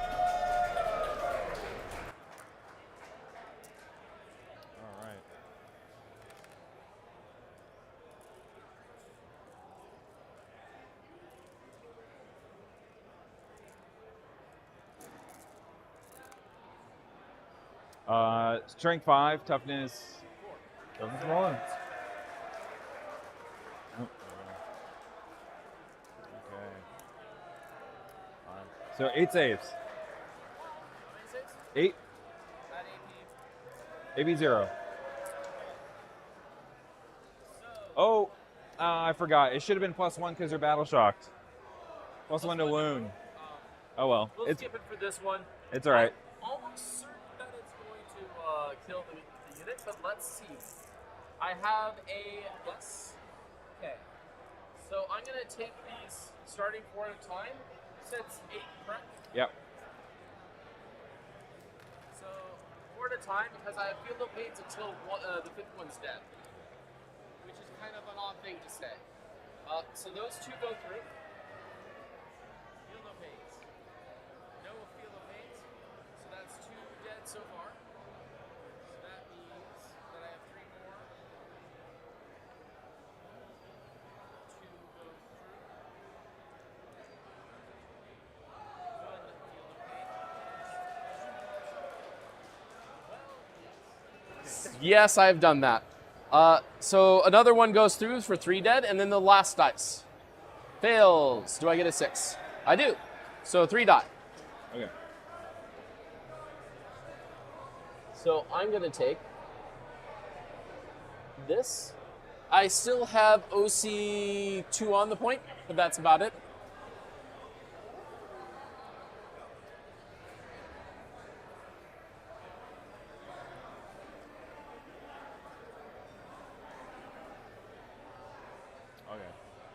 I'm gonna have 3 of the zone throbes do the blast Okay. shot on them.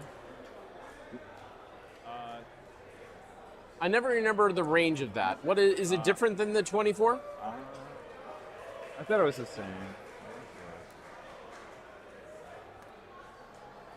There we go. Yeah, it's about 24. Yep. Okay, Just checking. so I think I can only see 3, or 3 can see the unit. Okay, so 2 misses. Oh no, this is D3.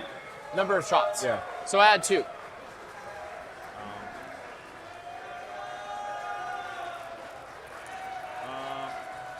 Strength 7.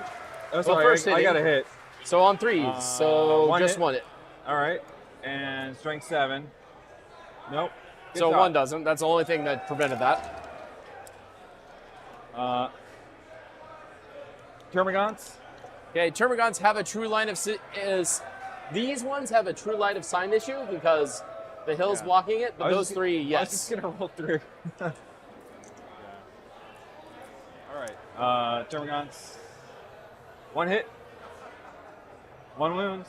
The T4, are they strength 4? They're strength 5. Okay. Yeah. So on 3s. But also no you have, APs, you have right? the +1 to wound. No AP. Okay. So these are normally 4-ups because I have cover because I'm fully in the terrain. Oh, you're also fully in the terrain, so it's just 4-ups. No. 6-up, feel no pain. No.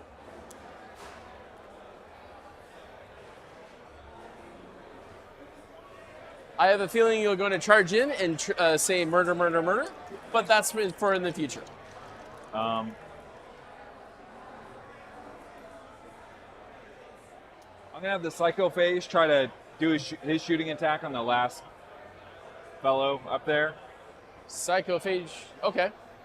That It has a bit of abysmal range. What's the range again? it's like 12.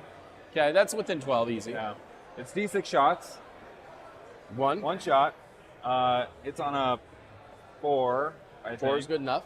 And then I gotta look up the strength. Oh, now it matters because a 2. If If it's strength 8, it wounds. If it doesn't, if it's strength, if it wounds on 5, I have +1 because you're battle shot. that's true. Yeah. I keep on forgetting. So you just need to It's have something that is greater than 4. it's strength 6. Okay, so yes, you wound. What's the AP on this glorious glare shot? AP1 for 1. What? AP1. Okay. So on the 5-up invul, save, Okay. fails. Yep. How much damage is it a piece? So let's see if he's... Nope, he's dead. Okay. All right. And you've killed the unit. Let me give you the gift that keeps on giving Oh. of a grudge. On these. Psycho. Okay. That's gonna go straight in the water. I'm gonna be here. Okay. I mean, the 3D printed with a little bit of paint, I really don't care. Did I shout? Maybe the with water cares. Did I shout with the? I don't think I've shouted with the Screamer Killer yet. Yes. The only issue is that I believe did these fail Battle Shock? No, it was that group that failed Battle Shock. Always. That is not the right one. Okay. Psycho Phase.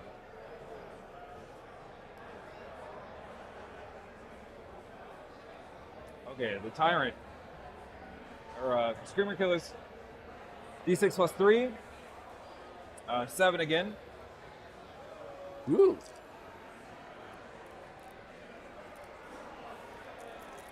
Hits on a 4.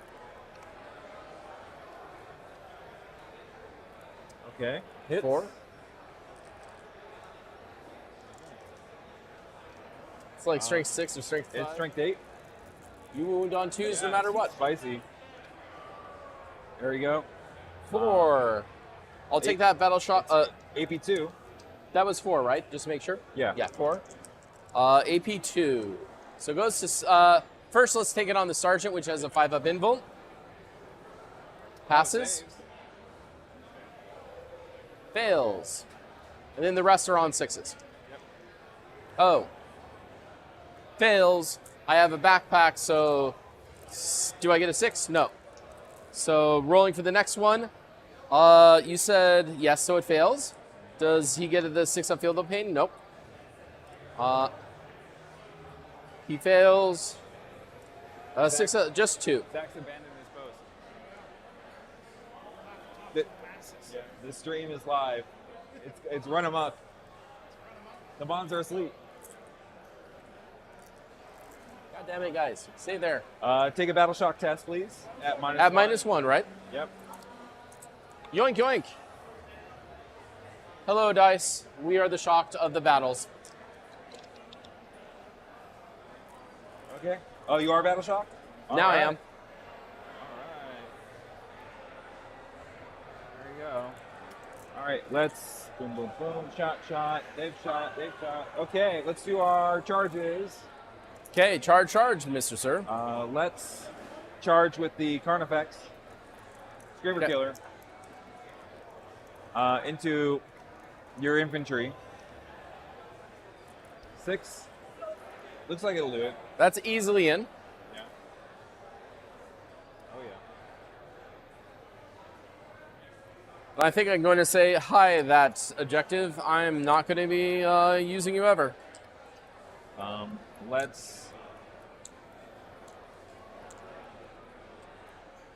charge with the. Who do I charge though? Yes. That'd be a 6-inch charge or 7.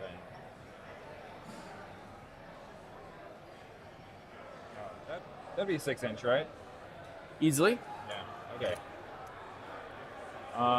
Let's charge the bikes. Just the bikes? Yeah, just the bikes. Okay. Be careful the last guy. He has to go around, so we'll have a longer charge.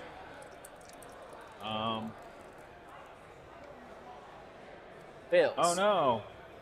Let's command point reroll that. It should be on 2. There we 8. go. I hear that's great.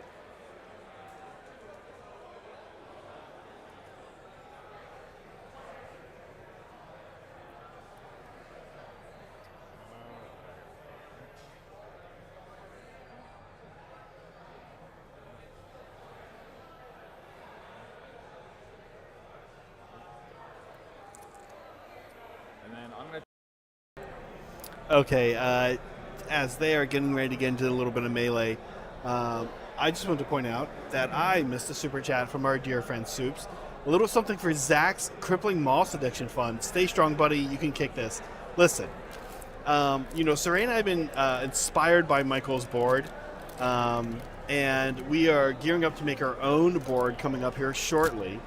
And we are, more and more, we want to make a board like Michael did, but we really can't make boards that just don't have this level of storage like this.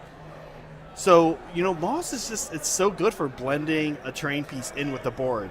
As you can see here, by the way, Michael has chosen to use moss on the trees. Also a good use for moss. Not traditionally a thing Zach has done, but it is not bad. So Soups, thanks for the Moss Fund. Thanks for donating to the Moss Fund. As always, I appreciate it. The other thing I want to do real quick while I have you guys here, here I am, is I want to show off the Maelstrom Mixer, the trophies we got. Now, they gave me a power cord, but I'm a little too far away. This thing uses battery, so you can put 3 AA batteries. It also plugs in and can plug into a USB. So it's illuminated. It lights up, and we have a number of these trophies that we're giving out.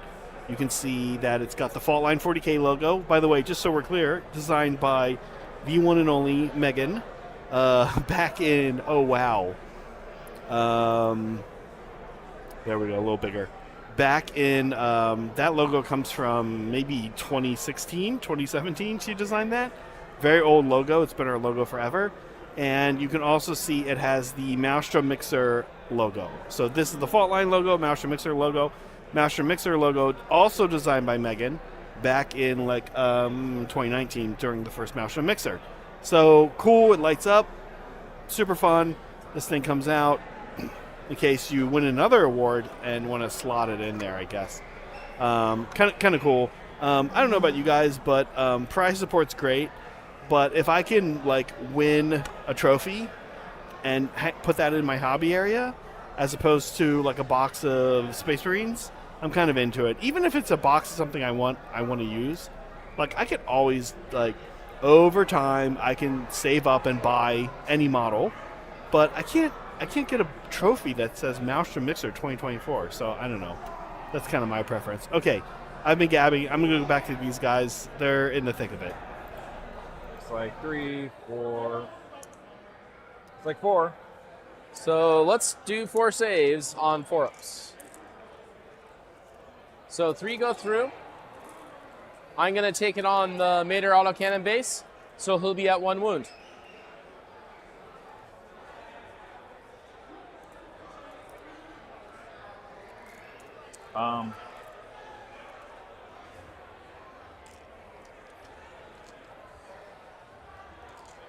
Should we even roll for your infantry against the Carnifex?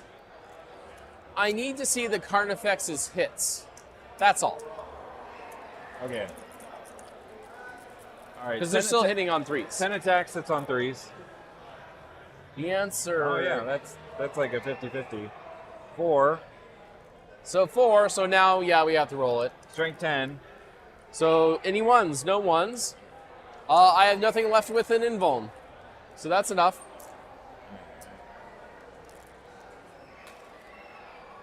Your Carnifex, who already is at 2 judgment tokens, goes to 3. 3 doesn't mean anything. Oh, okay. Just leave it at 2. Alrighty. Oh yeah, over there. We got 6 attacks. We hit on 2s. I think we are strength. Where'd we go? Strength 9.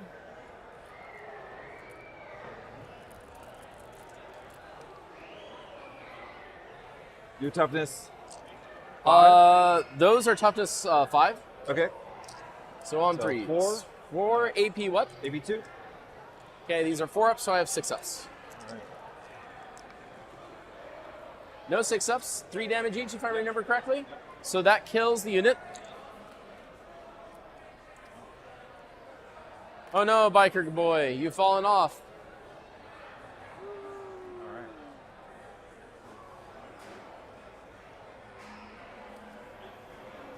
Great. I think Why that do you is, have to kill things that already have judgment tokens? Alrighty. I think that's it. Oh,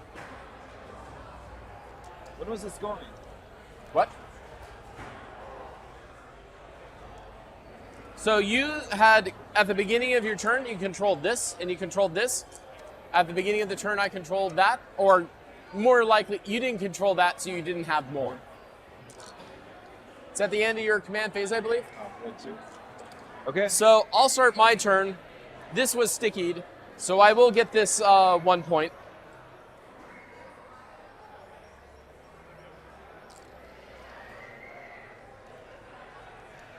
So things become unbattle shocked.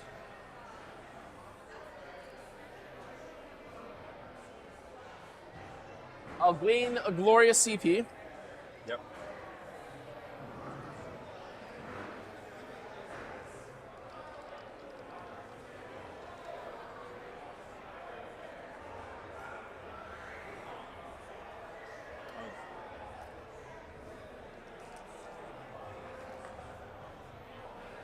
Okay, command phase.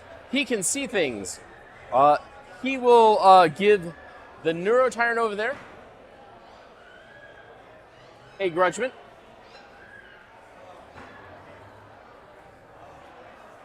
I owe you a Battle Shock on number 2 Buggy Boy.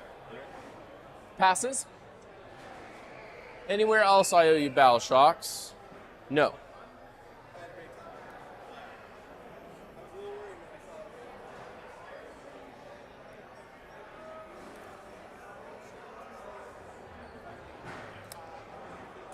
Yeah. These gentlemen are going to run back into the safety of the land fortress. I can't blame them. That's where the air conditioning is.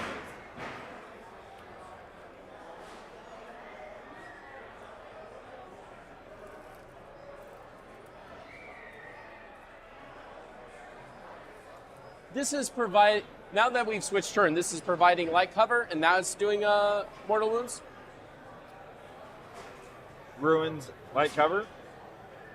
The state of positive and negative. Oh, so now, yes, this is gonna, at the end of this battle round, we'll take mortal wounds. This will be cover. Yep. Yeah.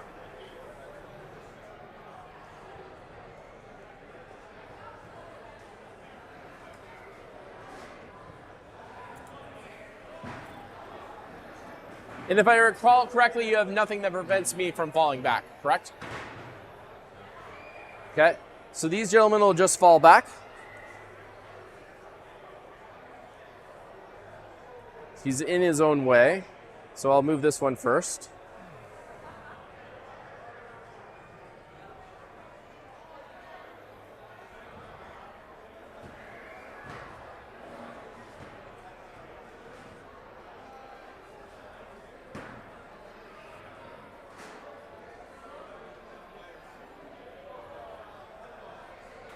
Actually, I'll go a little bit further.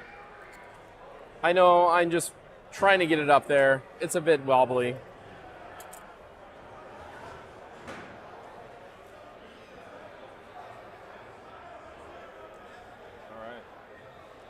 All right. These gentlemen have to move. What am I doing?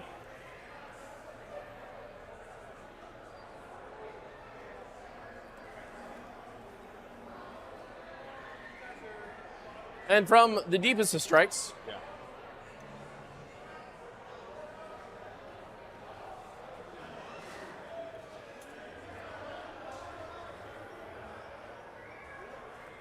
All right.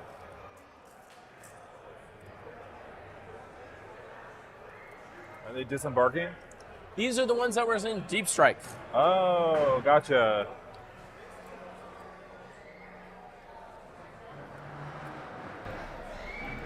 Okay, peeps.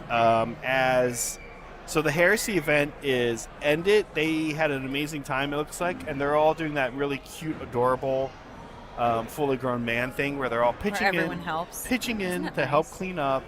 Yeah, I'll be honest with you. I'm gonna like Bay Area brag a bit here, but all of the clubs in the Bay Area do that hardcore, and I didn't notice how hardcore we did it until I started going to other events. When people don't do it. When people don't Yeah. do it. Yeah.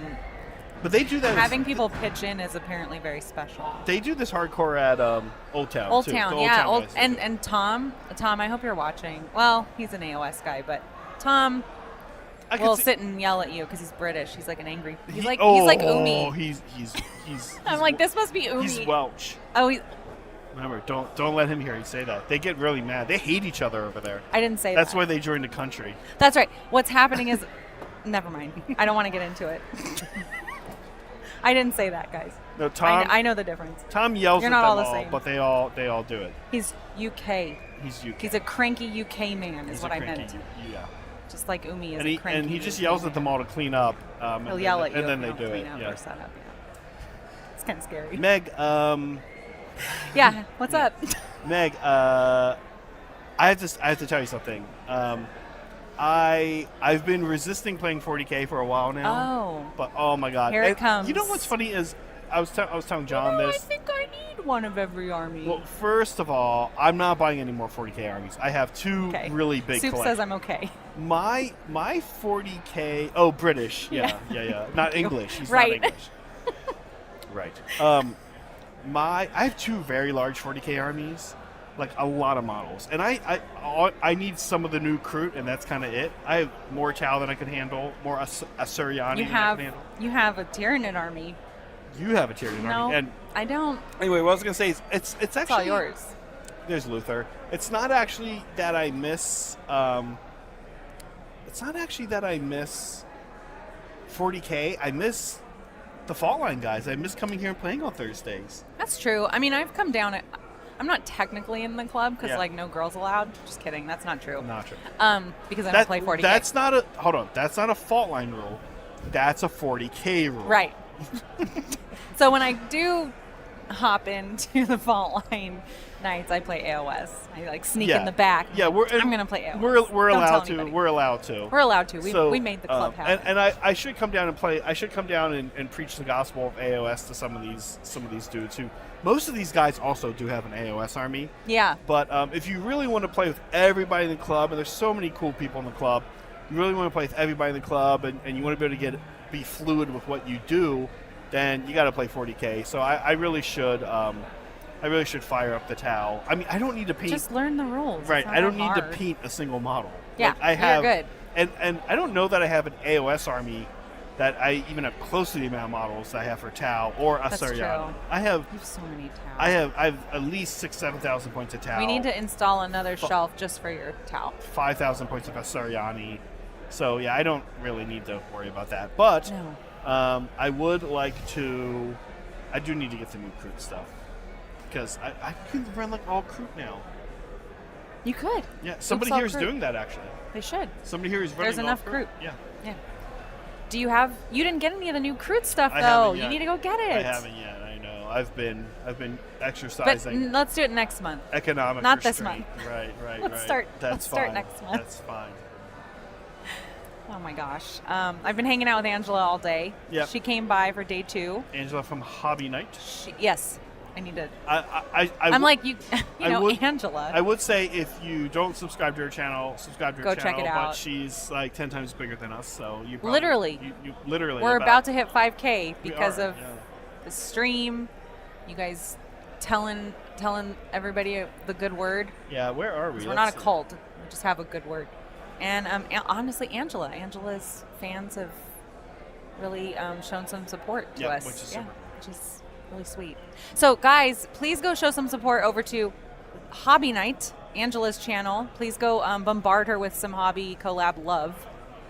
You want to pay that back in spades. Yeah, she does solo hobby streams. They're pretty good. I started dipping in and checking her out when I was still at Titans, and I was really digging her streams. She does so many different things too. Like we don't do all the different things she does, but I know like a lot of our supporters like Legos. Like, Yeah. I cannot imagine doing a Lego stream, but she does Lego Legos- streams. She does Legos- Star Wars. She does video games. She does Yeah. like everything. It's like, well, I mean, not to say that nerds don't like puzzles, but Legos to me feel like puzzles for nerds, right? You're just building stuff. You're putting stuff together. To me, Legos are like there's 3 parts to It's relaxing. It's relaxing. There are 3 parts to 40K or Age of Sigmar or any miniatures board game. You build the models, you paint the models, and then you play with the models. And for me, I mean, you can play with your Legos. you can You play just with your need Legos. an imagination. You can play with your Legos. And listen, like, I've told you this story, Meg, before, where I was in middle school, and I remember being in like 8th grade or something. And one of my favorite things to do as a kid, as a lot of kids enjoyed, was getting some of Happy your favorite. Cinco de Mayo. Yeah, Happy Cinco de Mayo was. Cheers, Meg. One of my favorite things as a kid was getting some of my favorite toys, hopping into the bathtub, and playing with my toys. Well, Legos have 2 problems. One is they're not really good in the water because the water gets up into the Legos. It's kind of a mess. But also, the other thing that happened to me, I remember, I've told you this story before, where I remember putting together like some Legos, having some toys. I remember the time I got into the bathtub with all my toys for the first time and started playing with them. I was like, I remember this moment. this isn't fun anymore. Yeah, it's kind of sad. It is But sad. should I try it again as an adult? Do you take baths? Not really. You'd have to use my bathroom. Your bathroom. Because I have the tub. Yeah, I have and just I like don't a- like baths. I have just like a shower. Yeah. Yeah, I could. You hop should in- try I it. could try playing with toys in a bathtub. I'm. At 41. I know years we're goofing off because we're goofballs, but I really think you should try it. And also, you should let me come in and take a picture. old. So. Because you know where that picture is going to end up. Yeah, I'm not gonna do either of those things. Oh, okay. She's like, yeah, you should let me try it so I can see if we should get a divorce or not. No, I think it'd be so cute. Come on. What if chat says you should do it? Then will you do it? No. I guess, yeah. If he's not going to listen to me, he's not going to listen to you. The only person I might listen to in chat, Brett. if he was here, is Molecule, and he's not here. Oh, yeah, so he's not here to save I mean, chat. He's literally here amongst us right now. I want to know, chat, please tell me why Ollie is the most insane guest so far. What is Ollie's- happening there? It's not a lot of votes, but he's starting to break ahead here. Yeah. Oh, by a lot. Is it? I mean, I heard that he had an American twang. Is that why? He had an American twang and multiple. What are his issues? He had an American twang, and more than one of us thought that the American twang meant he was Australian. You know, that's fair. Cody, I'm not listening to that Cody either. I would listen to that Cody. I was gonna say second Cody I'd listen to is this Cody. Yeah, there's Cody, and there's Molecule Cody, and then there is Cold Cody, right? Oh no, Cody Bernard. Oh, Cody Bernard is the Cody that joins us in Hobby Hang sometimes. Oh, I'd listen to him. You would listen to him? Yeah. Sometimes he's a maniac. He is him, Liberty Fires, and Molecule. I feel like are the three, and maybe Soups. But Soups goes No, wild. you Soups can't goes, listen to Soups. Goes He crazy. can't even talk. How can you listen to him? Soups goes crazy. Yeah, Soups. I like to listen to Soups when he tells me what I want to hear. That's yeah, that's fair. He's good at that. All right, Meg, we're gonna dip out because these guys are Okay. into it, and every time I think that it's not that exciting what they're doing, I just see It them always killing is. each other. So yeah, it's okay. definitely more exciting than us. All right, we'll be back a bit later. Okay. Now I get to go to here. I have made decisions in my life that I do not approve of.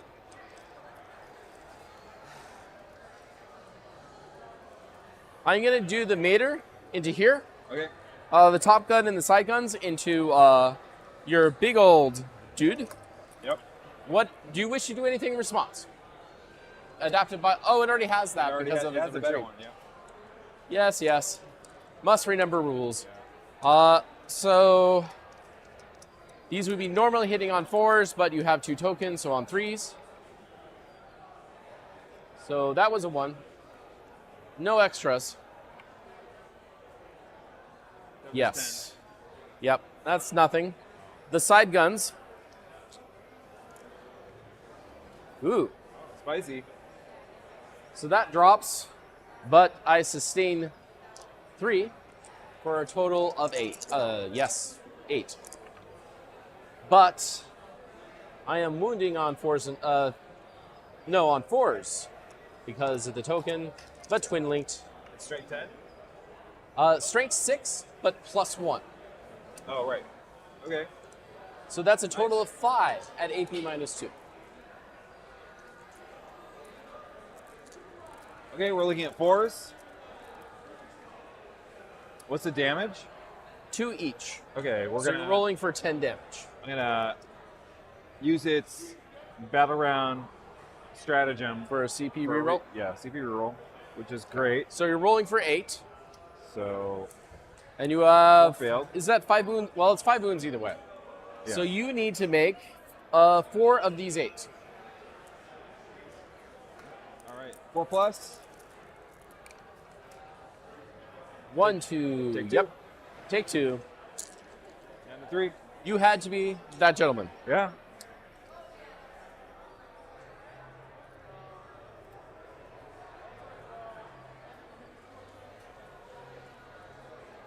All right. There we go. Okay. Unstoppable. Then the 6 little piddly shots into what the Neuro Tyrants group. Okay. I'll hit. Oh boy. This is strength 5, but it's on your neuro gaunts. Yep. So these are on 3s. All wound. All AP minus 2 for 1 AP minus 1 for 1 damage. Are they? They're 6+, right? I want to say they're a 5-up. No, they're 6. Plus cover. Yeah. So they no matter They what. ignore cover anyway. Oh, okay. How many? 5 total.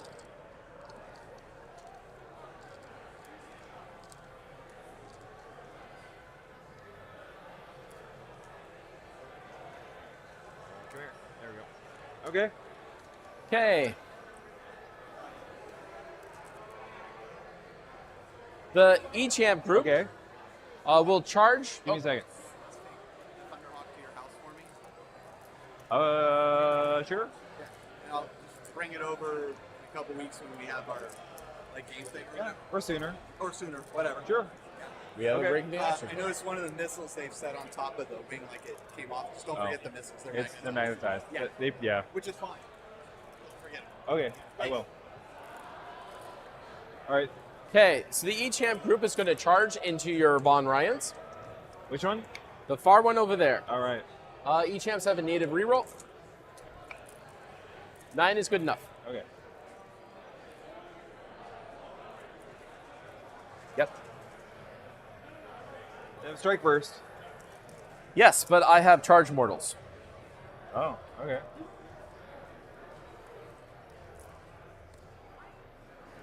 And also, you're going to try to get through these guys. It's not going to be pleasant.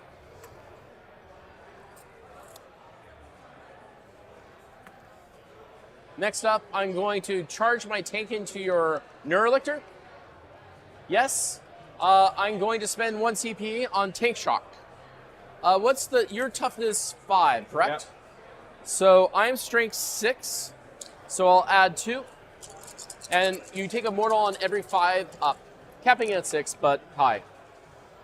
You'll take 4 mortals. Oh no. I think he's dead. Probably. Wait. Oh no, you're no longer battle shocked. Dang it. Right? Yep. Okay. So he'll get in there, Yep. then he'll just pile into the point a little bit closer. Okay. That was a unit with 2 judgment tokens. So I'll get 2 CP at the start of my next command phase. Wow. But that is command phase. Okay. And then finally, this long charge from my Sagittar for mostly, nope. Is that it? That's it. Okay. And Oh, no, I'm sorry. The charge mortal's Oh, on yeah. him. First, how many? I'm Is going it to- 1 or, I'm gonna do regeneration on that one. When can you do that? Oh. Is it during the fight and shooting phase, or is it any phase? Okay. It's probably the fight phase. So It's these probably- these mortals are on the charge, Okay. but it is 1 mortal. It's not a lot. Oh, okay. All right. Yeah, I think you're right because it's the it's like when they get targeted. Where's my wounds? There they go. Very nice. Cool. They're the only unit in combat. Yes, that is correct. You will get the fights of first. Ah, hills. Trying to not. Yeah. What problems do you cause? Okay.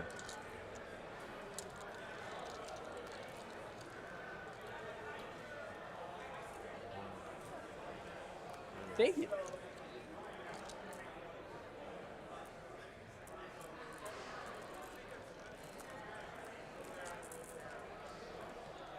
All right. Oh no, loose dice. Okay, hitting on 3s, I assume. Yep. Oh, these are Von Ryans are not precision. You're not correct? precision. Okay, that's all the 3s. What's the strength here? Strength 5. Okay, so they're on 5s. Okay. That's pretty good. All So 7. Those are 2 4s, but yeah. Okay. 5. 5. What's the AP on this? Maybe 1. Okay. So 2 up saves, so 3 3s. 1 failure. How much damage? 1. Okay, 1's on 1.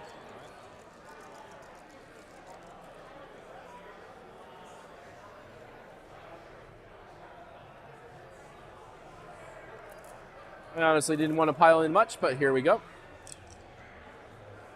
Oh, I forgot to put the 1 on. Haha. This gentleman over here. Okay. 1, 2, 3.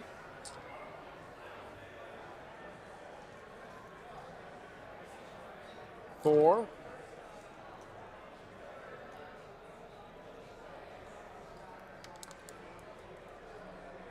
5 of the plasma blades into your gentleman. 90% sure this is strength 6. I'll check in a second. But you don't have any judgment tokens, so just on 3s.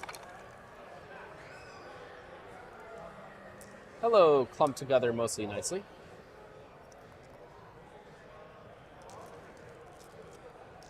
I'm going to have to double check these are on 6s. But definitely 1s and 2s are out. And 3 will mean 6, the difference between 6.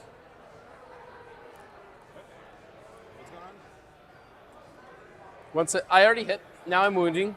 But I'm double checking my plasma blades. Yes, they are strength 6, so that is 10. AP minus 1.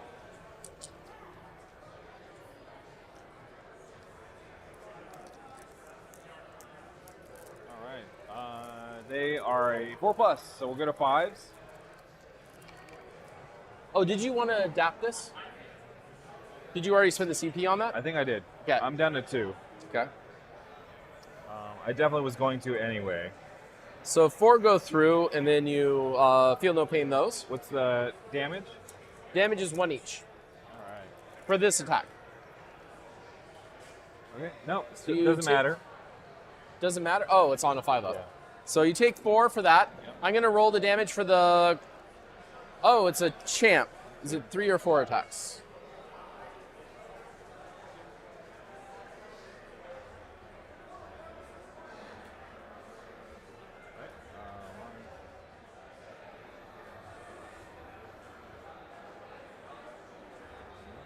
Yeah, 2 die.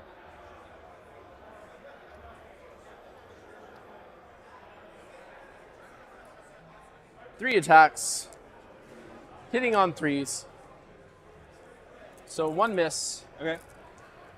Strength 12, so I assume these are on 2s. 2, AP minus 2. Nope. Okay. So the first one is 2 damage. Oh, come on. So 1 damage. Does that kill a base? No. You killed 2 already. Yeah. So the next one is 4 damage. So I assume that just kills the next base. Yeah, it does. I think we're both saying, why aren't you dying? Oh, why aren't you dying?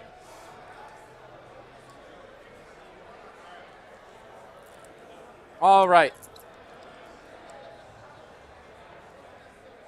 Oh, I'm sorry, I forgot to say what my points are. At the beginning of the phase, I only controlled 1. Yes, 1 it was. All right, continue on.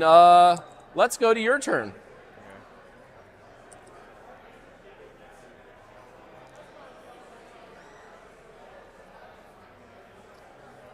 All right. Oh, no. Oh, no. Oh, shit. Hold 1, hold 2, hold more. 3. All right. You take 1 mortal wound over here. Oh, yes. Yep. It's the far ones. Do I take... What's the roll here? You're in range Just of one? the... Yeah, it's just 1. Just 1 period? And you take 1.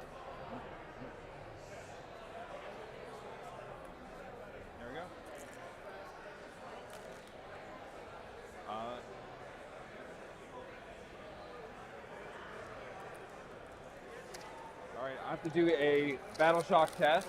On the leapers, they're an 8. They're out of synapse range. Still good. They pass. He's in synapse range, but needs to make a roll. Oh. They are a 6. Okay, good enough.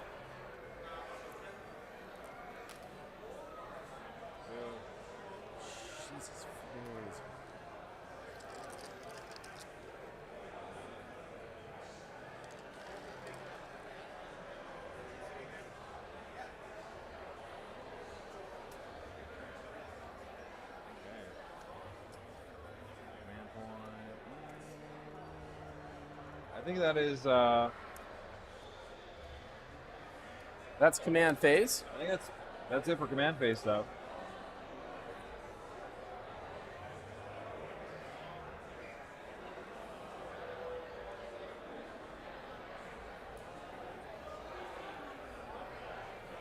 Oh, you gain a command point.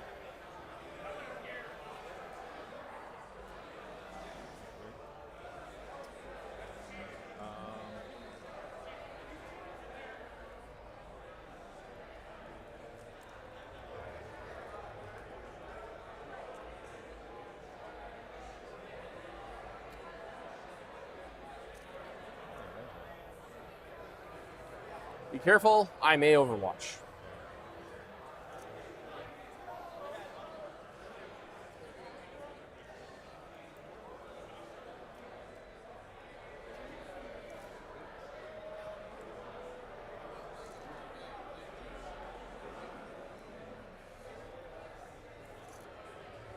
Oh, you're trying to say hello.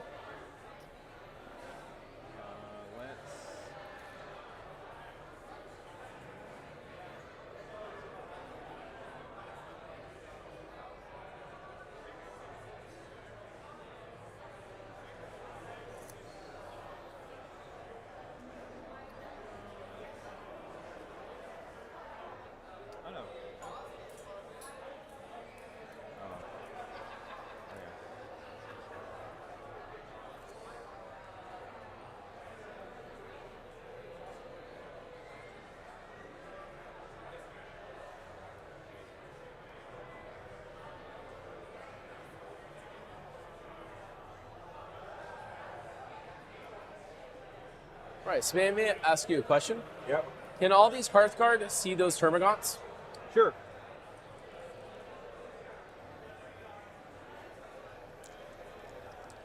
No, I won't use it there.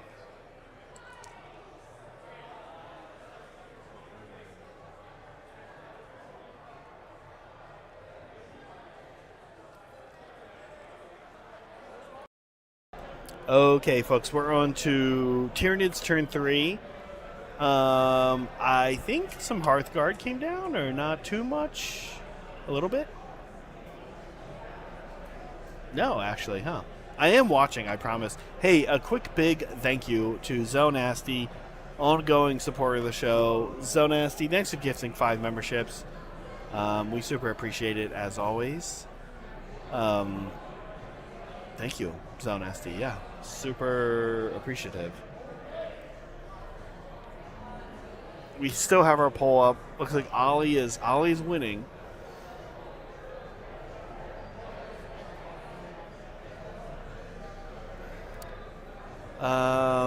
What a great weekend, honestly. Super fun. You know, one of my biggest problems with these weekends is I look at all the people I know and don't get to see that often, and I'm like always kind of bummed I don't get to hang out them more. John F. in the background, my friend there with the very, very short black hair and the glasses right over James's right shoulder. There's Molecule.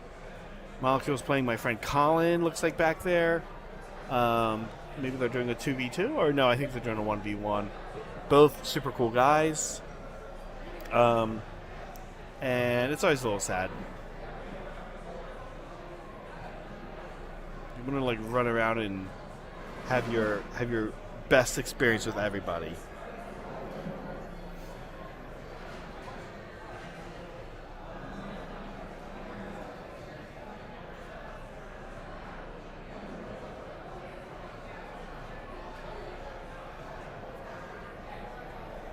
KK and I were here just chatting some BattleTech.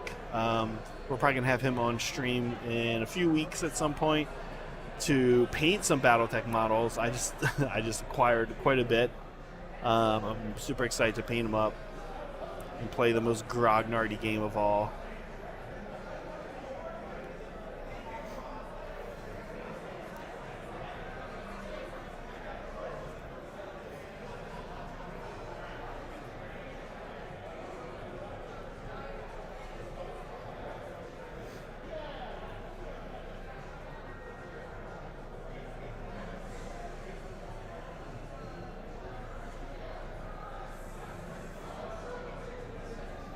Okay, these guys are once again.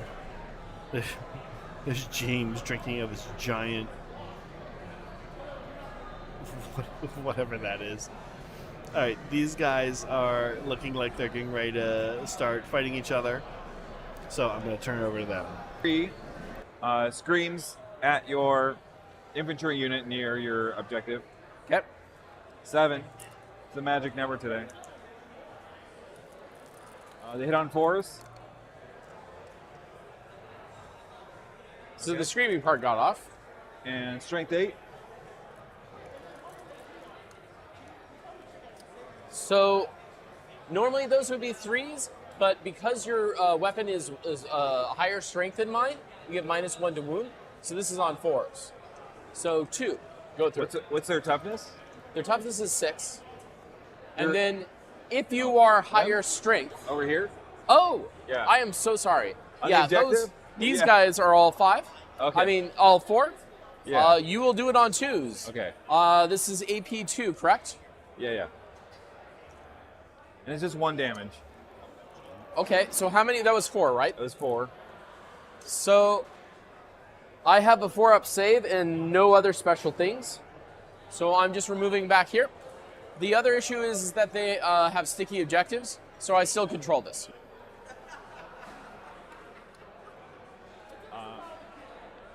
And there's a battle shock -1.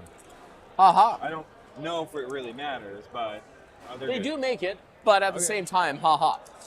I thought you were trying to get the plus. Oh, Neurolictor's dead. Yes, that doesn't matter anymore. I mean, stratagems, whatever. It comes into random. It comes into play randomly. So, where is my objective? There we go. Psychophage.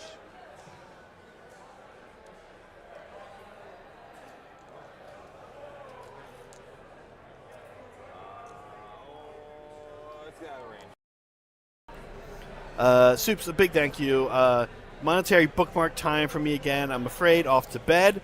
Didn't even catch up on yesterday yet. So much game to watch. Have fun, peeps. Thanks, Soups, for the ongoing support. And yeah, have a good night. Have a good. Oh, you have the UK has a bank holiday tomorrow. Actually, they were telling me. So he's got the day off. That's nice. Enjoy your day off tomorrow, Soups. And everybody in the UK who's got the day off tomorrow. Toughness 10. Okay, never mind. It says things very hurtfully. We do have mass termagant shots. 1, 2, 3, 4, Yep. 5, 6, 7, Everyone that's above. 11.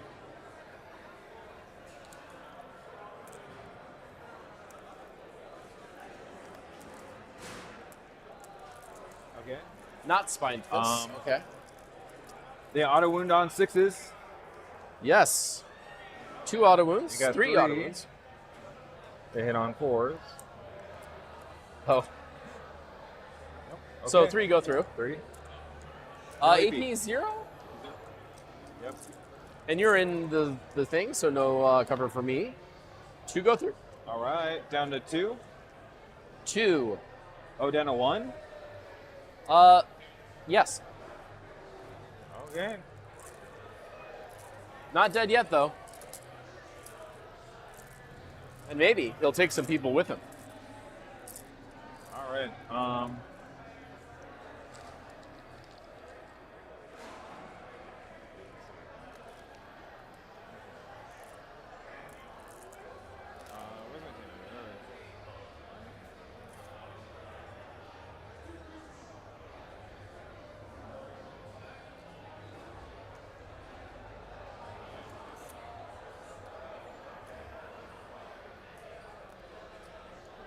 let's.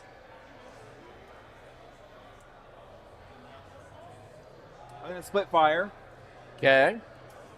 2 Zoanthropes are gonna do their blast ability. Over and there. And 3 Zoanthropes are gonna do their single shot over here. Okay. All right. Okay. So 2 blast, D3 shots. So 3. Hits on 3s. You said it was blast, right? Yeah. So add 2 to that. Oh yeah. You're a 5. There we go. Strength 7, I think. Versus 4, so you're on 2s. So 3 AP what? I think it's AP 2. I'm gonna roll it. Yep. What is it? If it's AP 1, It's AP 2. so everything is 3 dies. You said into him? I'm sorry. Was it this guy or these ones? Yep. Yeah. Let's. I just need something to stage there. All right. And then 3 single shots at the Sagittar. 2 hits. 2 hits. Oh, auto wounds. So far, so roll that. That's so it is 10, so that'll miss. So just 1. AP 2, right? AP 3. AP 3. He is fully within the terrain piece, so it's covered. Yep. So that gets it down to 2. He's normally 3, so this is a 5 up. It's D6 plus 1. I'm gonna command point reroll. I'm thinking about it. You have the It's- lictor over there, don't the you? Lictor. And Yeah. the Gaunts. They didn't. I'm not run. worried about the Gaunts because tough 10. They, even in combat, they'll auto wound. The question is, would it change you charging the Screamer Killers into the Hearthguard? And I think the answer is no, so I'm going to let it run. So it will. Let's see if it blows. Please blow. One of these has to blow this Blow. evening. No. All right.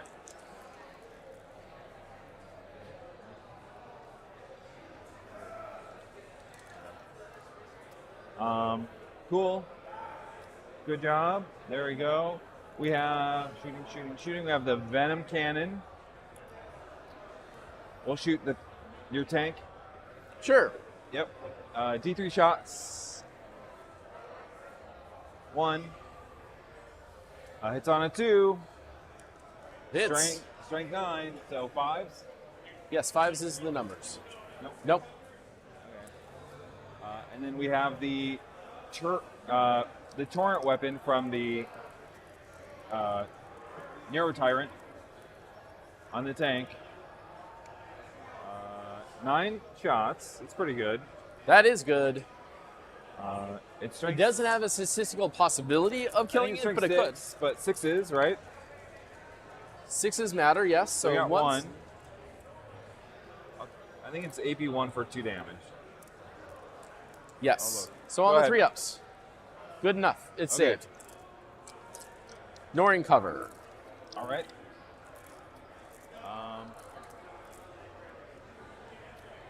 Let's do some charges. Yep. Let's see those beautiful charges. We're going to charge the Carnifex. The Screamer of the Kills. No. Oh no. Here's a place to use CP. Yeah, let's command point reroll that. Please take down your CP. And 11 will do it. Man.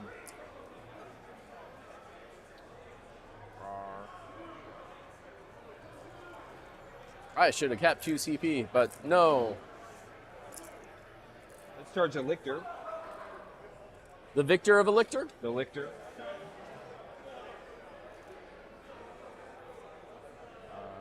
That looks like a 7.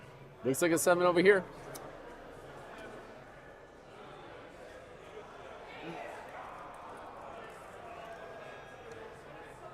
That's it. Hey, that's a 10. There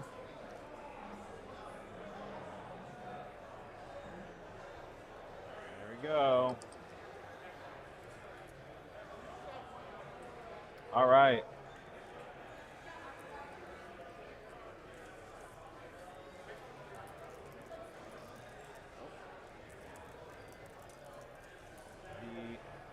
Let's see. I got one more random measurement. So the question This is, looks insane. Now it's a 13. Okay. You gotta check. so I would remind you of this guy over here. What? Oh, is he out? He was out. Oh, you can. The other question is, does he go into the bikes? Since the bikes are on the board edge, they can go back into reserves next turn unless they're attacked. That's another option.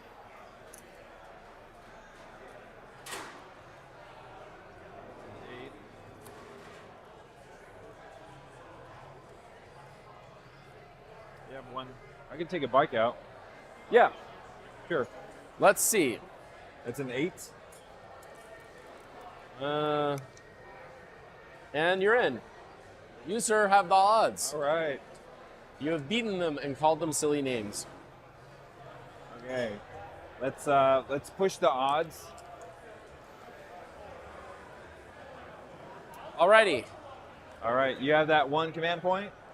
Yes. Are you ready to roll Overwatch On on the Hive Tyrant?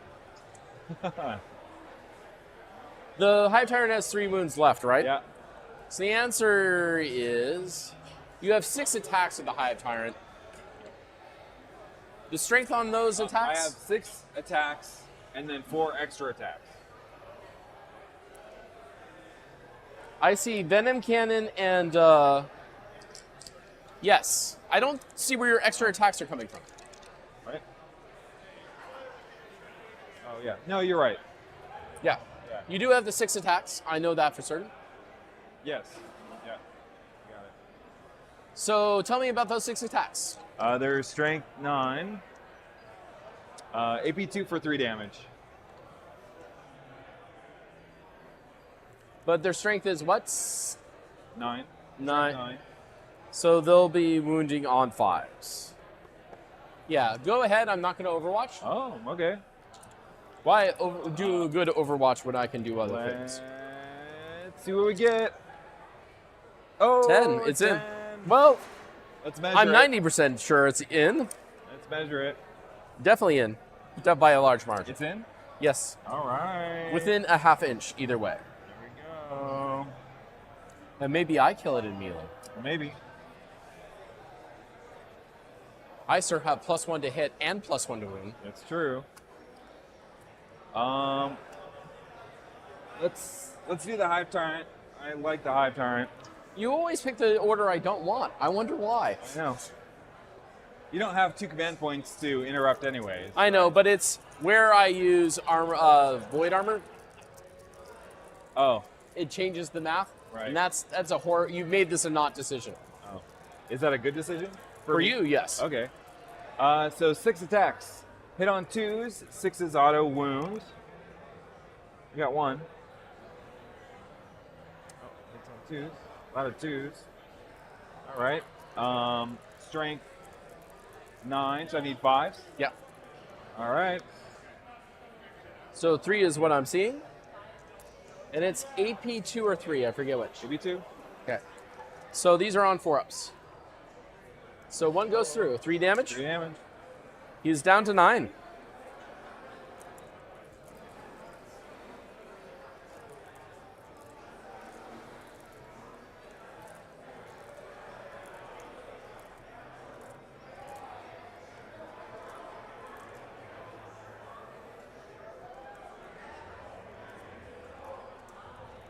I want to do the. I want to do a lictor. Okay.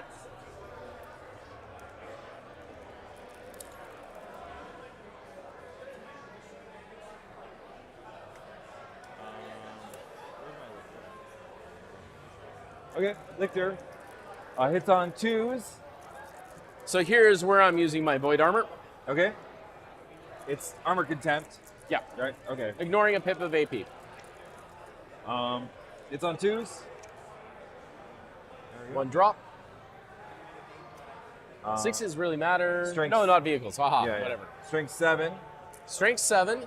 So you're greater strength than me, but you're also, because you're greater strength than me, you're -1 to wounds, so you're back to 4s. Okay. And this is with precision against your character. Okay, that is important to point out. So 2. It's AP 2, so AP 1. Okay. He also has a 2-up save, so these are on 3-ups. Good on both. Nice. Alrighty. Next charge is the Carnifex. The Fexes of the Karns, yes. Yep. Well, actually, you have 2 more charges. You also have that lone guy over there. Okay. We'll do the Screamer Killer. 10 attacks.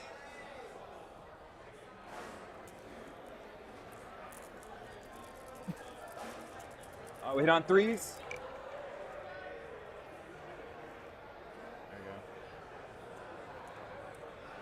Ooh, that's not good. Strength 10. So normally be on 3s, but because of the -1, because you're higher strength, you're on 4s. Are you 5s? You're on 4s. Your toughness? Toughness 6. So you normally be on toughness 3, 6. and then Okay. -1. All right. 2. Yep. AP 3, I think. AP 2. AP 2, so down to 1. So these are on 3-ups. 1 goes through. 1 is injured. It will die. Okay. Not great. Okay, so you have that activation, and then I go. Okay. You got. Okay. The leaper. Hits on 3s. All hit. Oh yeah, Von Ryan's hit on 3s. Strength 5. Toughness. Toughness, those are 5s. Okay. 4 wounds. AP 1. Sorry, my wife just told me that she's watching, so hi, wife. All right. So 4. Okay. I'll go through. How much damage each? 1 each. So that kills the first one, and then the next 3 go to the second one. There is a reason why I conga the conga line. Okay, now it's all my activations. I'm going to start with the activations that matter most.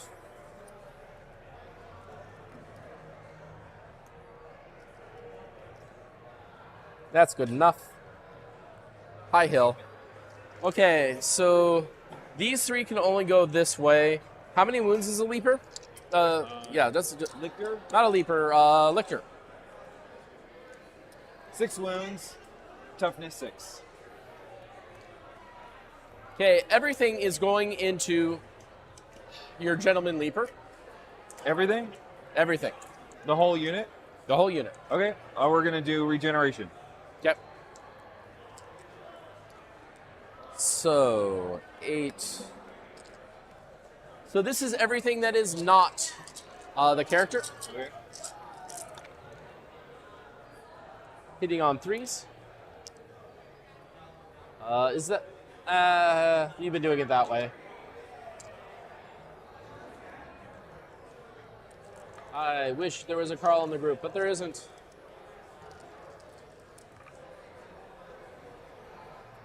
And wow, I'm glad I chose. So this is strength 6 and they're T5, right? T6.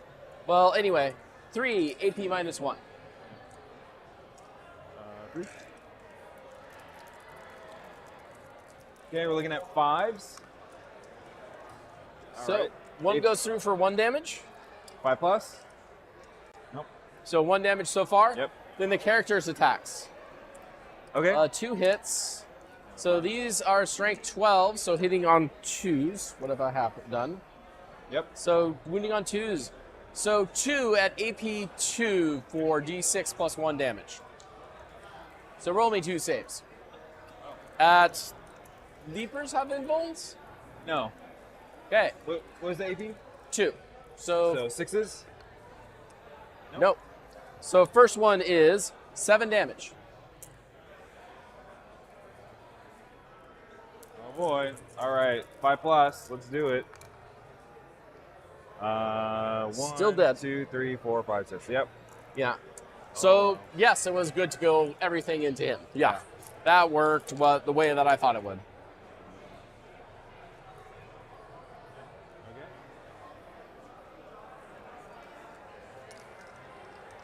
think you should have done the Carnifex. I couldn't get everything into the Carnifex because of just how things were closer and not closer. So it would have been like 3 into the Carnifex, including the character, and 3 into the Leaper. Yeah. And I knew that wouldn't work. Right on. Okay. You're. Yes. I'm tank. double checking how many attacks. I believe it's 6. Okay.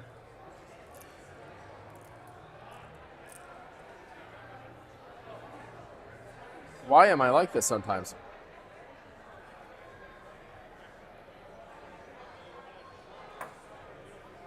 Yes, 6 hitting on 4s, but 3 because you are marked.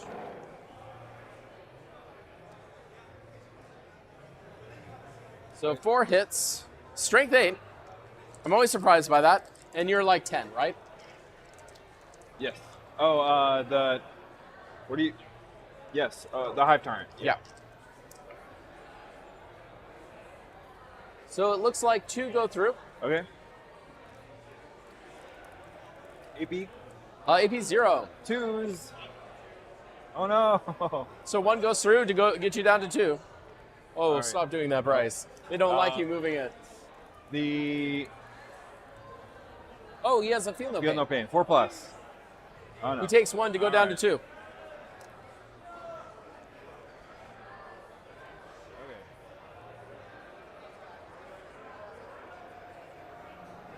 There we go. All right. I think it's your turn. That's going to suck later. But, all right.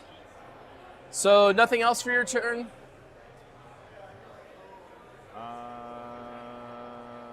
Consolidate. That's not going to matter. They're too far away to tie them Yes. up, right? Yeah. At the end of your turn, because it's at the board edge, they're going to pop into reserve. I can go this way, though. Yes, and that's a special headlight guy. So he is doing stuff. So, to my turn. Yep. Start with 1 for the turn. I have killed something with 2 judgment tokens. So I go up to actually 3 CP. Then I owe you a series of battle shock tests. We also got to score you. I still control this. Okay. I score 1. Okay.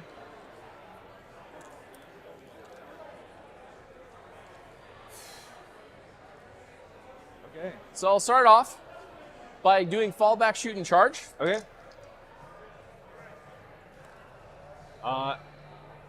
This is the bottom of 3rd. Yes, bottom of 3. Yeah. 3rd. Bottom of 3rd.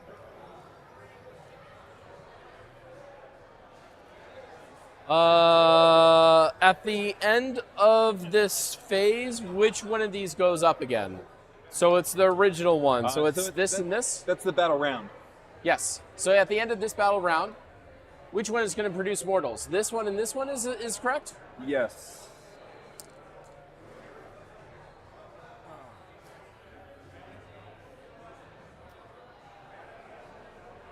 They're not on the point?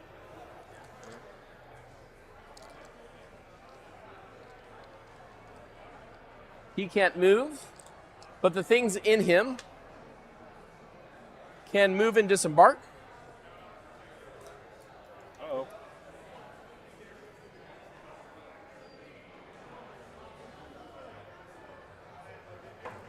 This is where we all say, hi, Carl.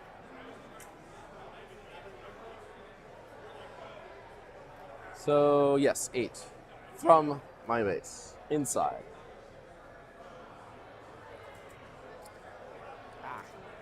Hello, magnetized bits. You magnetize.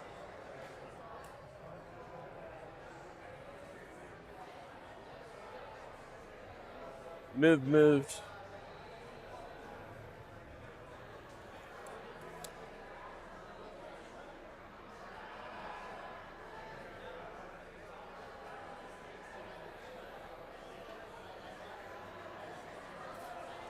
How many Neurolictors are, not Neurolictors, Neurogaunts are in this group?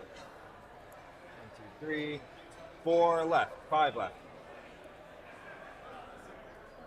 5 Gaunts and the Nero Tyrant. And the special boy could have come back from reserves. This is turn 3. We said that this wasn't a ruin, correct? Yeah, that's just not a ruin. No. Because it wouldn't have been That is not balanced. terrain. So he's going to go and place himself.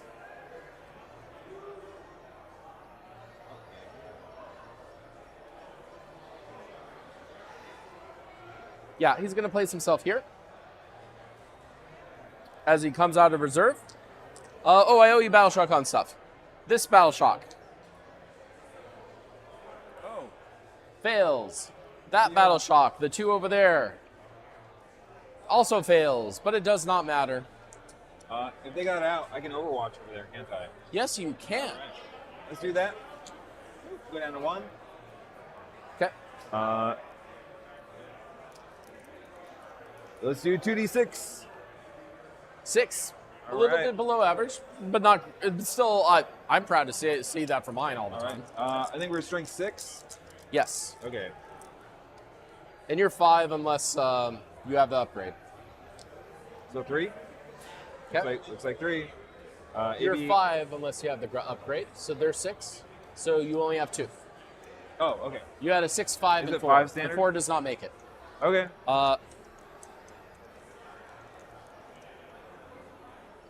Yeah, you're right. Okay. Yeah, Okay. AB1. Okay, AP1 ignoring cover. So these are on 3 ups. 1 failure. All right. 2 damage. Oh, that's right, 2 damage. You have made me sad. Why do you have to make me sad?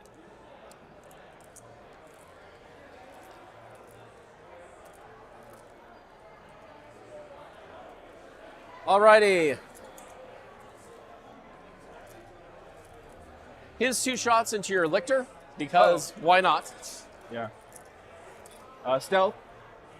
So 1 hit, Okay.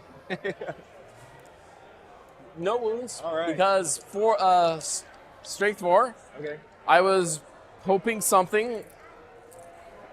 Sometimes you just have to hope.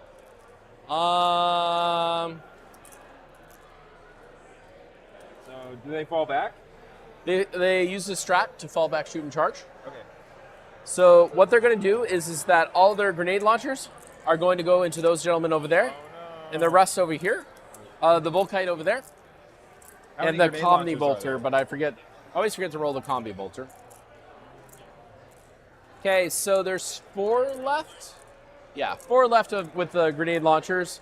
What is the size of the Termagants? Is it 20, 15, 10? There is 20. Okay, so it's this plus, so 4, 16. Do I get So this cover was- for this? You will get cover. They're also AP 0, but you still get the benefit because you're not 3. 16, so that's 20, 25.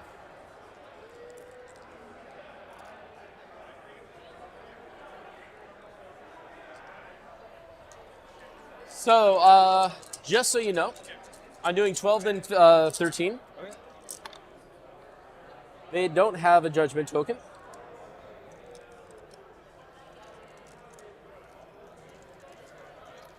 And this is T4 versus your T3, correct?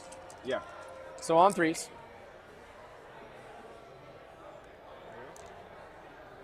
So that's 6 so far.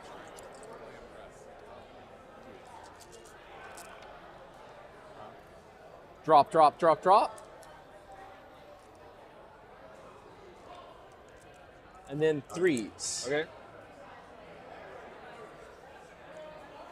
So that's 11. Okay. AP 0, you do have cover. 11. Yes.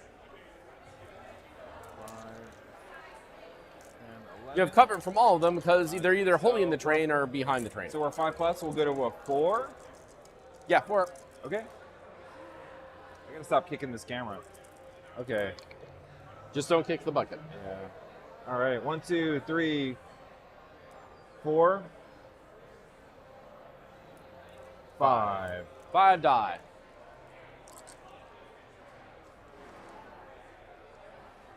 Okay. There we go.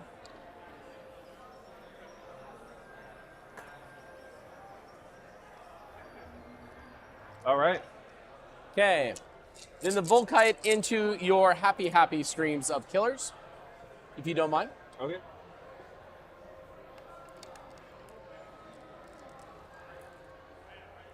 Hitting on 3s again. Oh no, hitting on 2s because of Yep. the tokens. And then these are 5. Your Screamer Killer is 10 or 9. It's 9. 9. Yep. So these are on 5s, but +1 again for the token.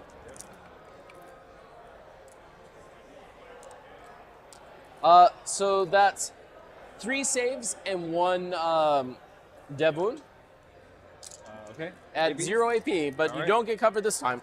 So Still one. 2s. No ones, so you take 1 of the thingamajigs. What's the damage? 1 from the devastating wounds. Okay.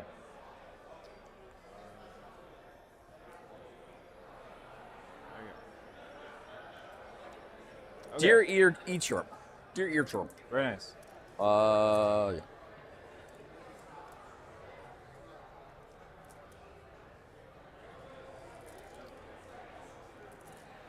What's next? I'm trying to remember the E-Champ's firing. It's 4 attacks, hitting on 2s because he's like that. Haha, 2 hits because 1s. Strength 4, so these are 6s going to 5s. 2 at AP 0. Maybe I should just fire everything into the Zos. This is at the. Scream. Okay. Damage? 1. Okay. Oh, actually. I'm 90% sure it's 1. Yeah, 1. Okay. Used to be 2 at one point. Yep. All right. What's next? Okay, that's their shooting. Now, I'm going to do their shooting into your Neurolictor over there. Okay. Did I? No, I haven't done that yet. Number of shots from the grenades. That's 10 there, and you have 1, 2, 3, 4, 5 greater models. So that's another 2 for 12.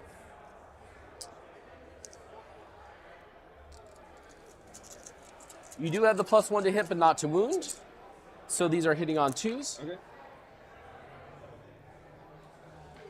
You're with a Carl. Hi, Carl. So those 6s will auto wound. And the Hormagaunts are, not Hormagaunts, Neurogaunts are 3, correct? Toughness 3? Yep. So on 3s.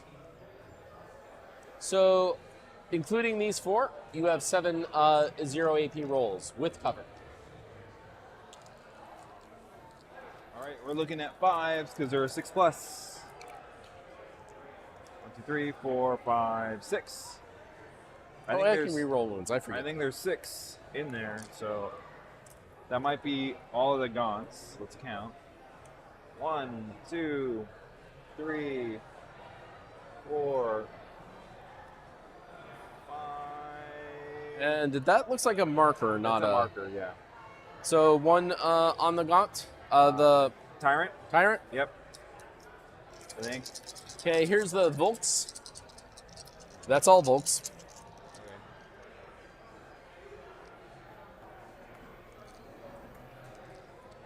Sweet.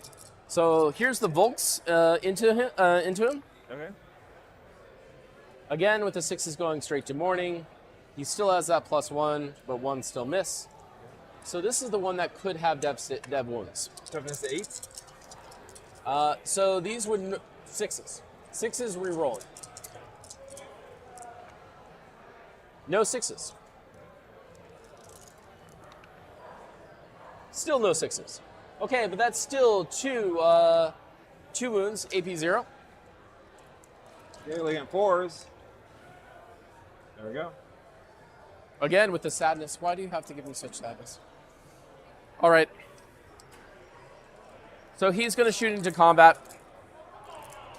He has how many wounds left? 2? Dose. Okay, big conversion here.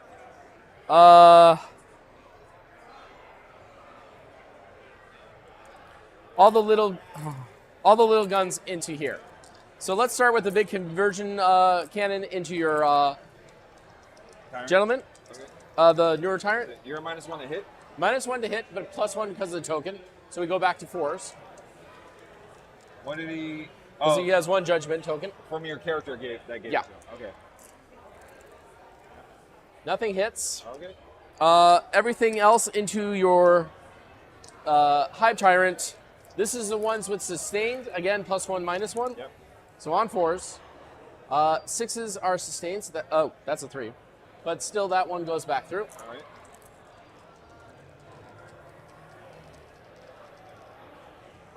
So this is strength 6, so these are on 5s going to 4s because of the tokens. 2, AP2 for 2. Okay, so we're looking at 4s. All right. AB2? Or what was the damage? 2 damage each. All right. 4s. We're good. Okay, and then here's the 6 meter on top.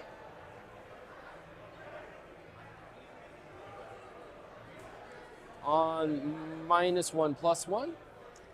So these are also 5s going to 4s. Yep. Oh, the last one was twin linked. But anyway, 1, AP1, AP2. AB2. All right. 4s. We're good. Sir, the tiers are streaming. The tiers are streaming. I can't control the dice. All right. Okay. So you've already overwatched. Well, during the... Yeah, but you can only do it once per... Yes. Is it a battle tactic? It's a strategic ploy. Okay. So let's start with charging into your sad, big bug. And that's a yes. But I'm going to rotate around.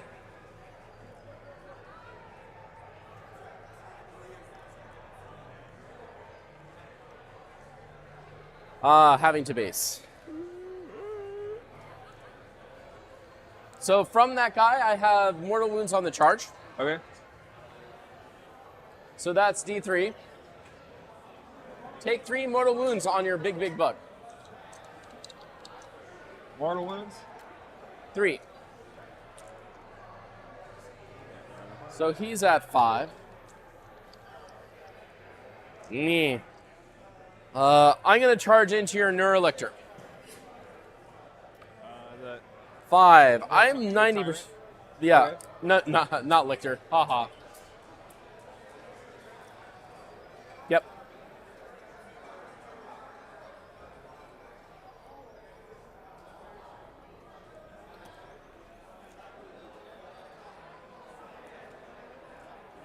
You only have 1 CP, so I am free to roam.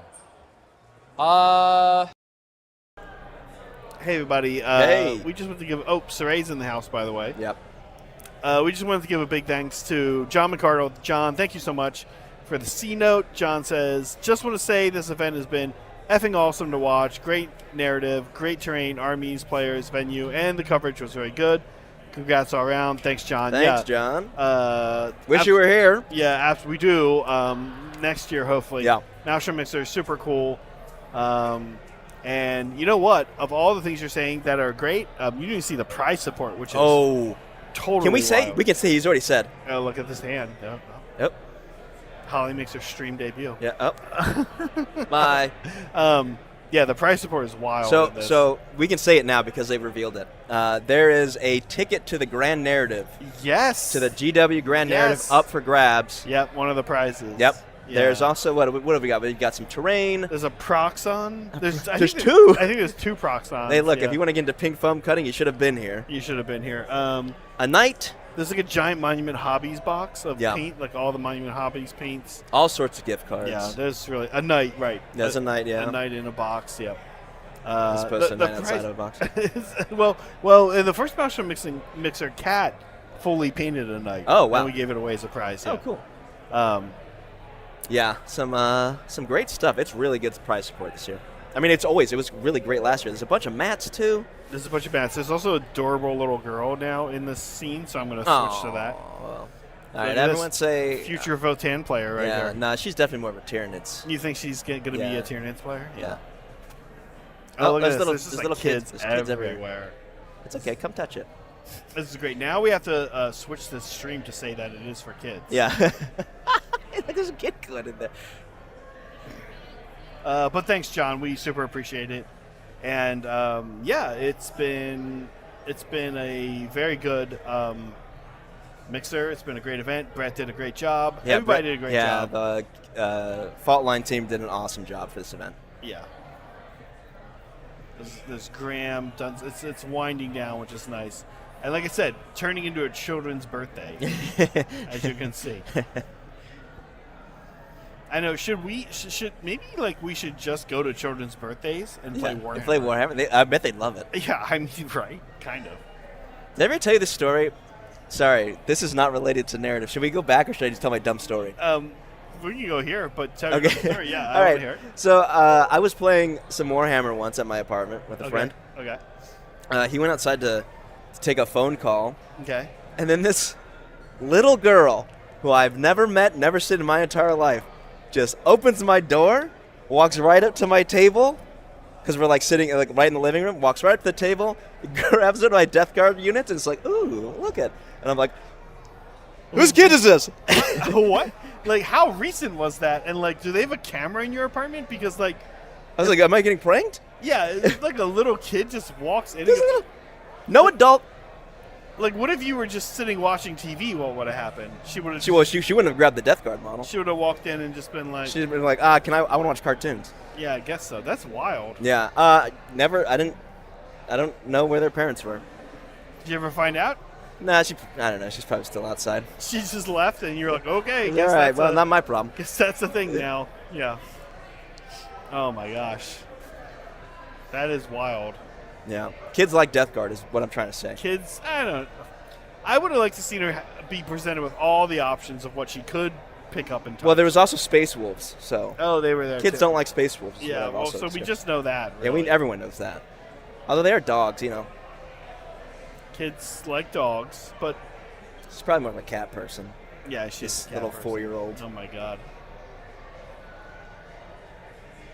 Okay. All right. Shall we go back to the players we'll see what's happening? I think this game is like cruising along here. So, but John, thank you as always. We appreciate the support.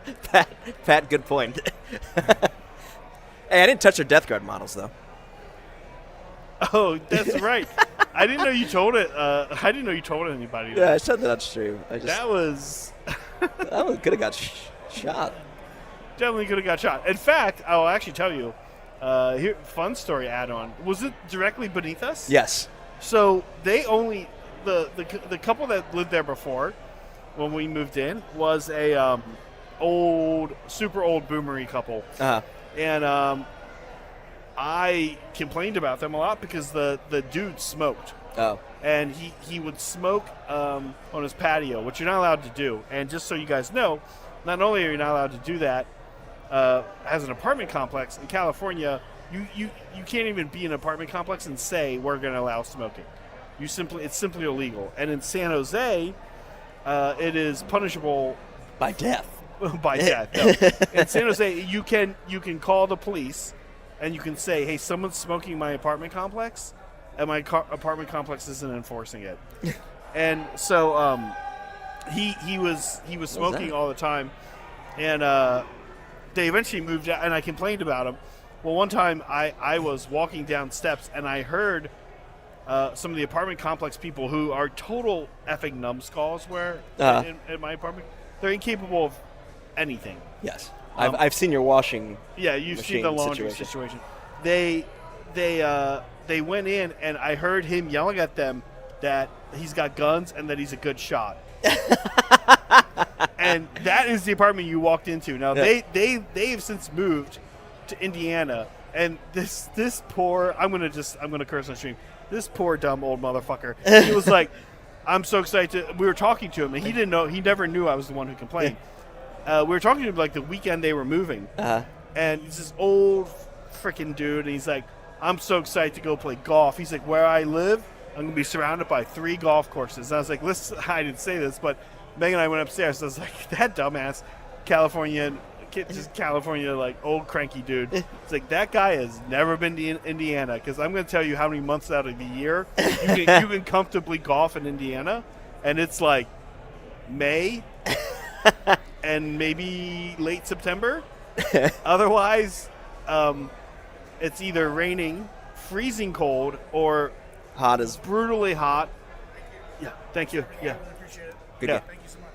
So yeah. Like, not a place you can golf year round. You can basically golf year round in California. Yeah. It might be rainy, it might be a little chilly, but you can pretty much golf. Like, you can't golf year round. Anyway, I hope he's having a nice life. Any Indiana golfers, come dispute us. Yeah. Fight me. Fight me. Fight me, Indiana golfers. All right, back to the action.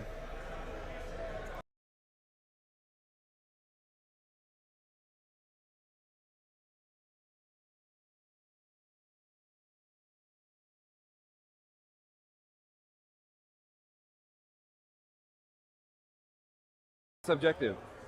Yes. Over here, 1 mortal wound. And... Or wait, is it these 2? I think it's these 2. Sure. Nothing's within 3. Yeah. Still sticky.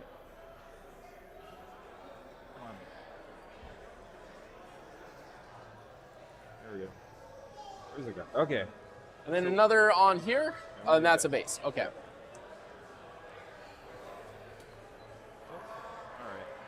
All right. Sweet. We gain a command point.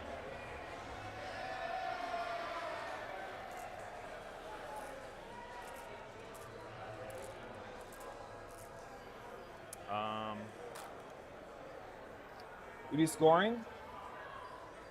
It's your turn, but during my turn I still controlled this one. Yep. So I only got 1. So I've been 1-1-1. Yes, 1-1-1.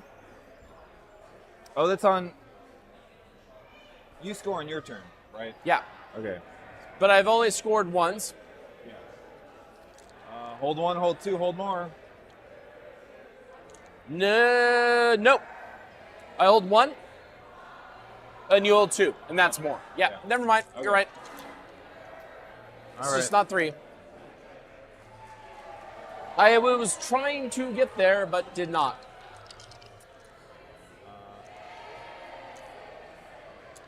Let's do some stuff. I'm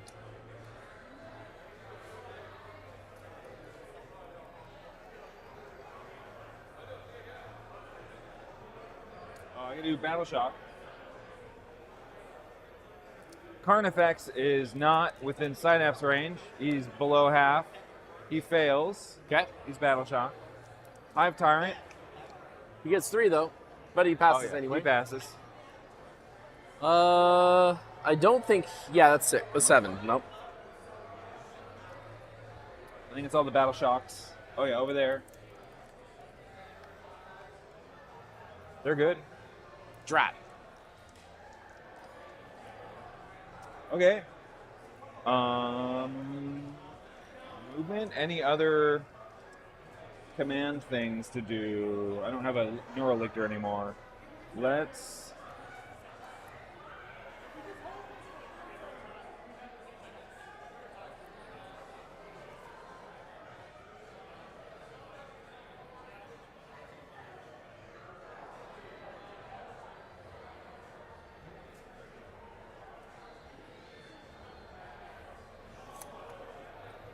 So just moving here, does that take away your sticky? As soon as you have an OC of greater than 1.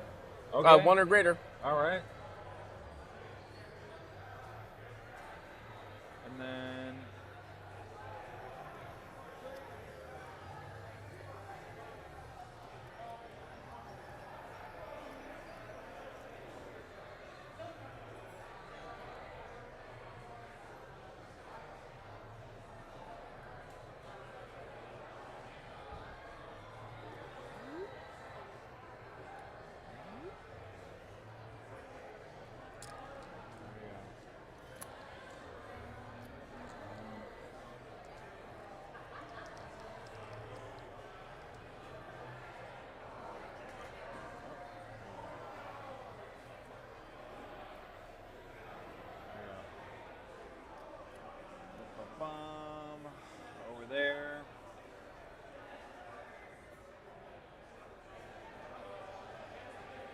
just gonna.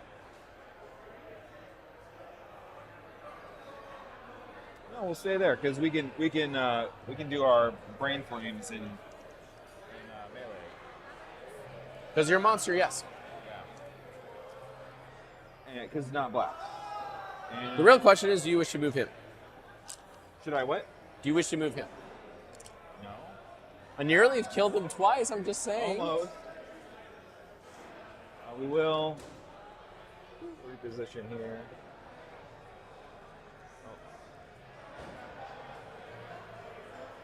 Okay. Shooting. So let's unleash the Barb Gaunts. All right. What's the AP on this? 0.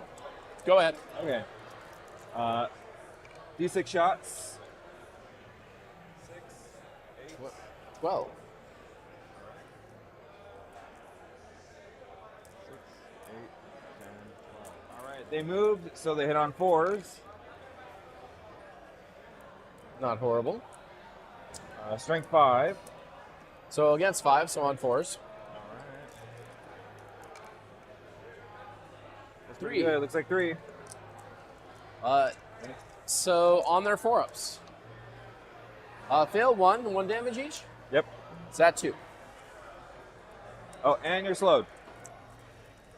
Is it non-vehicles, non-monsters, or is it just infantry? This is the. Oh, it says infantry. It says infantry. So yeah. He's mounted, so no. Okay. New unit. This is the first time I got to use them over the weekend too. This is why they disappoint me. Yeah. It's just infantry. Sometimes it's almost exclusively awesome. Most of the time it's not. In melee, let's do our torrent brain gun. Yep. 2d6 shots. 10. Oh, whole 10. Okay, I'm gonna armor content here. Okay. Strength 5. Oh.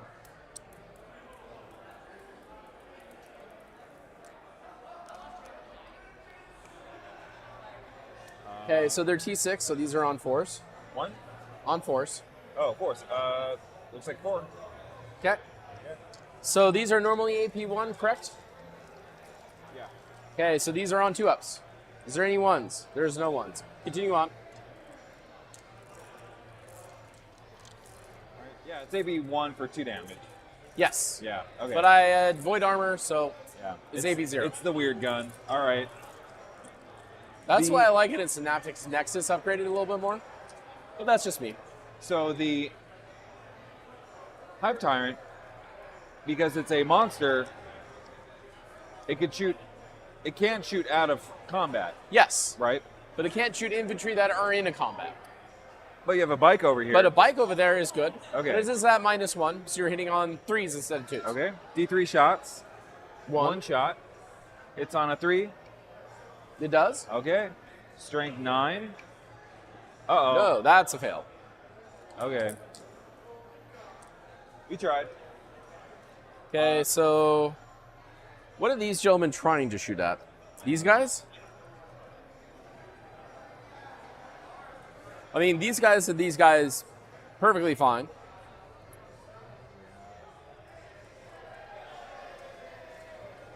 Yep. Let's. So, which one? This one had the.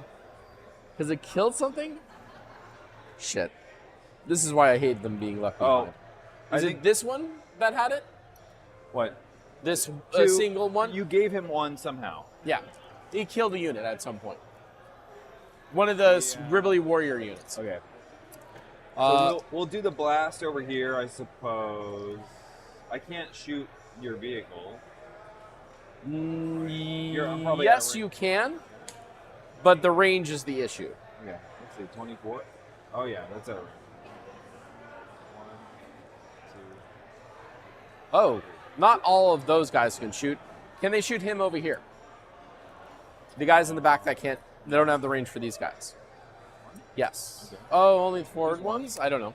Tell me. So I'll do 3 into that guy. Okay, that model.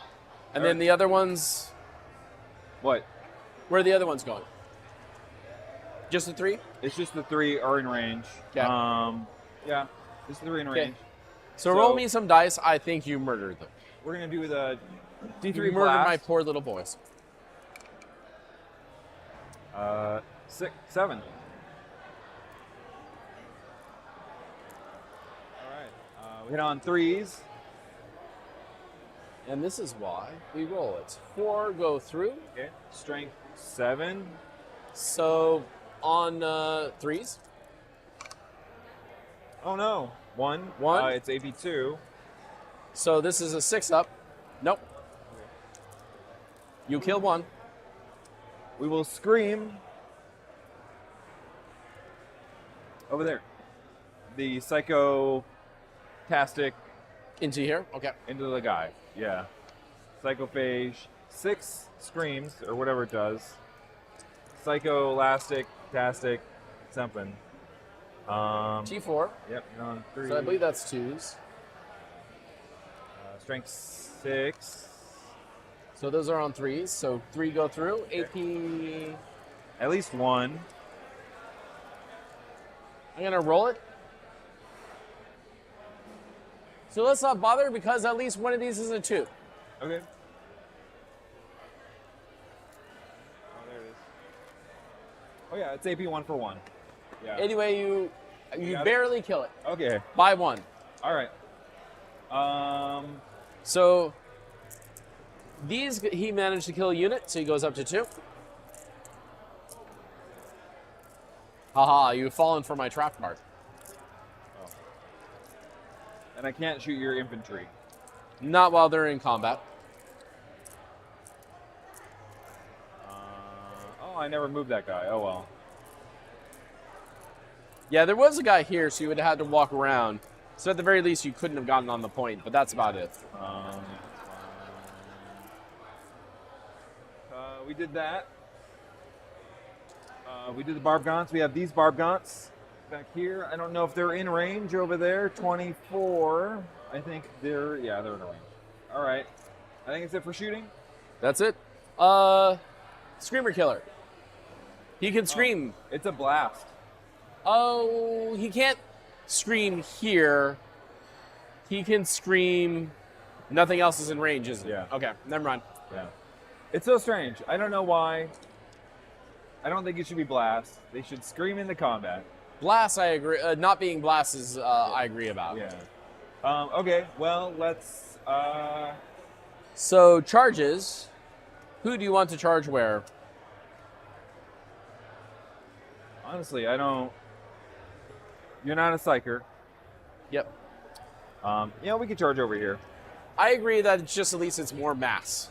That's one mass. I'm not gonna have. Oh, that'll charge you off this point. It'll take me off the point, but you'd have to take it back. Yes, I have lost control. Mine no longer sticky, but then I just move him, this guy that's hiding here, onto the point and re-sticky it during my next command. Yeah. phase. So let's. I'll charge. Sure. They're in. That's in. I mean, they're feeder bug. Did you say they're beer bugs? Feeder. Yeah. Beer bugs. I like beer bugs a lot Beer better. bugs. You shouldn't say beer bugs at a bar. Yeah. Yeah. Okay. So he activates first, Yeah. and that's actually important. Because if you kill all of my little Hearthguard there, that being said, what's the AP on this? 1. Okay. Because this lasts through the phase, I'm going to Void Armor again. Okay. D6 plus 1 attacks. 4 attacks.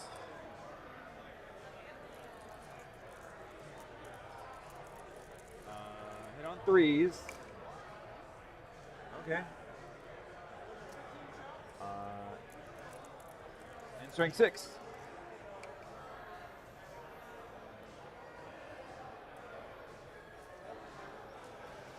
So 1. Just 1. Devastating wounds are on the hit roll or wound roll? Wound roll. Got Did one. just devastating wounds? Yep. How much? 2. Kills a base, 2. which is pretty important. Because now I have to do something extremely risky. Okay. Your pick next. Okay. So I'm going to activate with those guys before your Screamer Killer gets a chance. But I'm going to do some risking for the biscuit. I'm going to have all of my Hearth Guard go into your 1 wound card effects. And then the character will go through my character, other guy, to your Psychophage. You got it. So this is the ones that are on your screens. Okay. So ones will drop.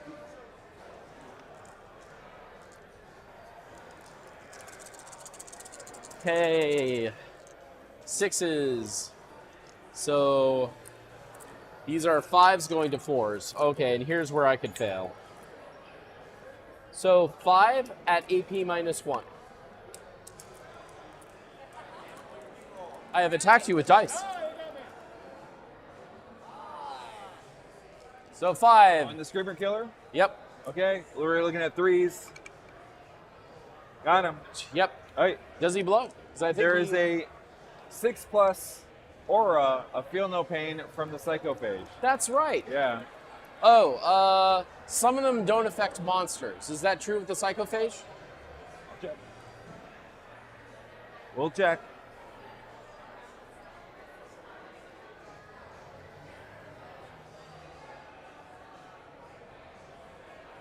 Yep. You don't have the excluding monster attack So line it in says there? while friendly Tyrannian units are within 6. Yep, good enough. So So- roll those two 6-ups. At least for the game we're playing, we're going by the cards. Ooh, so close. Okay, Deadly Demise. Yep. Please don't blow up on me. Please don't. Oh, it blows up! Okay. All I will right. get to finish my activation, but that won't matter that much. How Okay. many points is it? D3? D3. So 1. You killed one. You put 1 on 1.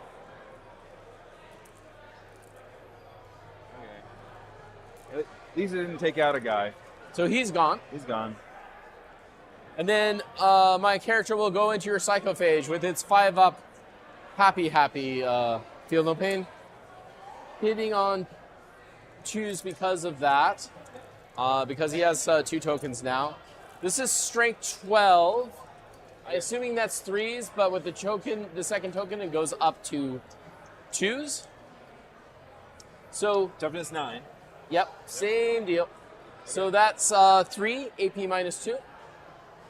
Because you also have the second judgment token. Okay. So 3s go to 2s. So 5+. So 2 go through. All right, and then damage. Damage is, first one is 5. Okay, 5+. So 3 go through. Okay. Down to 7. They're 10? Yeah. Are you sure about that? Well, there we go. Yeah. So this could, so that's 7. Uh-oh. Uh-oh. All right. I saved, he's at 1. Okay. Isn't that what you did for the Screamer Killer Yeah. too? Okay. I know where I'm using my 1 CP next turn. Hey, guess what? At least they're not on an objective for me. Okay.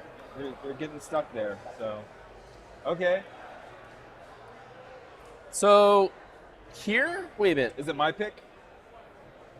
Wait a minute. This is your turn, right? Yeah. So you pick next ongoing. So you went this unit, Yep. and then it's my choice. Next ongoing, yes. Choose Yeah, one. So I'll pick the Hive Tyrant. Okay. It's gonna pop off. Oh, sir. The award ceremony in 5 minutes. You guys are welcome to, I don't know, keep playing if you want. Or We'll definitely finish out this turn, Yeah, though. we'll finish out the turn. 1 auto wounds.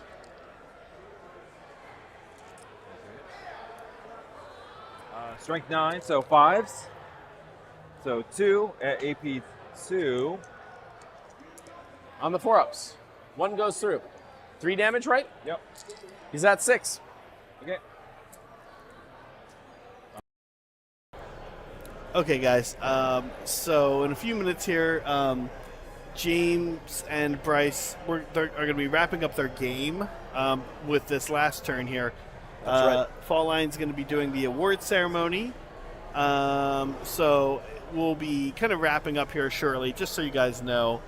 And Bryce and James, like I said, will be calling it shortly thereafter. At the end of the turn is what we've been told. Yeah. So That said, I think Bryce went first, so I guess it's still going to be a little while longer. But yeah, we'll be here for a little bit longer anyway. we are coming towards the end, though, of this long narrative weekend. Yep. Everybody loves going to 2-day events, but everybody's like exhausted by the end. Yeah. I had a good time. My game's finished up pretty early today. So I feel okay, but man. Yeah, both your games ended not too long. Mm-hmm. Yeah, you had 2 pretty quick games. Yep. Just the way I like. So they had us running 1,500 point lists the entire weekend. Okay. Which I think is kind of smart. For, Yeah. For a narrative event. Dropping down a bit. Yeah. Oh, that was not a great roll.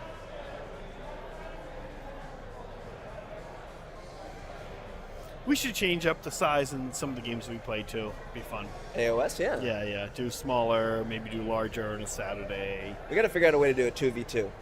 I know, that would be fun. Yeah. A little crowded, but It's a little crowded.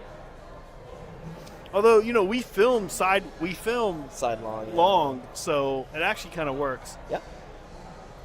If you film like head on front, it's a little weird.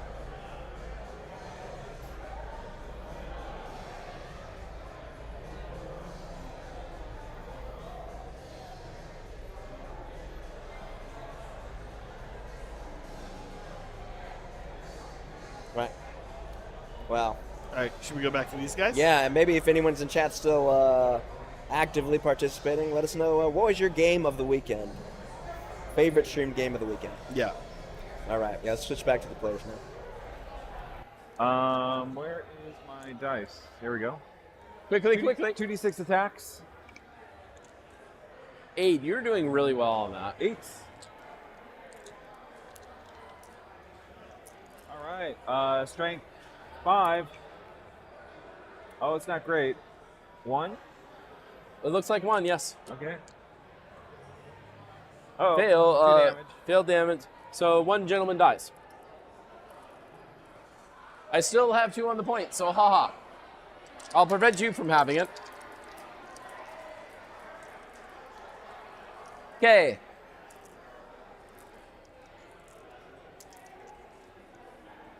Okay. So in other words, same versus last time. Big gun here into him. The rest into here. Big gun. Wow. Uh-oh. So that's 6 total hits. Okay. Wounding on 2s. This is the big gun into the tyrant? Into the tyrant here. Okay. The high tyrant. Yeah. No, Neurotyrant. Yes, Neurotyrant. Okay. They're both tyrants. Yeah. So AP -2, ignoring cover. How many? 4. Okay, 4s. 3 That go was through. only 4 to roll. I only had to roll 4? Yeah, just 4. Re-roll it. I thought it was 6. So same thing. So 2 go through. damage. 4 each. Oh.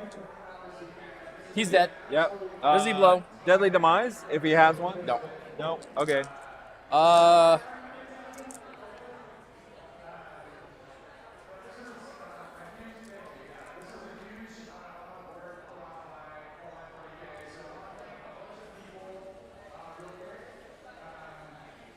Bryce, 4 at AP -2. Do any of these kill it?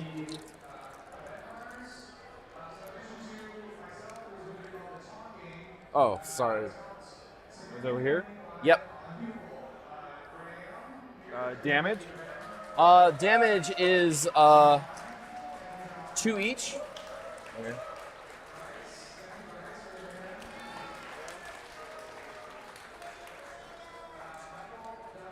So it goes down. So that's, yep. Over here. He automatically deadly demises with my warlord trait ability card.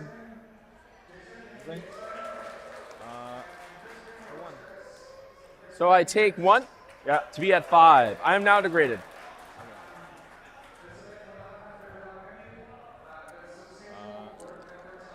Do you want to come back to your charge? Okay, so the Volkite into here plus his combi and the, yeah.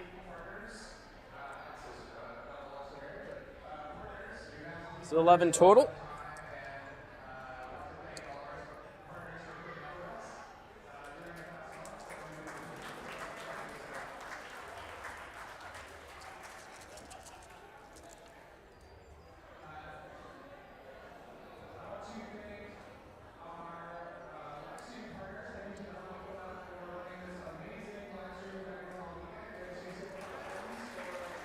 On the gaunts.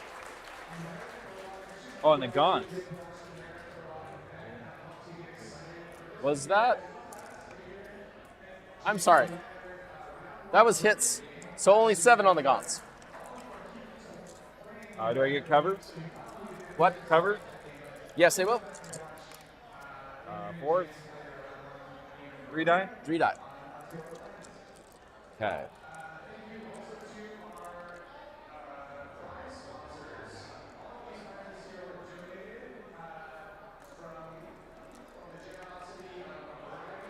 At least 1 devastate. Oh, yeah, feel no pains. On the. So 3 saves and 1 devastating. AP? 0. So I think the devastating is the only thing you have to roll feel no pains for. The damage? 1. Okay. Dead.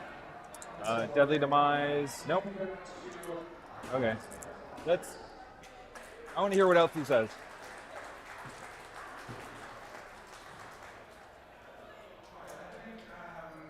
Forgot to move this over here just to get him on the point. Sorry for going so fast.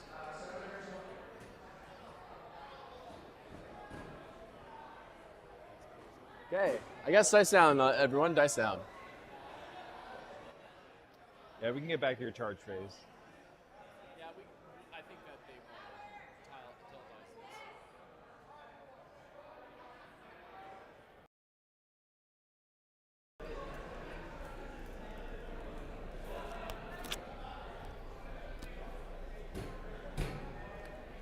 Okay, peeps. They are wrapping up here, giving away a bunch of prizes now. Kind of remains to be seen if Bryce and James are going to dip back in and finish their game. But I think we're actually going to wrap on up here. So sorry to leave you with a little bit of this game left. But as you can see, it's getting kind of loud here.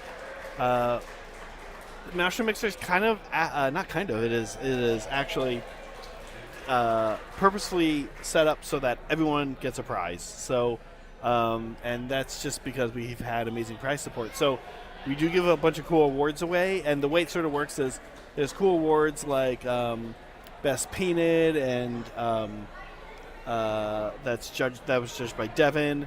There's other awards, Most Fun Opponent, lots of awards like that. There's no Best General, really.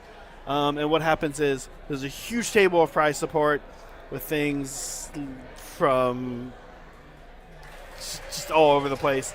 We've talked about some of it already. And the people who win awards for like best paint stuff get to come up first and pick. And then after that, we just do raffles. And so you get to come up and grab something. We typically end each year with, in the past couple of years, we've ended with between a third and half of the prizes left. Oftentimes, amazing things still left. So everyone kind of walks away with something pretty awesome from this event. And that's maybe the most exciting part about it. You can pretty much easily recoup your ticket cost if you'd like. Listen, thank you everybody for being with me here all weekend. We'll go to the front view here. I'm going to say goodbye. And we will see you guys. We will see you guys in the coming week. Again, no AOS game tomorrow. We'll be posting that in our Discord and on our YouTube page. As John, Megan, and I, who were scheduled to have, we want to recoup a bit. We've kind of worked all weekend. Thank you everybody so much for being with me tonight. Thank you for hanging out. and yesterday. And we hope to see you guys next year. Many of you definitely need to consider coming out here for Maelstrom Mixer. We'll see you guys around.